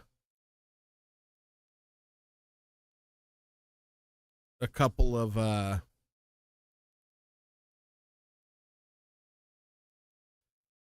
true, but occasionally he'll run off to sack and play hard times or a few of those tournaments, but it's like he's not even doing that really anymore.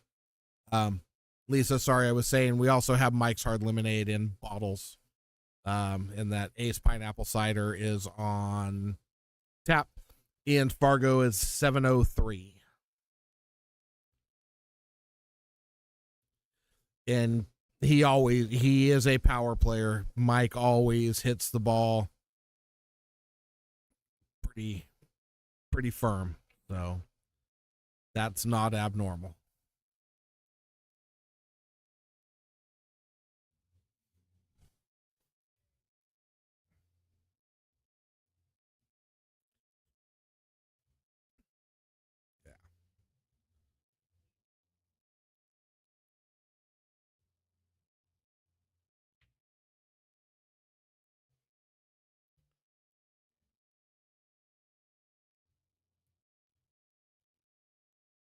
Yep. I know what you're talking about. So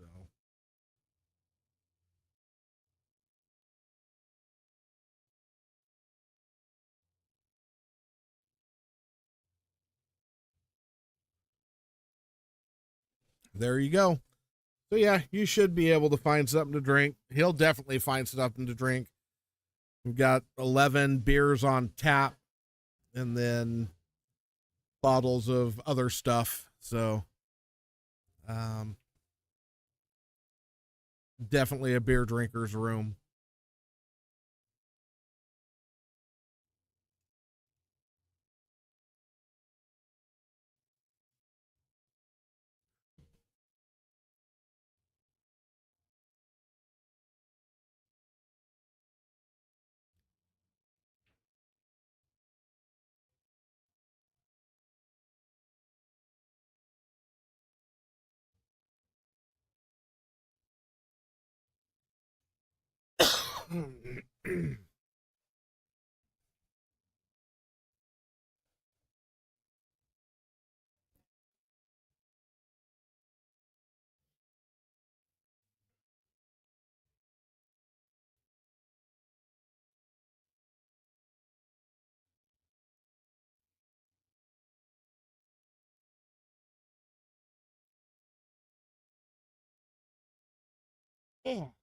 Uh-oh, here come the yawns.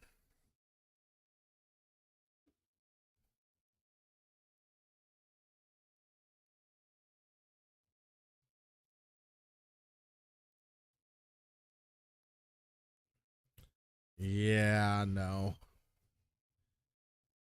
Still don't like beer. Yeah, he should absolutely be out here, but he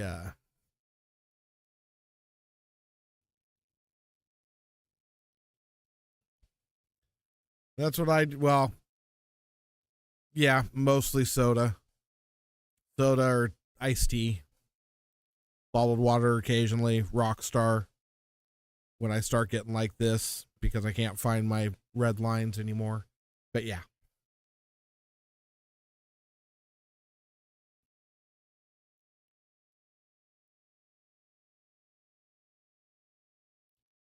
Unless I'm in Puerto Rico, then it's rum.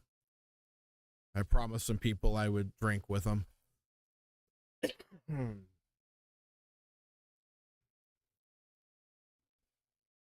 They are a pan tilt zoom, 20 times optical zoom. What the heck? Avicans, I believe, is a brand name.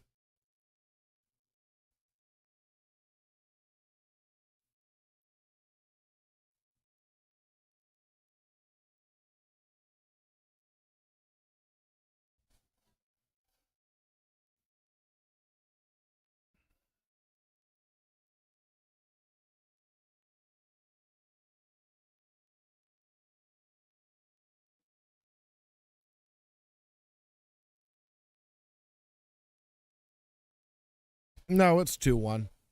I missed a game, and there was somebody that was supposed to be keeping track of me because everybody knows I forget, and she dropped the ball. Oh, nope, wrong one. That one.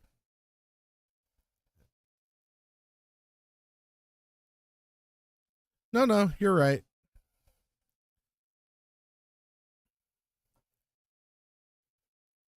Like I said, somebody forgot her job and was more worried about what she was going to be able to drink when they came to visit the room. But we won't mention any of her name.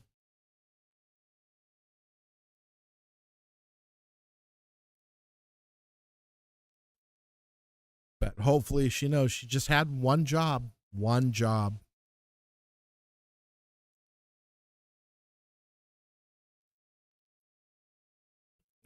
Too funny.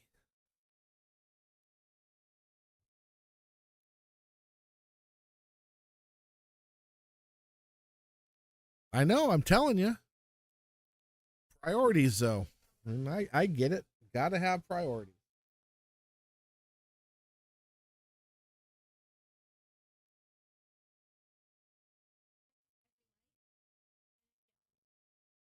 Why haven't you got all the balls?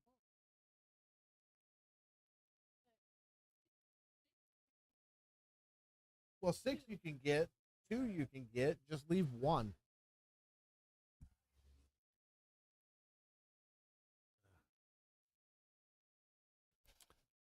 I don't know. She left us, but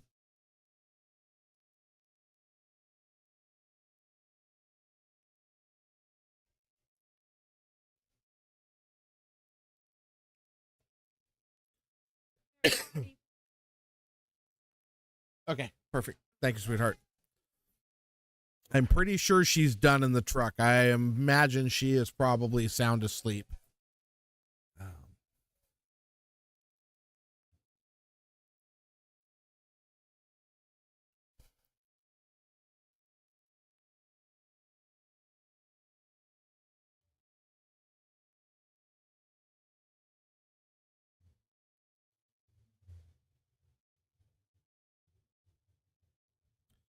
Yeah, can't wait till I get my next camera. I got one more camera I want to get for sure, and it's going to be a side view on this table, but it'll also give me a better view of 6, 7, 2, 3. Now he's rushing. He shot that ball really quickly for him.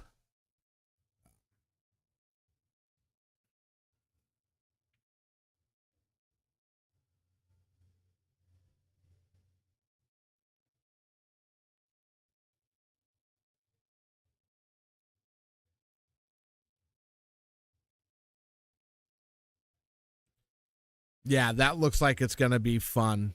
Of course, I'm still waiting to hear because, well, I don't know that I really don't want to dredge up the Matchroom WPA stuff, but I heard that Beato and Garcia's names were both on the suspended list after the Hanoi Open. Yet they're supposed to be playing in this tournament for the Philippines. So I'm not sure how that's going to work out or how that is working out, or if because it's Carlo and Roland that they get to say, oh, we're not following the suspension list. We're going to play anyway. Not sure about all that. But yeah, it looks like it's going to be some fun teams to watch. Hopefully I get over there to get to watch some of it.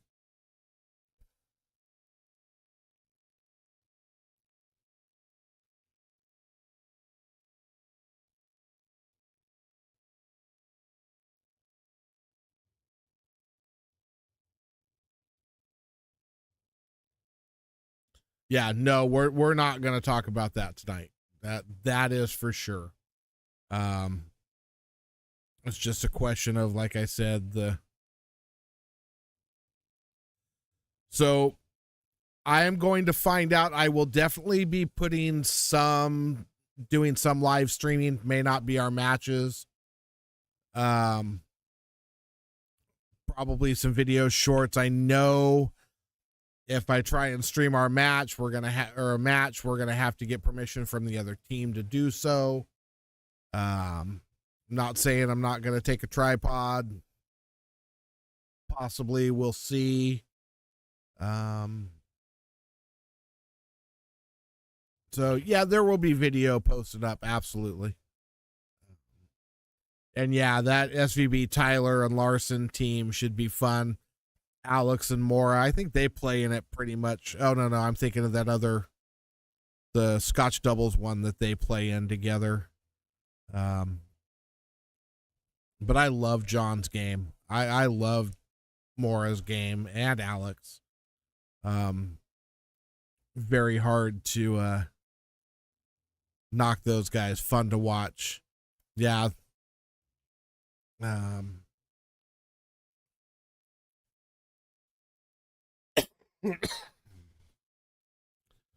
Josh and Pia and Mario. Yeah.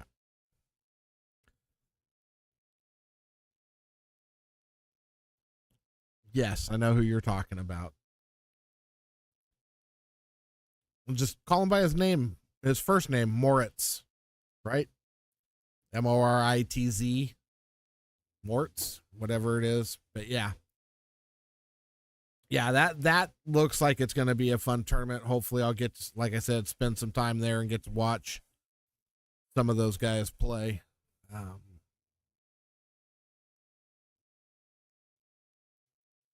Yeah.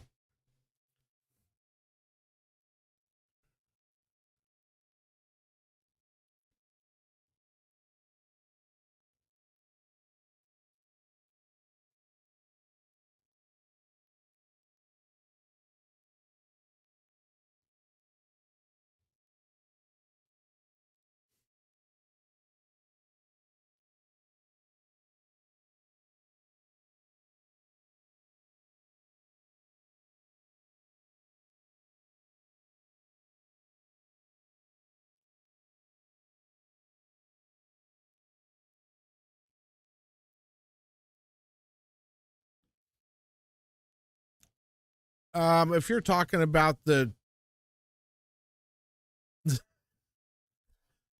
all right, Hugo, that's enough. Dustman, if you're talking about shot clock, yeah, I don't have a problem with it. I mean, think about it. They've got pitchers on a shot clock in a baseball game. We got basketball players on a shot clock. They've got football players on a shot clocks in all professional sports. Uh-oh, Mikey. Oh. Shot clocks in all professional sports, so why not a shot clock in pool? At that level, those guys, yes, he is. This is definitely his pond. Very hard to push through him here in this room, that's for sure. But when you're talking about pro players, there's no reason it should take them more than 30 seconds to figure out what they're doing. So yeah, I have no problem with time being a factor in professional tournaments.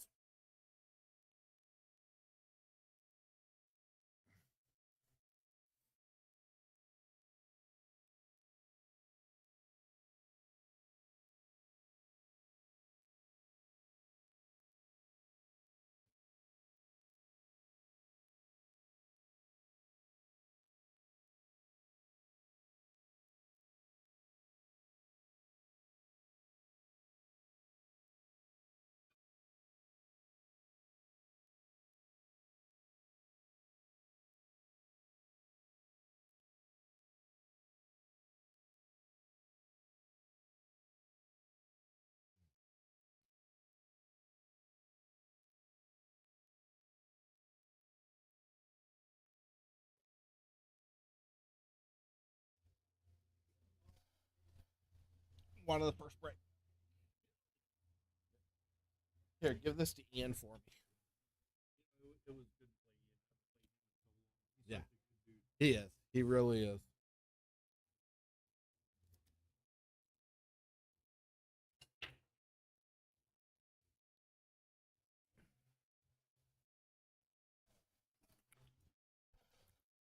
So this match, this match that's about to happen, Mike and John, and then we're into the finals.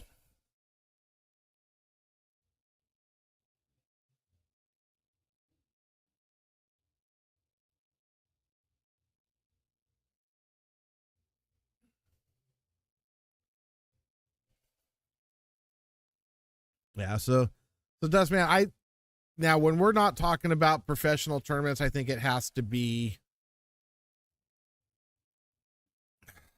how do you say it? It has to be taken in context, as far as what's been going on all night in the tournament. As far as, has the guy been shooting slow? Is that bracket 3 matches behind because he's taken 2 hours to play a race to 3? All that stuff has to be looked at.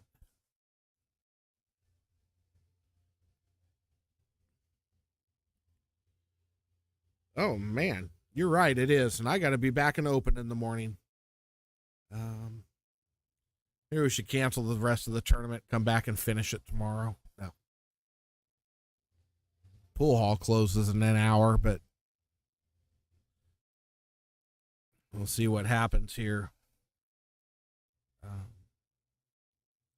But yeah, I think everything, Dustman, in that situation has to be taken into context. How the rest of the night's gone, as far as what's been going on. If somebody seems like they're, well, you know what I mean. So I'll leave it at that.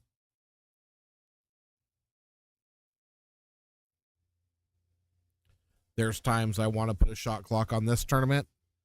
I've had nights where I've had less than 16 players in this tournament and still be just about where we're at now,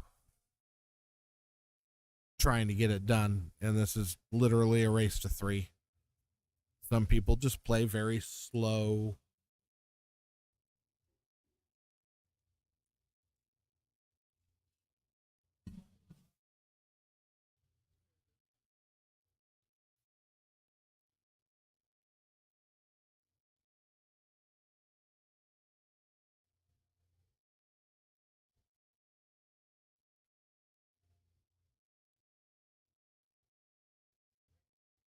What a safety.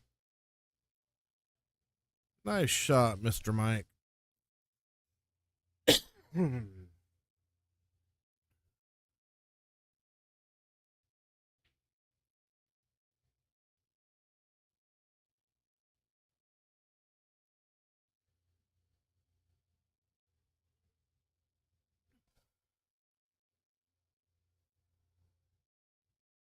a nice hit, John.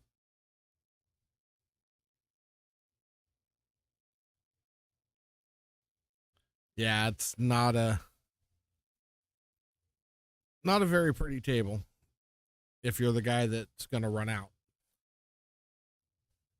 The guy who's not going to run out might like it a little bit more because he's probably at least going to get to the table. He may not like what he has when he gets there, but he's going to get there.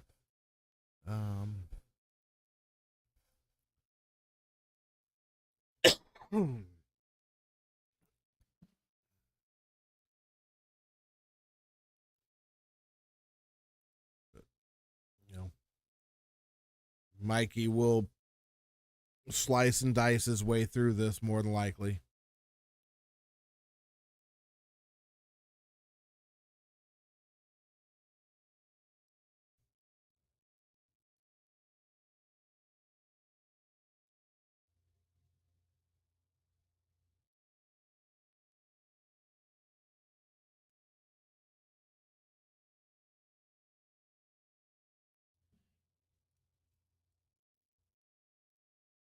like I said, Dustman, for me, it has to be taken in context with how everything's been going. If you get into one sticky situation and you're trying to figure it out, that's absolutely shouldn't be an issue. Um, but if it seems like you're just going slow to go slow, then yeah, maybe it should be. I don't know.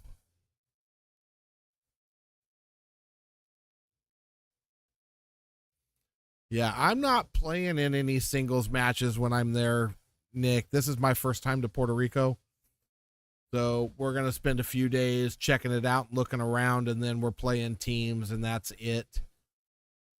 Um, so I'm not too worried about that. And then I'm not a guy that takes breaks anyway. I don't smoke. I don't drink. Typically, I'll go to the bathroom before I show up to play my match. So that doesn't really bother me. But yeah.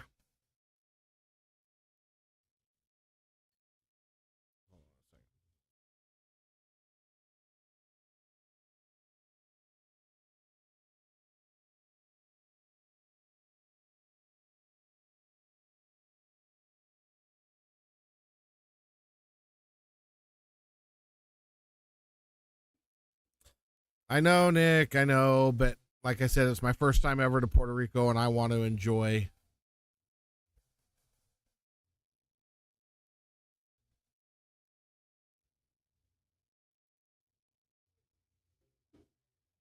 See if I don't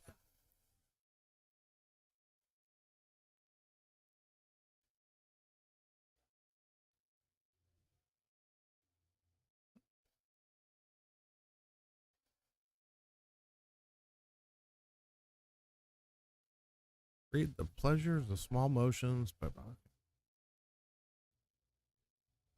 okay. But yeah, so again, it just gives me a reason to go back. Next time I go back, I will have seen what I want to see, and I can focus on playing all the events I can possibly play. So I got to get ready to start planning next November.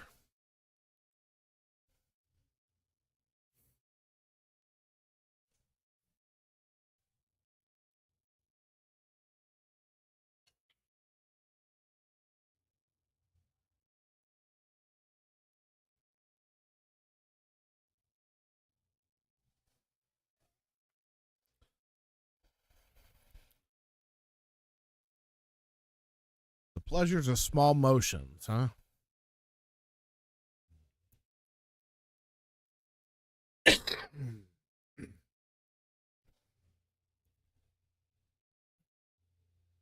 Oh, really?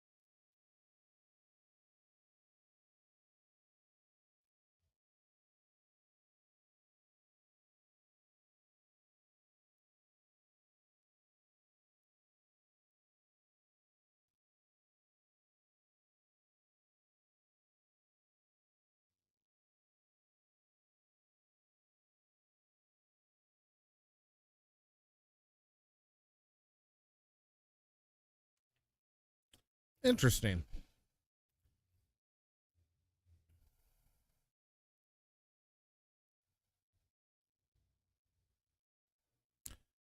John got one game in the first break.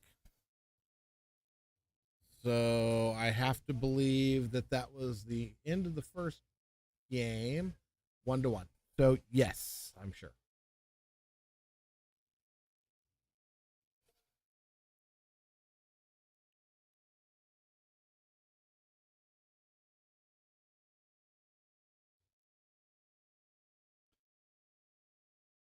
Yeah, I don't know about that, Dust Man. That would get pretty hectic. What do you do when you get toward the end and you're in a place where now you got to rush every shot?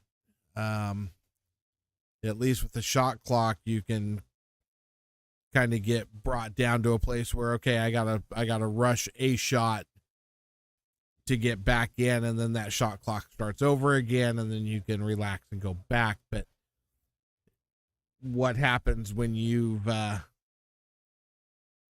really put it away? And now you're having, oh, we've got 30 seconds to finish a game and a half. No, I wouldn't want to be under that kind of heat.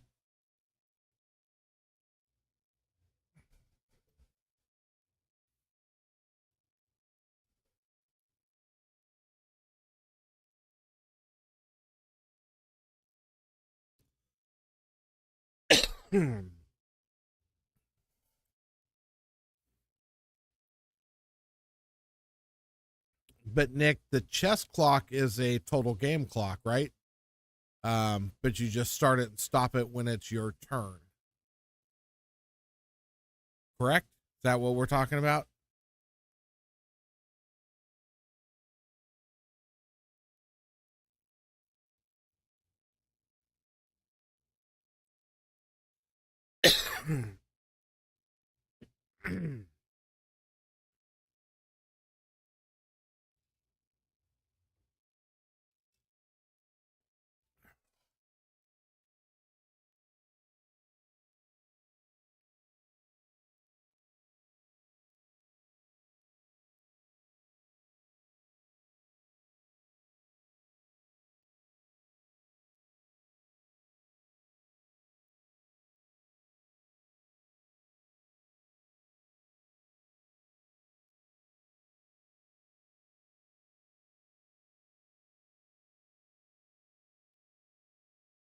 Okay.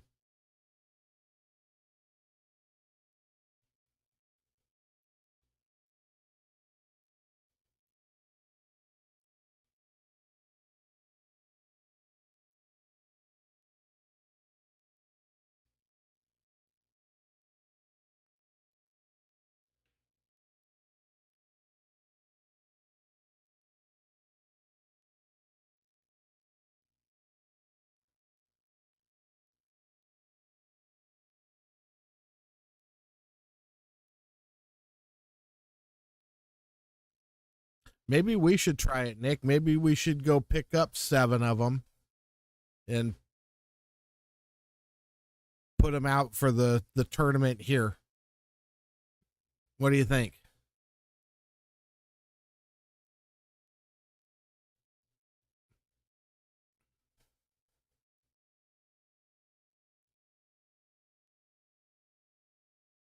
Oh yeah.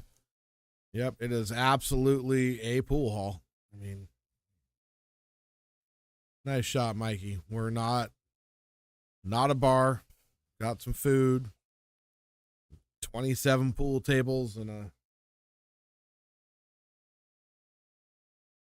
good time. So,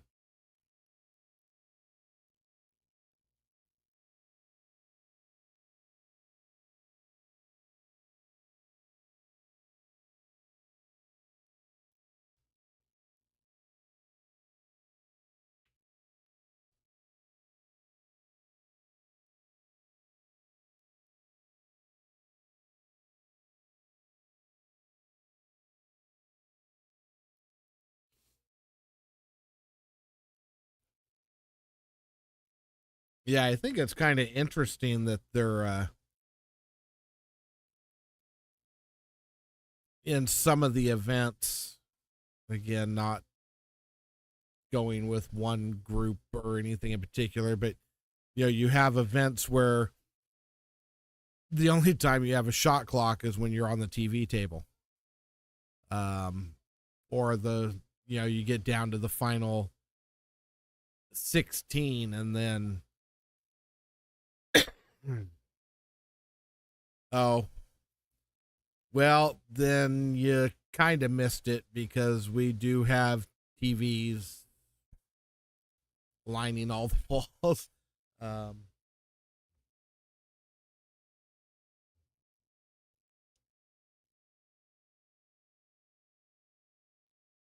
Bigfoot Challenge or the Bigfoot Tournament had a shot clock. Yeah, that doesn't surprise me. I mean, but that's also limited to 16 players too for that one, wasn't it? Wasn't it just 16?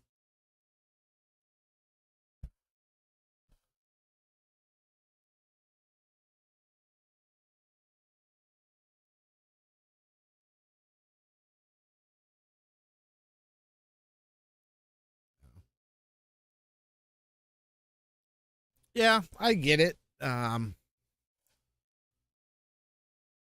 lot of things that are distracting in the pool hall, people walking, loud music, people talking. It's all stuff you just kind of got to get used to.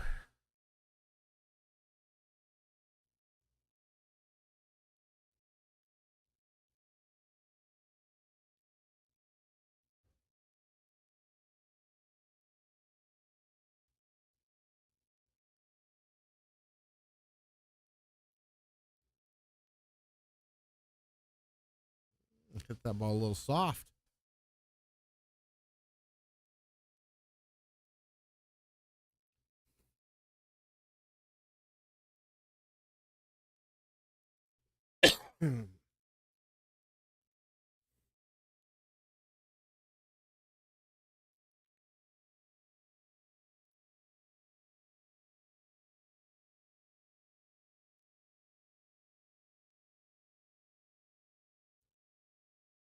I'm just of the feeling that if you're going to have a shot clock, then have a shot clock.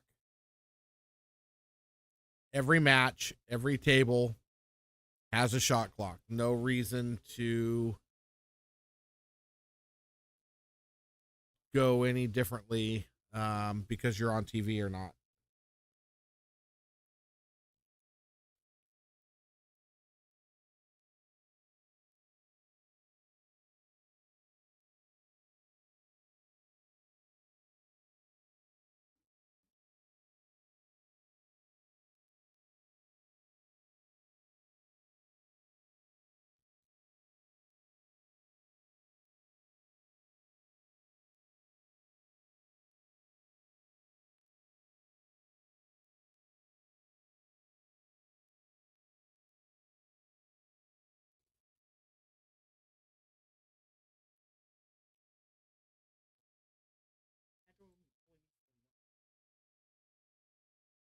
Huh?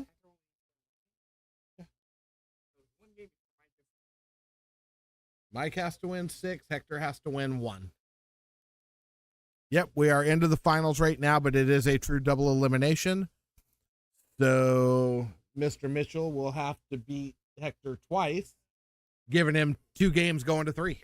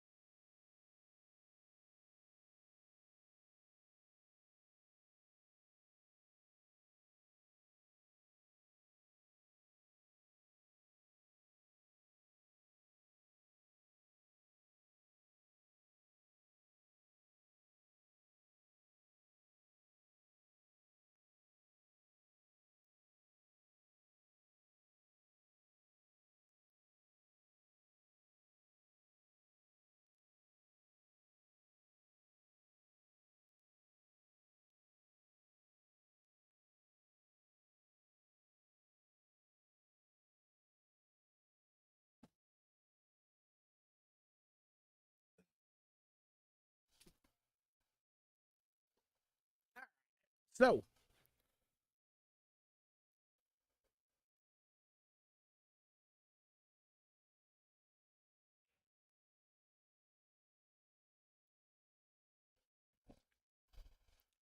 Mike plays really good.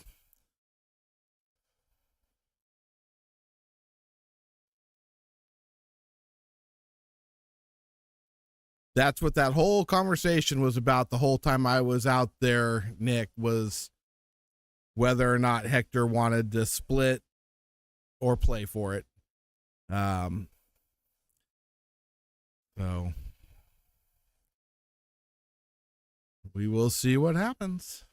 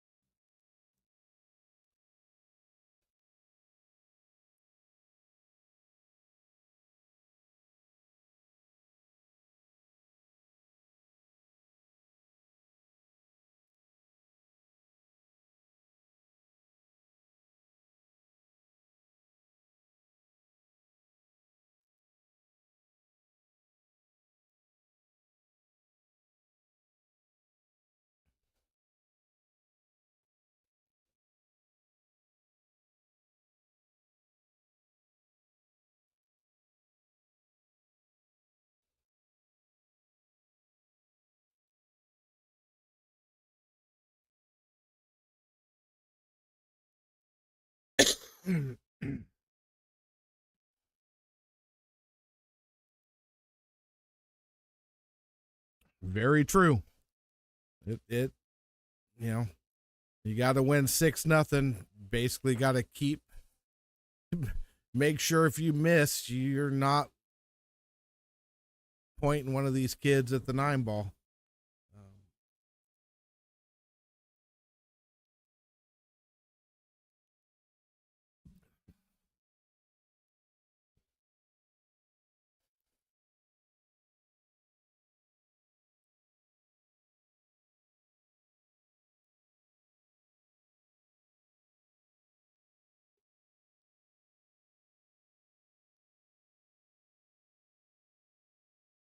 This is good for Hector, though. Good for him to be in here playing this out right now. This is his first time getting to the finals.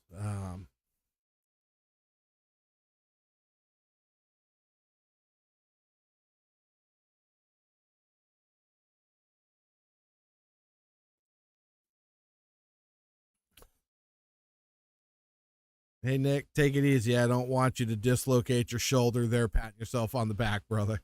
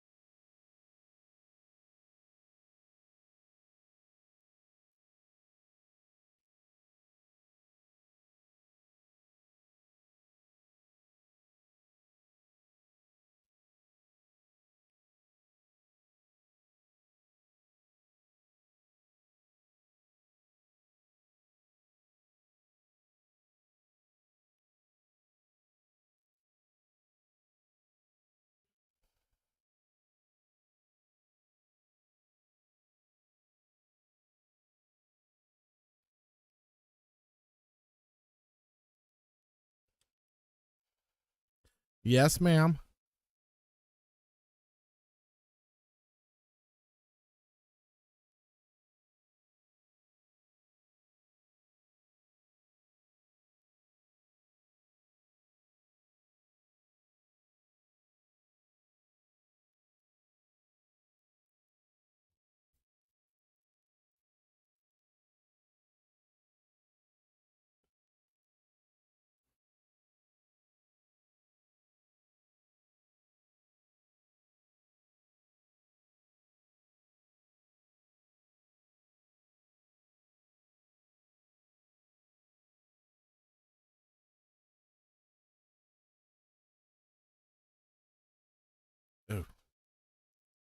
Nice try.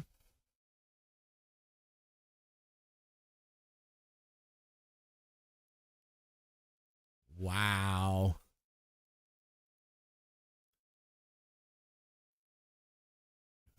Just forgot to hit one button.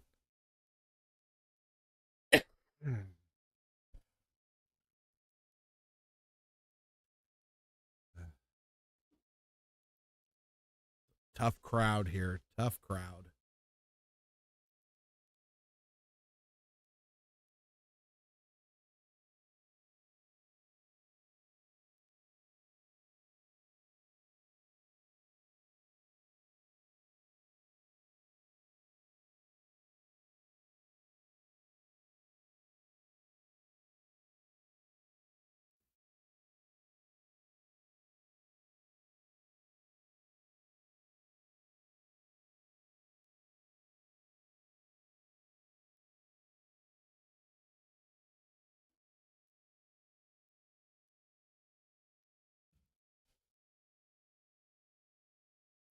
No, I've got an allergy issue going on.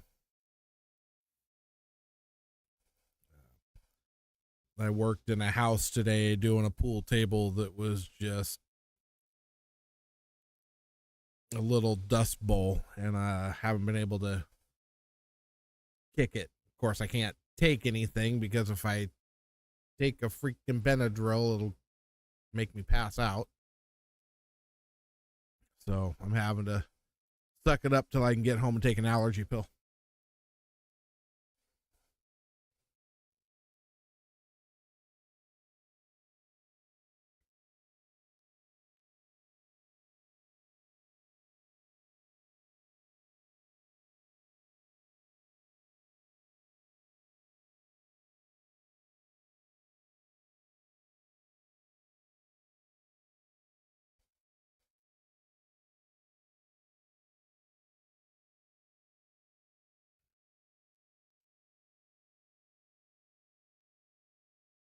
Like I said, this is good for Hector to play this match because his nerves get to him. And he needs to learn to play through this stuff. So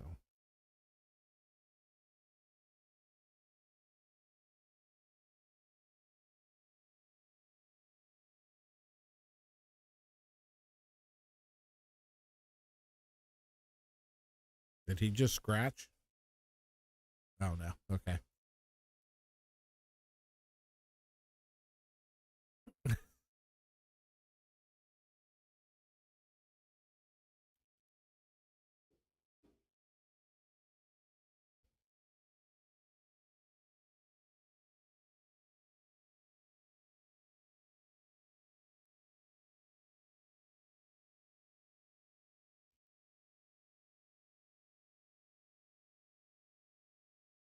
Get that ball nice.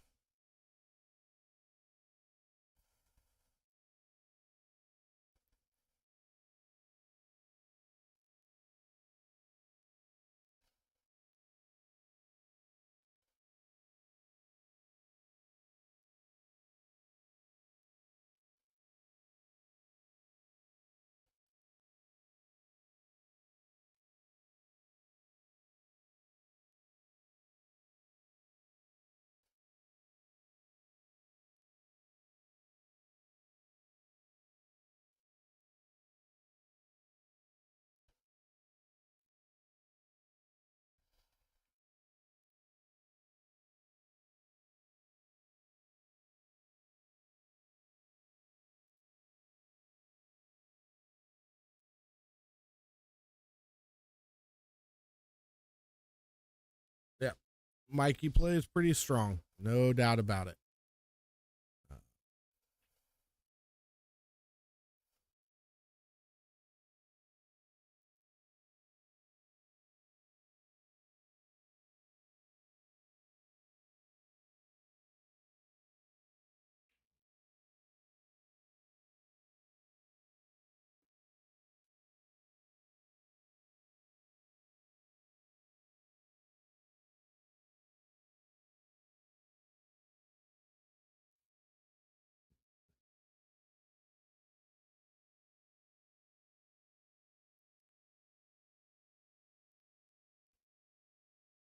I am the impartial tournament director. I can't coach.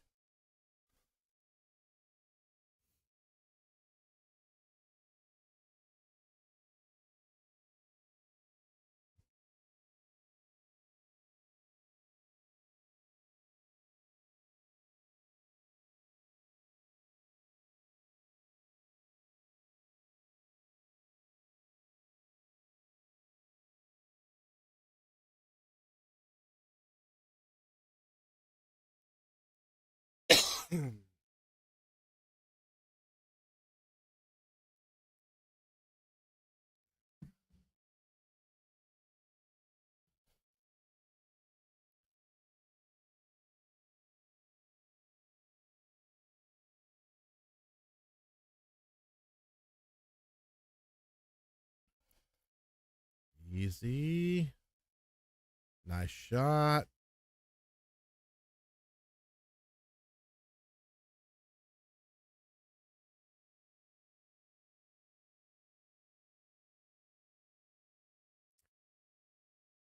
Yeah, we have some guys like that.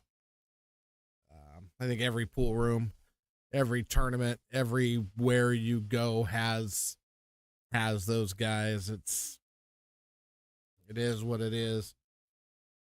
Especially when you're talking about $10 and $20 tournaments.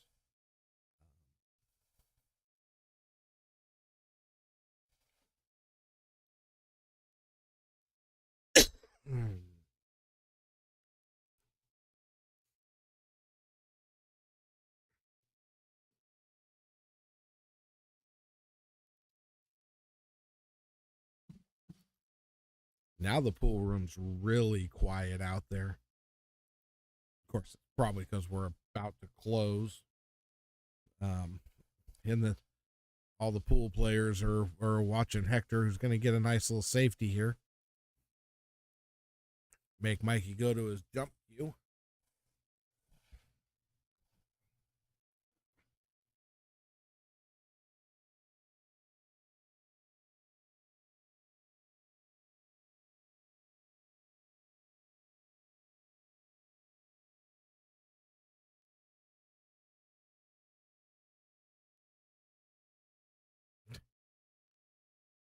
Oh, Nick.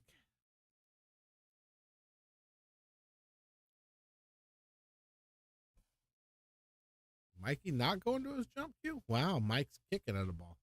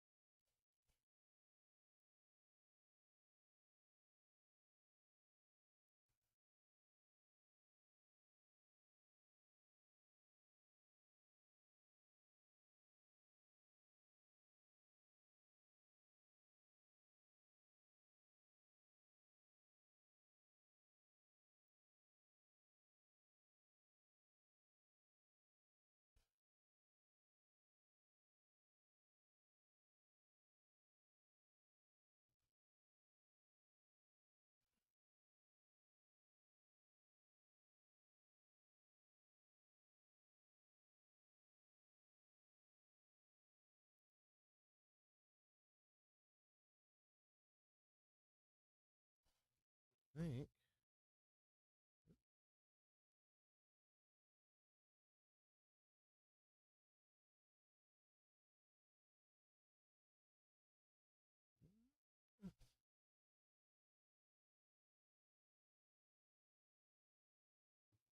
It took that a minute to focus.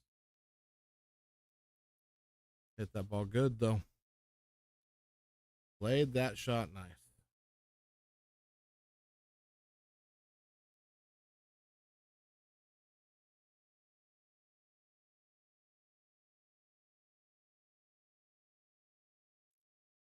I don't think he realized how nice he played that ball either.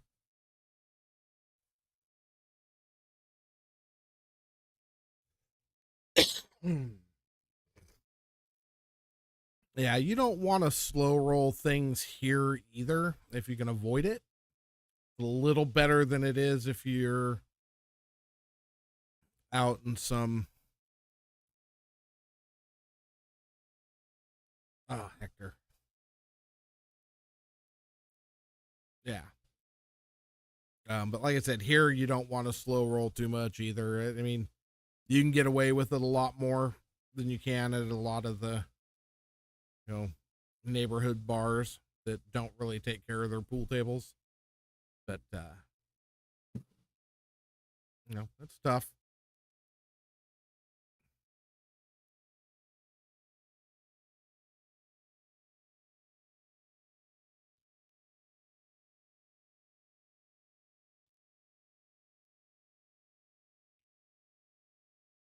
Uh-oh.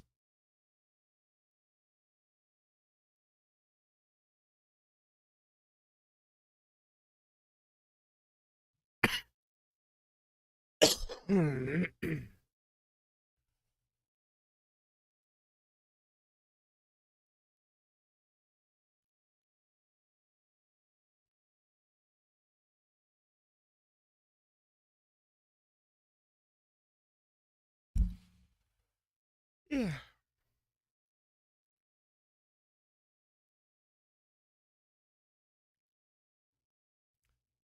Should be. Could be.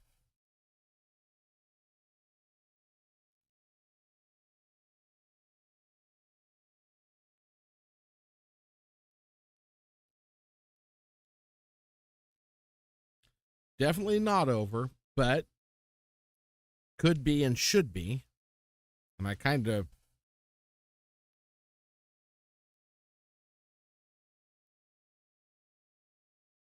hope it is because I'm ready to go home.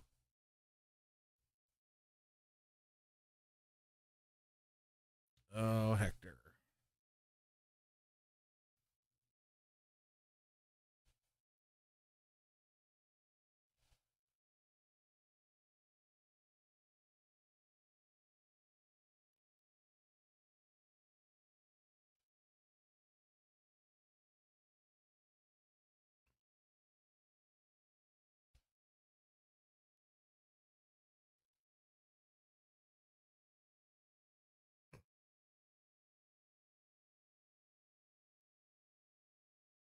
All right.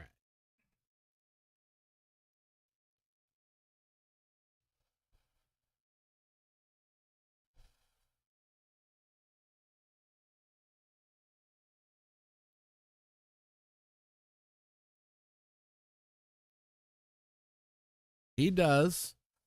He does.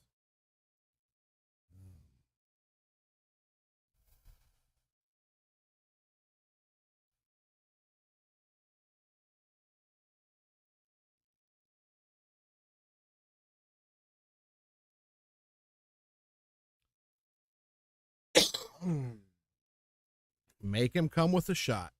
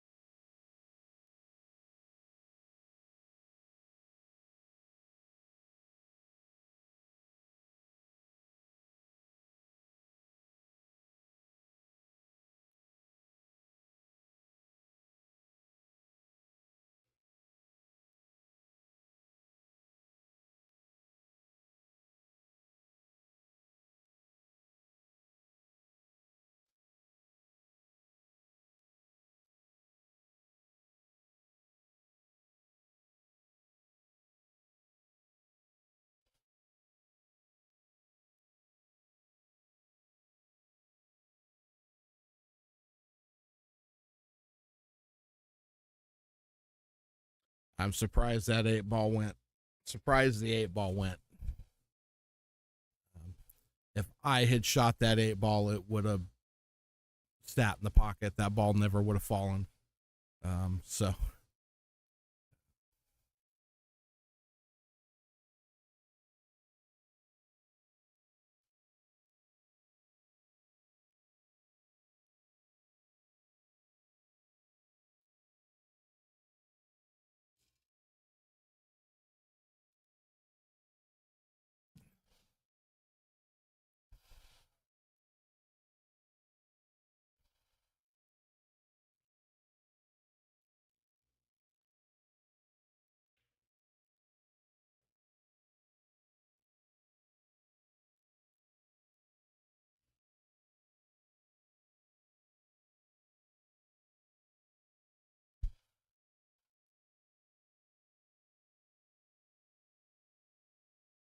I wish we were just kidding. I got to be back here at like 9:30 in the morning. At least I'll get my 8 hours sleep. Should have fixed.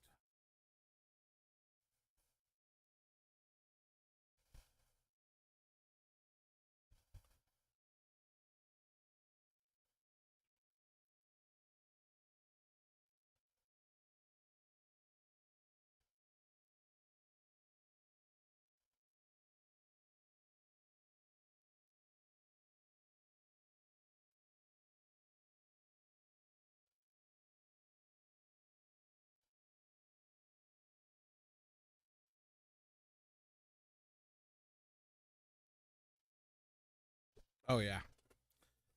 You are 100% correct, Mr. Hugo.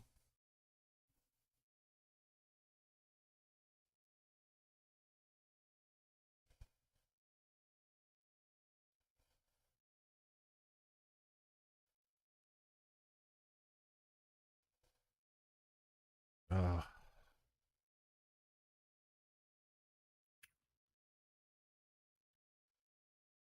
Alan, all this drama and you're just going to quit on us.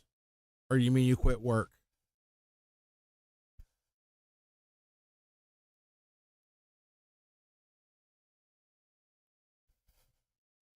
I might just crawl under my bench here and just sleep here tonight. Just open the pool hall in the morning. Or go upstairs and sleep in the recliner. I don't know. One of the two.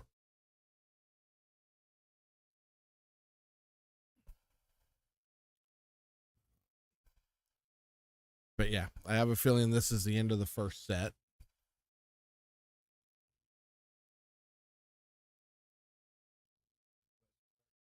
See you later.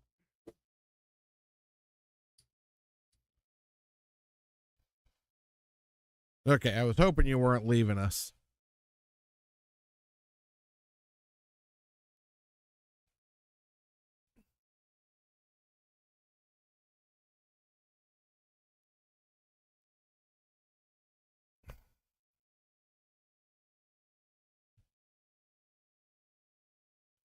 I don't think so. I don't think Mike's going to give Hector the option to split after this set. He gave it to him to start this set and offered him more money, and Hector said no. So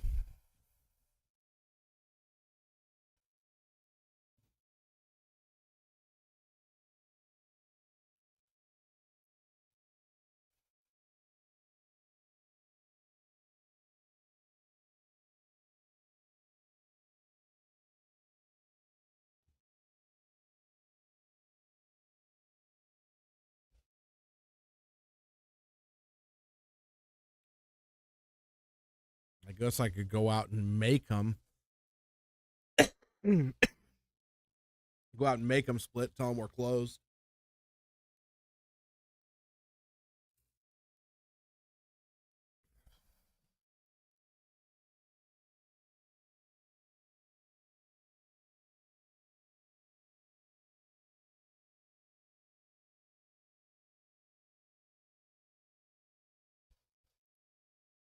I think he got a little straighter than he wanted for sure.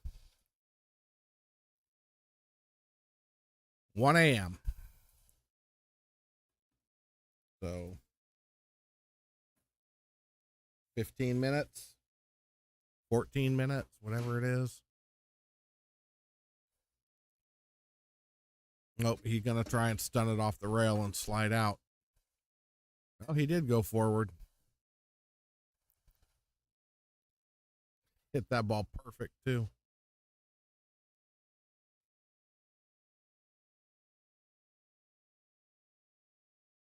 My first job was picking up trash and brushing pool tables in the late 70s in Modesto.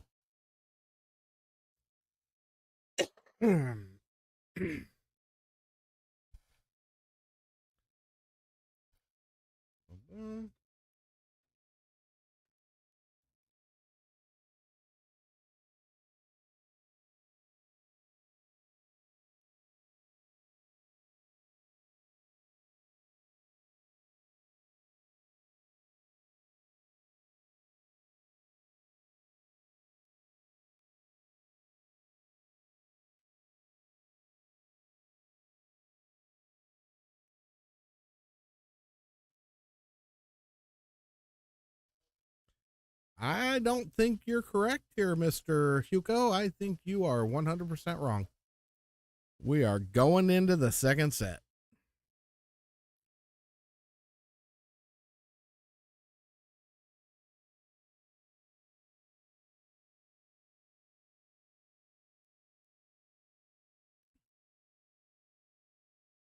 Huh? Yeah, he gets to. No, he only has to win one game. Huh? Yeah, he just in both sets. Either set he wins a game, it's over. Oh yeah, but that's great. This is what he needs. He needs this experience of playing under this kind of great for him. Huh?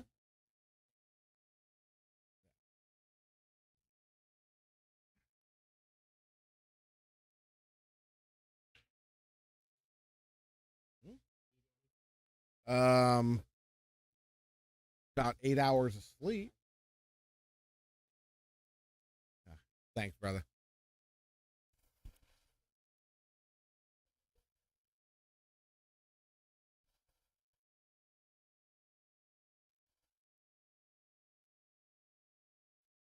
They have the option. There is an actual rack, and then there's a template rack. They can use whichever they choose. That is 100% their choice.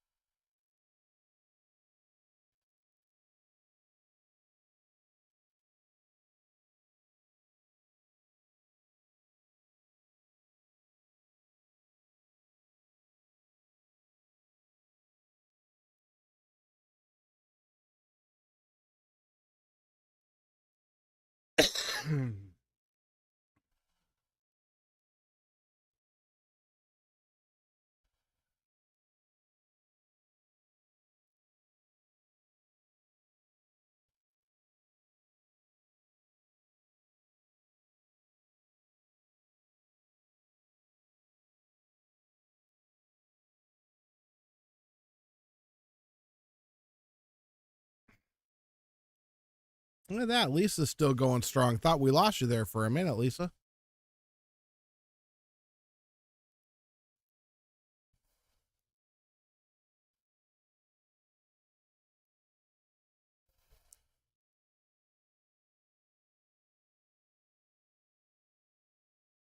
Berlin, Germany. Nice. Thanks for joining the feed. We are in the last set of our finals of this tournament.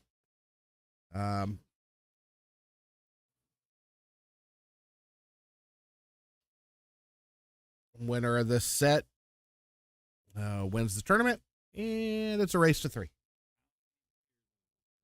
24.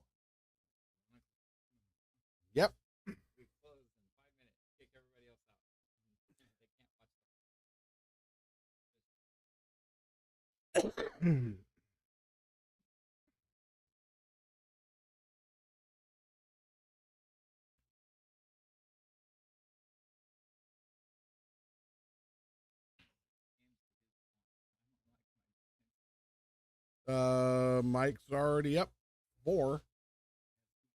Yeah, I don't like Hector's chances. I didn't like it from the beginning. I thought he should have just taken the split. 105 and 60.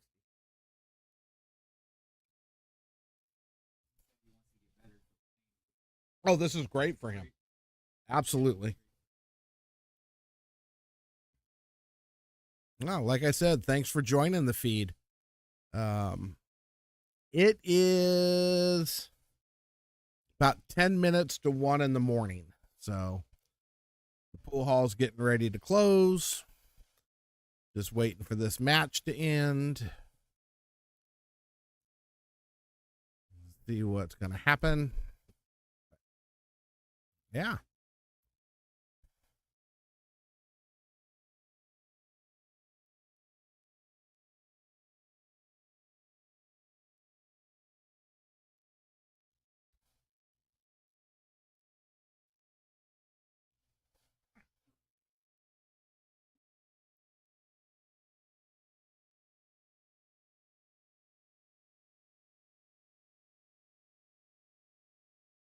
Not on a weeknight. Not here.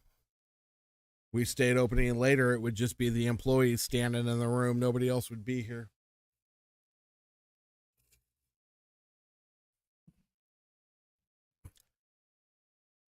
All right, Nick. We get it. You wanted to play the combo.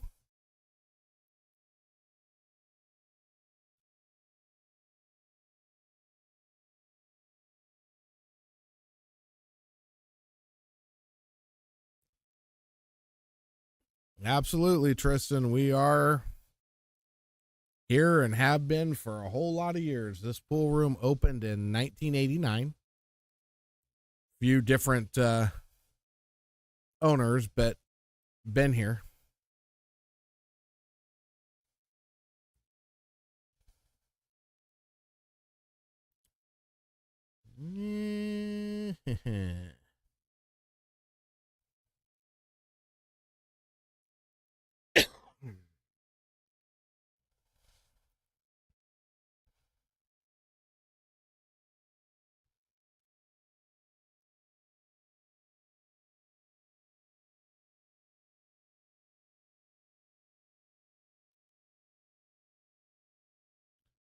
Tristan, where did you say you're at?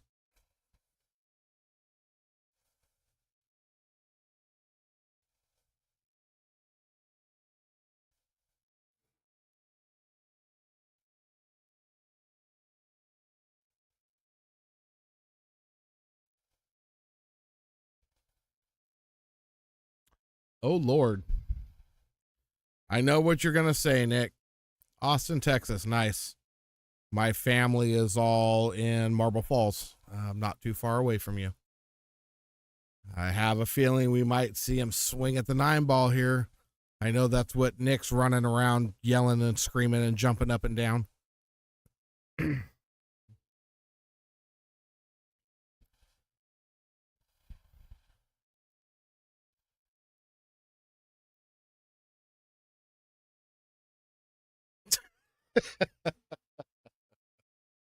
I knew that was coming. Looks like he's going the other way. Oh. And I'm pretty sure he got a safety out of it.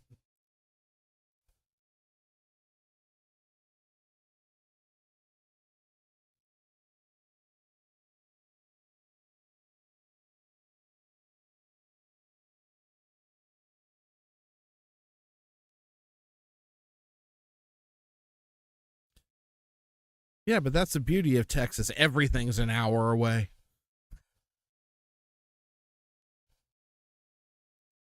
Oh. Wow.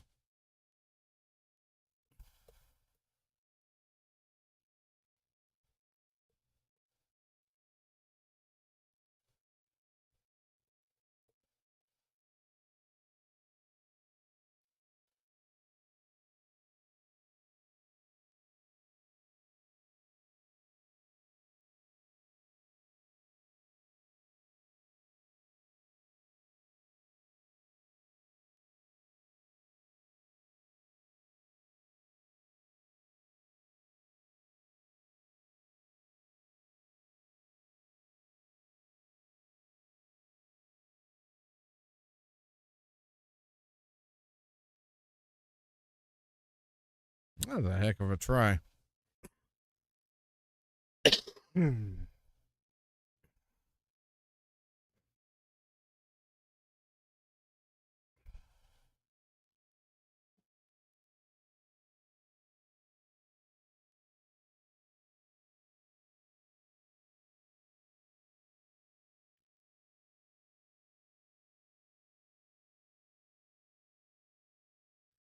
There you go. Hey.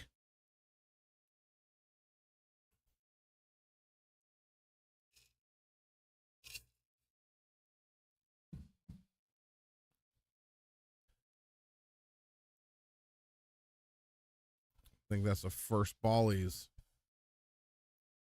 that's what I would have expected that 8-ball to do earlier that he made.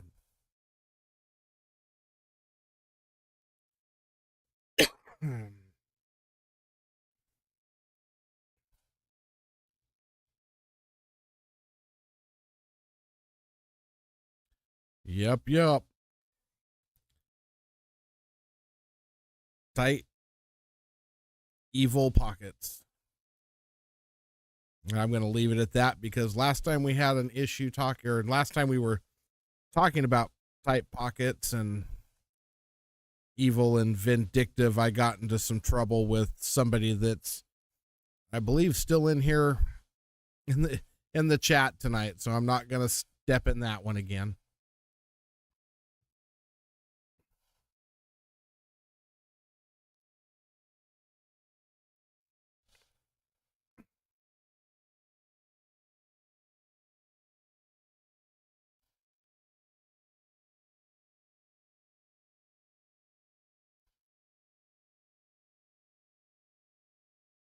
I'm not. I promise. I'll be a good boy.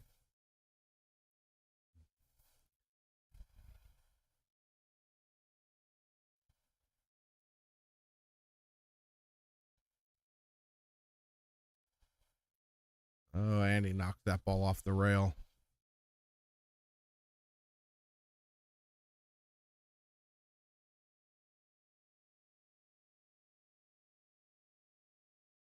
No, you're right. Yours is table 19, but for a bar box, these tables play just as brutal.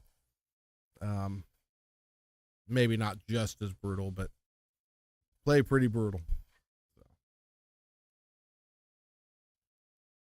Your table will be on stream on the 15th when I get back from Puerto Rico.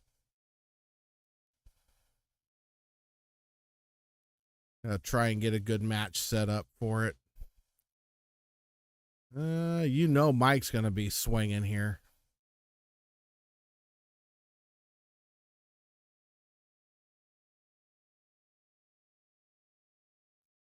Yep.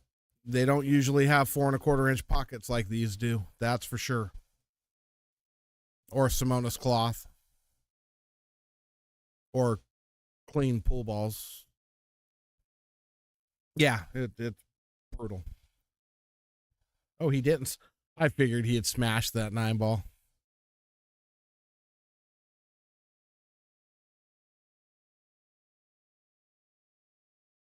Yeah, I guarantee you no banger is going to come in here and have an advantage on these tables. You better be able to hit the pocket. You better be able to control your rock, because if you don't, you're done.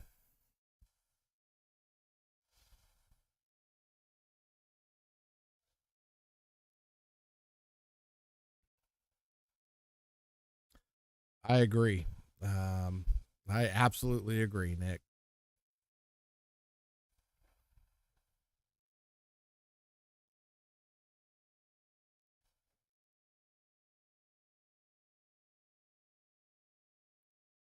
I don't think he likes the angle.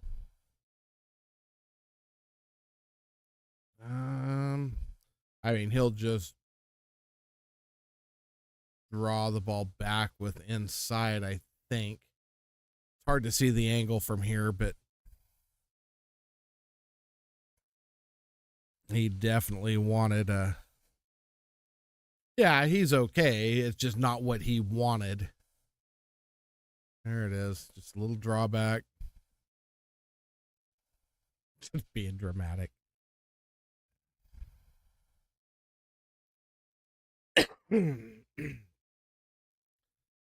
Can't wait till I get my next camera and get the side angle on this table so we can see it from the other.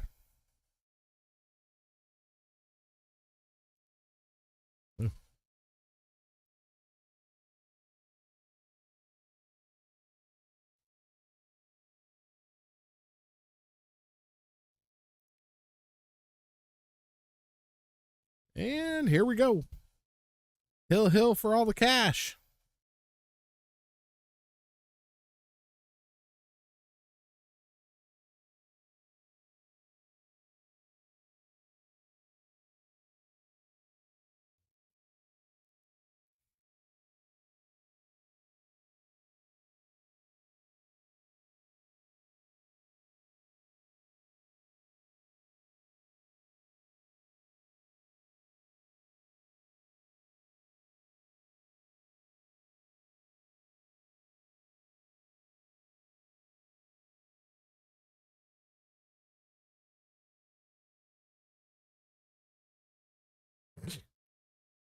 First place is 105. Second place is 60. Mike had offered a split in the beginning. Hector chose to play it out. And now here we are.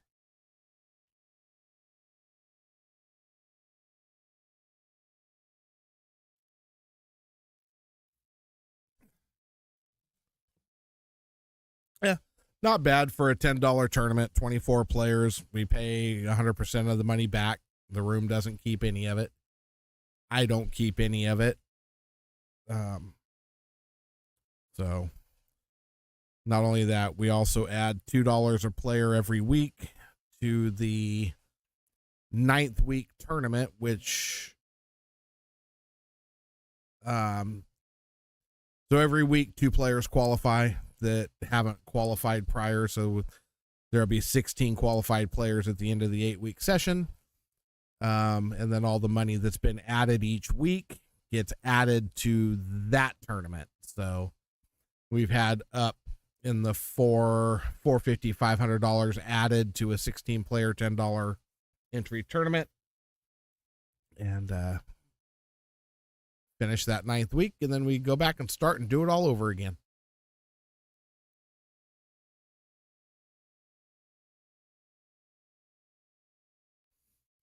Some of them do, not as many as you would like or expect.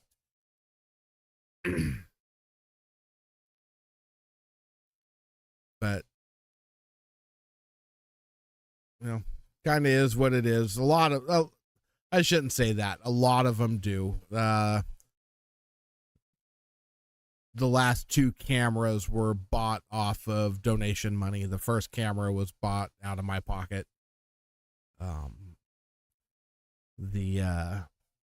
All the lumber for the booth that I have back here that I'm sitting in was bought with, well, half of it was bought with donation money. The other half was bought by the pool hall, because if anything ever happens and I go anywhere else, the booth isn't going to go with me. Oh, Mikey scratches. Not a horrible thing.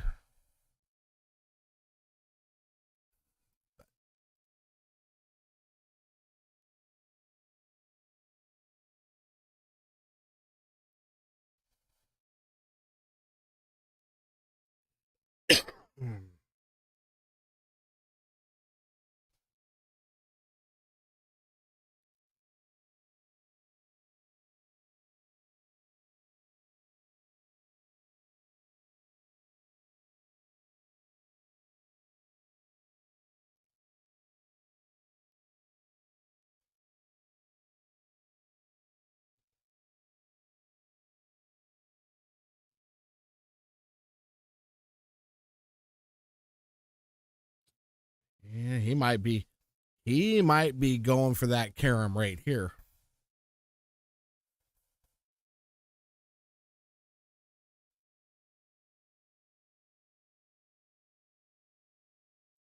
The angle he left himself, he's, oh, Wonder if Mike's puckering right now. Oh, he missed it.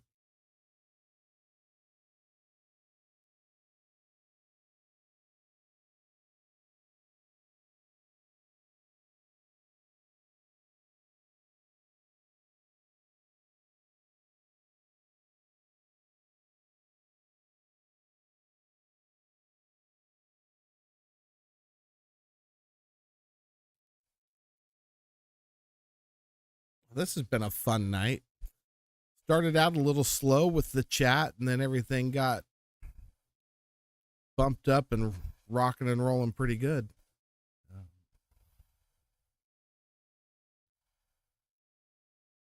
Let's bank that ball into the side pocket. He would have been sick.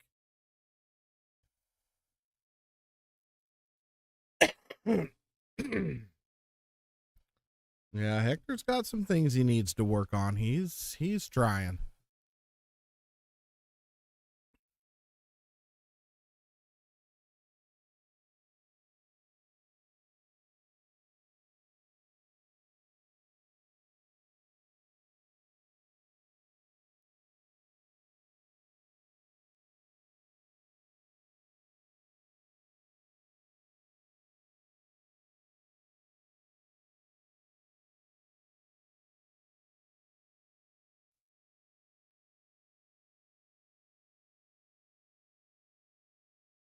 Only because I was quiet. What did I miss, Lisa?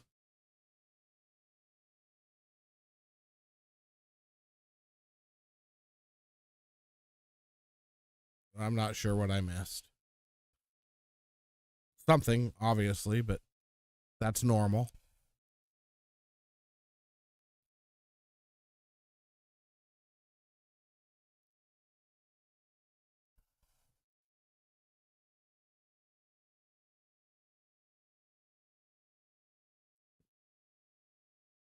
Almost hit that ball too hard.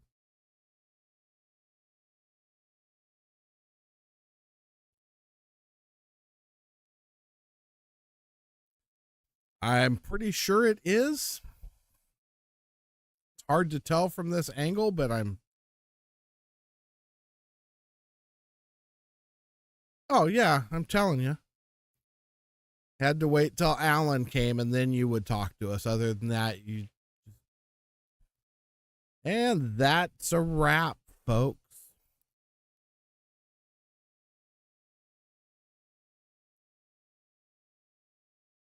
Very nice tournament by Mike. All right. It is past 1 o'clock here. We all want to go home and go to bed. Thank you all for tuning in. Absolutely. But yeah, thank you guys all for joining. I'm out to Puerto Rico on Saturday. Won't be back until the 15th. Like I said, I'll try and post some shorts and some live stream from Puerto Rico. We'll see what happens. But y'all have a great time and we will chat later.